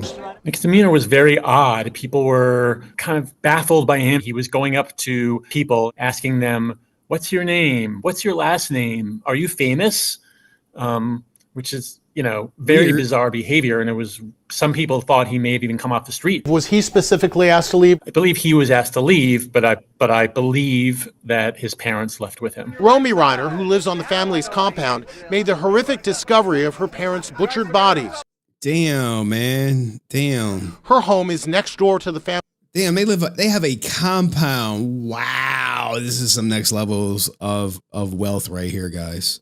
Tennis court and across from her parents' main house. Damn, bro. This is next level. This is generational money right there. The Reiner fortune is estimated to be a whopping $200 million. Many are wondering, does accused killer Nick Reiner stand to inherit part of his parents' fortune? That's crazy. If he is one of the executors of the estate and he is getting like some of that, whew. This estate planner says if Nick is found guilty of the heinous crimes, the short answer is a definite no. California, like most states, has a statute called the Slayer Statute, which says that a person who has feloniously killed a person cannot benefit from that person's estate in any way. As for who's paying the bill for his high-powered defense attorney, Alan Jackson, who earns a hefty $2,000 an hour. God damn. 2 racks an hour? Oh my God. Oh, just on a 40-hour work week, right? $2,000 an hour is like $4 million a year, if I'm not mistaken. Can you tell us who retained you, sir? He's not saying. Oh man, who's paying that bill? The information. Now, as far as what he's about to plead, guys, I think this is going to come as no shock or surprise what he is going to plead. Based on the information we now have, Nick Reiner is not going to plead guilty to these murders. He is going to plead not guilty by reason of insanity, and here's why. We have learned that Nick Reiner was diagnosed with schizophrenia, and he was under the care of a psychiatrist and receiving meds. His behavior in the month before the murders, and this is a quote from sources with direct knowledge, was erratic and dangerous.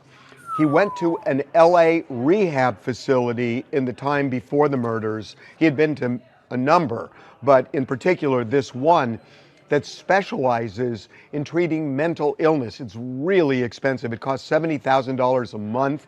Lots of rich, powerful parents send their kids to this facility. $70,000 a month and they still get clapped? Who have mental illness, and Nick was there. In the 3 to 4 weeks, and this is so important, in the 3 to 4 weeks leading up to the murders, Nick's medications were changed. And they were changed because he was exhibiting more and more erratic and dangerous behavior. But when they were changed, they weren't right. And it was making him, as one source put it, crazy. Oh, and no. This sounds like the grounds for him to be found innocent by reason of insanity or temporary insanity. And then he can inherit the goddamn $200 million estate because he was technically never convicted of murder. Doctors were trying to adjust the meds, but it wasn't working. And he was getting more and more erratic.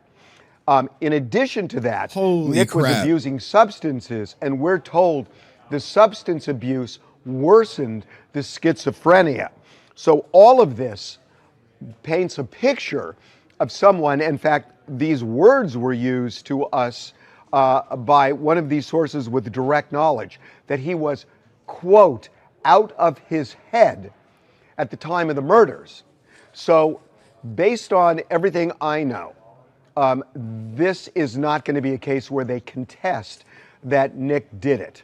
I think they're going to concede it. I don't know that for a fact, but all of the dots that we now have to connect lead us to this is not going to be a not guilty plea, I didn't do it. This is going to be, at least at this point, based on everything we know. This is major. Without saying more about sources, if I were a betting man, I would say this is a not guilty by reason of insanity. I'm with you. I am with you. Oh my God, man. That would be Tonight, crazy. we're learning more about the mental state of Nick Reiner, now charged with 2 counts of first-degree murder for the killings of his parents, Hollywood actor and director Rob Reiner and his wife Michelle. A judge in Reiner's case signed a sealed medical order on Friday. According to 3 sources with direct knowledge of the case, the 32-year-old was being treated for a serious psychiatric disorder at the time of the crime. Man, you think he's going to get off? Now, here is some crazy audio from him. Wellbutrin and cop it on the street? The way I got Wellbutrin is actually really fun. I was at Alena Lodge, and I don't know if I told this last week, but they refused to give me meds. So to prove I was crazy, because they were like, you don't need any meds. Yeah, and I was like pretty strict freaking and stuff. out. And I was like, you don't think I need meds? And they're like, yeah, we think you're just all up to an act here, and this is all just fake. And I said, okay. And then I went back to, the Roost. Remember the Roost? No. That's what they called the little barracks. Okay. And I was like, how do I show these motherfuckers and I'm crazy? Yeah. So I was like, I'll throw a rock through a window. Yeah. So I started and they have this thing there that they love. That little church. It's not a church really. Yeah. It's like they were building that when I was there. it's like a meeting room that is like has these big glass windows, and they loved it, and they always were like, Mrs. Delaney was here when they built this, and I hated that whole thing. So I took a rock and I started on the path, and I was going up this hill, and my friend Peter's like, where are you going, man? And I was like, can't talk right now, I just got to do this. Yeah. And I went and I threw the rock through the window, and some woman saw me, and she ratted on me, and then they put me on Wellbutrin. How'd you get Wellbutrin? Damn, dog. I mean, he was plotting on getting drugs. Nick Reiner resurfaced interview. My dad talked me down during an 8-hour acid trip. I was like, if I'm alone, any number of terrible things can happen. It's best for someone to know about this. And my parents had already been through a long process of in and out of rehabs with me. So, they'd see me do coke and heroin. So I didn't feel like saying I was on acid would be too big of a deal. So I walked into my parents' room. The lights were off. They were asleep. And I said, guys, I have something to tell you. And they're like, whoa, what is it? And I was like, I took acid tonight. My mom was like, oh, I can't deal with this. I'm going to bed. And she ran downstairs and went and slept on the couch. And then I'm with my dad, and I'm lying in bed, tripping my off, thinking about the Cleveland House of Horrors. And he's like, calm down, buddy. It's okay. Bro, that Cleveland House of Horrors is real, dog. I used to do this in the 60s. You'll calm down eventually. It won't be forever. And I was just trying to and he just talked me down for 8 hours straight. That's really sweet. Acid. And they never grilled me for it. They never, and it just sort of was I think if I were parents and my kid came and volunteered information like that's a really good way they handled it. Instead of being punitive, you know what I mean? They just was helpful. Yeah. Well, his dad was helpful. Look, son, I'm gonna talk you down an 8-hour acid trip. Yeah. So you sat in you were laying in bed. Were you in the same room as your dad, or? Yeah, we were lying side by side on a bed. Oh my god! Looking up at the ceiling while he told me about the 60s. Oh my god, that's wild, dude. So basically, I was like, damn, dog. Damn, dad loved his goddamn son. Son could care less. Son maybe the son was truly out of his mind with the medication that he was on. I'm leaning way towards this. It's unfortunate. Now, who do you blame? Do you blame the doctor for prescribing the medication that wasn't working, or the quote unquote wrong medication? I mean, we know the son killed him. There's no denying that, but was he in his right state of mind? The answer is no. It's leaning towards no. Will a jury convict him? Will a jury of 12 people convict him of murder and not see him as being temporarily insane due to the wrong schizophrenia medication? And that's what some DA is going to have to figure out. And that's what that $2,000 an hour lawyer is for. That is going to secure that not guilty by reason of insanity plea. But what do you think? Let me know in the comments section. See you in the next video. Peace. Whew. All right, we got some clips out of tonight, man. We got some clips. I love getting the clips. Hopefully everyone voted for Christmas. We do got a picture of Nick. Bro. Don't worry, man. His dad will not give him an opportunity to Nick Reiner him. I don't think his dad gonna do that. Let me see what you guys voted. Let's see if y'all motherfuckers, man. Y'all hate me. Y'all really hate me, dog. I literally come here give you 4 hours of solid content. And you know what you say? You say it ain't enough. You say show the shrine. F all y'all who voted for today. F all y'all. Every last one of y'all who voted for today. You are not my friends. Okay, we supposed to be friends, as whatchamacallit said. What he say? I didn't get no appreciation for helping you with the channel. All right, let me load up the shrine, guys. You pieces of shit. Every last one of you. Every person who voted for the shrine today. You selfish, wicked, nasty, debaucherous mofos. I don't like you. Like, I don't like y'all making fun of me. Even when I was a little kid in my costume. I don't like that shit. That's why I don't post no pictures on you know what I'm saying? Because all y'all are is nothing but trolls. We supposed to be brother. Don't hit me with that brother shit. Yo, ministers, we supposed to be brothers. Bro, that's one of my favorite scenes in like movie history. We supposed to be brothers. You like it? You like my costume when I was a youngin'? Now, which one do you think is me in real life? I'll give you a clue. It's not the pink one. Okay, it's not the pink one. Which one was I in real life in this picture? Do some guessing while I load up the goddamn shrine. The one with the mustache. What the fuck is thinking fucking funny? Everyone's a fucking comedian, but no one is funny. This is my life. I should have just been like, dog, I'm not doing this shrine tonight. Fuck y'all. That's what I should have said. I'm over here giving y'all options and shit. Like a good content creator would. Like, okay. All right, y'all want options. All right, I'm loading up the motherfucking shrine right now. Henry! We just played this. Y'all wild for this one. Y'all are wild for this one. Dumb wild. Insanely wild. Extremely disrespectful. This is what I get. I mean, this is what I do. Now, I done loaded up the shrine. Y'all got the insane and the motherfucking force main up in this bitch. Blake claims me. Shit, dog. It's more like VG claims you. VG claims you. Hey, oh,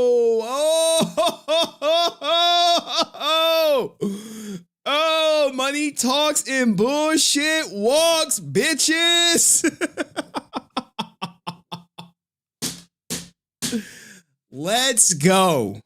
Let's go. Here to move the shrine to Christmas. Thank you, man. Henry, thank you so much. Thank you. Thank you, Answer. Thank you. Thank you. He said in the show. I'm going to end the show, man. I'm going to end the show.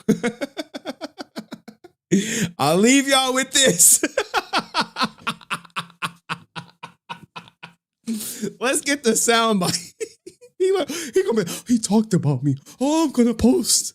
He's a bitch. Oh, shit. I'm going to post. My daddy's so awesome. He's so awesome. Blake claims me. He's so cool. Blake claims me. Blake claims me. My daddy's so awesome. He's so awesome. And if you're going to keep making YouTube videos about me, whoop-dee-doo. Whoop-dee-doo. All right, guys. Shrine is officially moved to Christmas. I hope you are there. I don't know when I'm gonna stream on Christmas, dog. I got nothing. I got nothing going on. I have my daughter tomorrow night. I got to put together that bike tomorrow morning before I go to the dentist, or it's gonna be problems if she wake up and she don't have that bike, because it's supposed to be like 50 degrees, so we gonna go bike riding. It's crazy. Call in. It'd be a call-in show on Christmas. Y'all have me all to y'all goddamn self on Christmas, dog. I got nothing. I got nothing going on, dog. I got nothing. I'll probably go to my sister's, probably drop off some gifts for my niece and nephews. But on Christmas, y'all want me to start early? I mean, I don't know what time y'all gonna be there. I know y'all got families and shit, cause me, my goofy ass, I don't got my daughter this Christmas. I have her tomorrow night, going into New Year's Eve. And then New Year's Eve night, she go back to her mama's. And then maybe I'll just stay up, drink myself to sleep on Christmas Eve. Go gifting Henry. Yeah, dog. I mean, it's the kids. I got my sister. I got her gift today. I really wanted to take off work tomorrow, but I got the work lunch, so I can't skip it. So, Christmas, I don't know what time I'm gonna start, but it'll go till it end. Everyone who want to come up can come up, talk about whatever. Got nothing going on. It's crazy how life work out, man. I'll be chilling. Someone was like, "Yo, what you gonna eat for Christmas?" I was like, "I'm gonna get a DiGiorno pizza tomorrow, and I'm gonna warm that shit up on Christmas. Make me some cookies, drink some beer, and chill out, chillax. Hopefully." But thank you, Answer, for fucking saving my ass. And yes, you can get an apologize. Hold on. Apologize, nigga. You can get an apologize. Oh, man. With my hands tied behind my back, and you watch the people cheer while you see me ready to go, hitting the bag. I'm bringing you up, and you're up. Must read Dino Thunder Power Up. What is Dino Thunder Power Up? Is that a book? I don't know, man. It's been a weird year, guys. A weird year for me. I'm not gonna get into it. You know me, I ain't talking about nothing emotional on fucking stream. Fuck all y'all. So y'all can clip me and all this other shit. Go Father. Yep. I got my daughter a 50-inch TV. A bike. She got the Tony boxes, so she got like a Tony quiz, and then she got Moana 2. And I believe that's it. I believe that's it. Yeah, that's it. Yeah, that's 100% it. That's a lot. Oh, and we going to like we got a big show we going to, and we gonna be in the second row that we go to every year. I'll probably get her a princess dress to go to the show. I usually get her like a princess dress every year to go to the big show that we go to every year. And she like, "We gotta sit in our front, Daddy." And I'll just be like, "Yeah, we gonna sit in our front, girl. We gonna sit in the front. We gonna have a good time. Me and her at the show." I'm looking forward to it. It's actually a new show. I don't want to say the name of it because I got stalkers and shit. They be like, "I'm gonna meet you at the show and shit," cuz like, no, yo, bitch ass ain't, dog. You just gonna post me. Post me more, you little bitch. Post me more, bitch. Post me. That'll teach me. The 1,000,000 posts will really get me to take the playlist down. Oh, yeah. So she gonna be happy. I mean, I spent a lot of money on her. She don't know that, though. She has no concept of money. She'd be like, "Oh, thanks for the bike, Daddy. Thanks for the TV, Daddy. Oh, thanks for putting that shit in my room, Daddy. Oh, Daddy. Oh," like, you should see my daughter, man. She'd be like all over me. Like, I literally can't get any space from my daughter. If I show you a video of me and my daughter, you'll see her just like this. I could just be like, "Oh, I'm about to take a nap." She'd be like, "What you doing, Daddy? What you doing? I want to lay on you, Daddy. Give me some cover, Daddy. Come on, Daddy. Move, Daddy. Move to the side, Daddy. Put on the movie, Daddy. Daddy this, Daddy that." What's a mini promo? I don't know. But anyway, Arrow stream, I'll hit you up tomorrow. We can set up some dates, some times. And everyone else, peace, love, happiness, man. I wish you guys the best. Hopefully I see you on Christmas. If not, I understand y'all got families and shit. At least you get to spend time with her. Oh yeah, dog. Like I'll spend every Christmas Eve with my daughter and every other Christmas morning. So next year I'll have her for Christmas Eve and Christmas morning. But I just told her, I'm like, Alma, if you good, I'm gonna have Santa come early and shit. She like, for real? I'm like, yeah, I'm gonna have him come early and shit. She's like, okay, I'm gonna be really good, daddy. I mean, I lied to you, but I'm gonna be good from here on out. I'm like, yeah, bitch, you better be. But you remember waking up to Super Nintendo? Dog, I'll tell you this. I remember my aunt, I almost said her name. Rest in peace to my aunt. Like, my aunt and my grandmother on my dad's side used to go above and beyond for me and my sister. And I remember when they got me a Super Nintendo, my aunt will always hide the Christmas gifts behind like the couch in the guest room or whatever. And when I went back there, I saw that Super Nintendo. I was like, oh, I'm getting that shit tomorrow. Oh, shit, boy. Blah, blah, blah, blah. Oh, man. Oh, man. One of the best moments, man. Getting that Super Nintendo. And I think that's when Street Fighter 2 and Mortal Kombat was out, dog. Mortal Kombat 2, maybe. On Super Nintendo. Oh, man. With Killer Instinct 2. Oh, man. Oh, dog. Bro, those are some of like the best memories I've ever had in my life. Because, you know, we were poor and shit. We were actually living in like a very bad neighborhood where I got robbed for like $5 in fucking food stamps and Kit Kats. I was just like, what the fuck, dog? Like, you just like, damn, did I really just get robbed for $5 in food stamps and Kit Kats? I sure the fuck did as soon as I came out the store. It was fucking life, man. But I had a Super Nintendo. And I would play it. And I would be really good at like Mortal Kombat and Killer Instinct. I used to play with Orchid and shit, dog. Sub-Zero. Street Fighter 2. I used to always pick Ken and shit, dog. Man. I felt that way about Jarby Dreamhouse Light Up. Shit, everyone got that toy, that quintessential toy. Like when I got that Super Nintendo, I was like, holy shit. And then my other cousins got it too, but they was rich. They was always getting that shit. But you know, we were poor. So my grandmother, rest her soul, would always make sure that we had like a great Christmas. And then my aunt, when my grandma died, would keep it going. And shout out to my aunt, when we didn't have like shoes and shit, she would come to the fucking projects like way down the way and take us to get shoes. And I would be like living in the projects wearing like some brand new Jordans for school shoes and shit, dog. That shit was wild. Like pants dusty, shirt dusty. Jordans are fresh. And I had the black, it was like the black Bunny 8s, dog. They were like black and teal and shit, cuz I remember that shit, cuz, man. Whew. Y'all be taking me back. I really don't talk about my life like that, like in my day to day.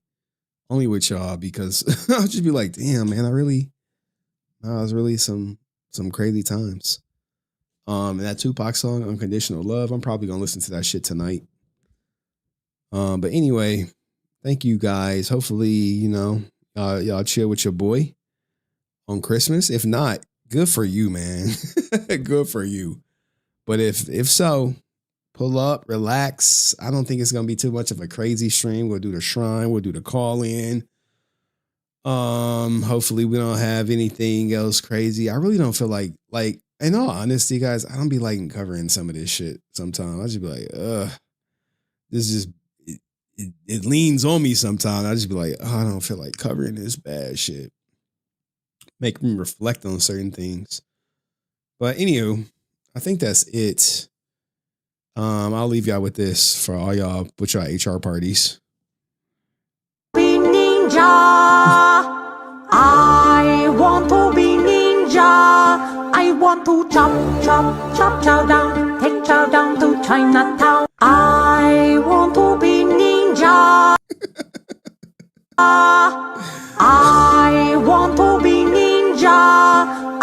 Bro, I'm so happy I don't go to like company parties with alcohol and shit, dog. I only go to the holiday parties I'm like, I have to make an appearance at. So, anywho, peace, love, happiness. Enjoy your time with your loved ones. I'll see y'all on Christmas, which might be my last stream for the year because that week after I got my daughter every goddamn day.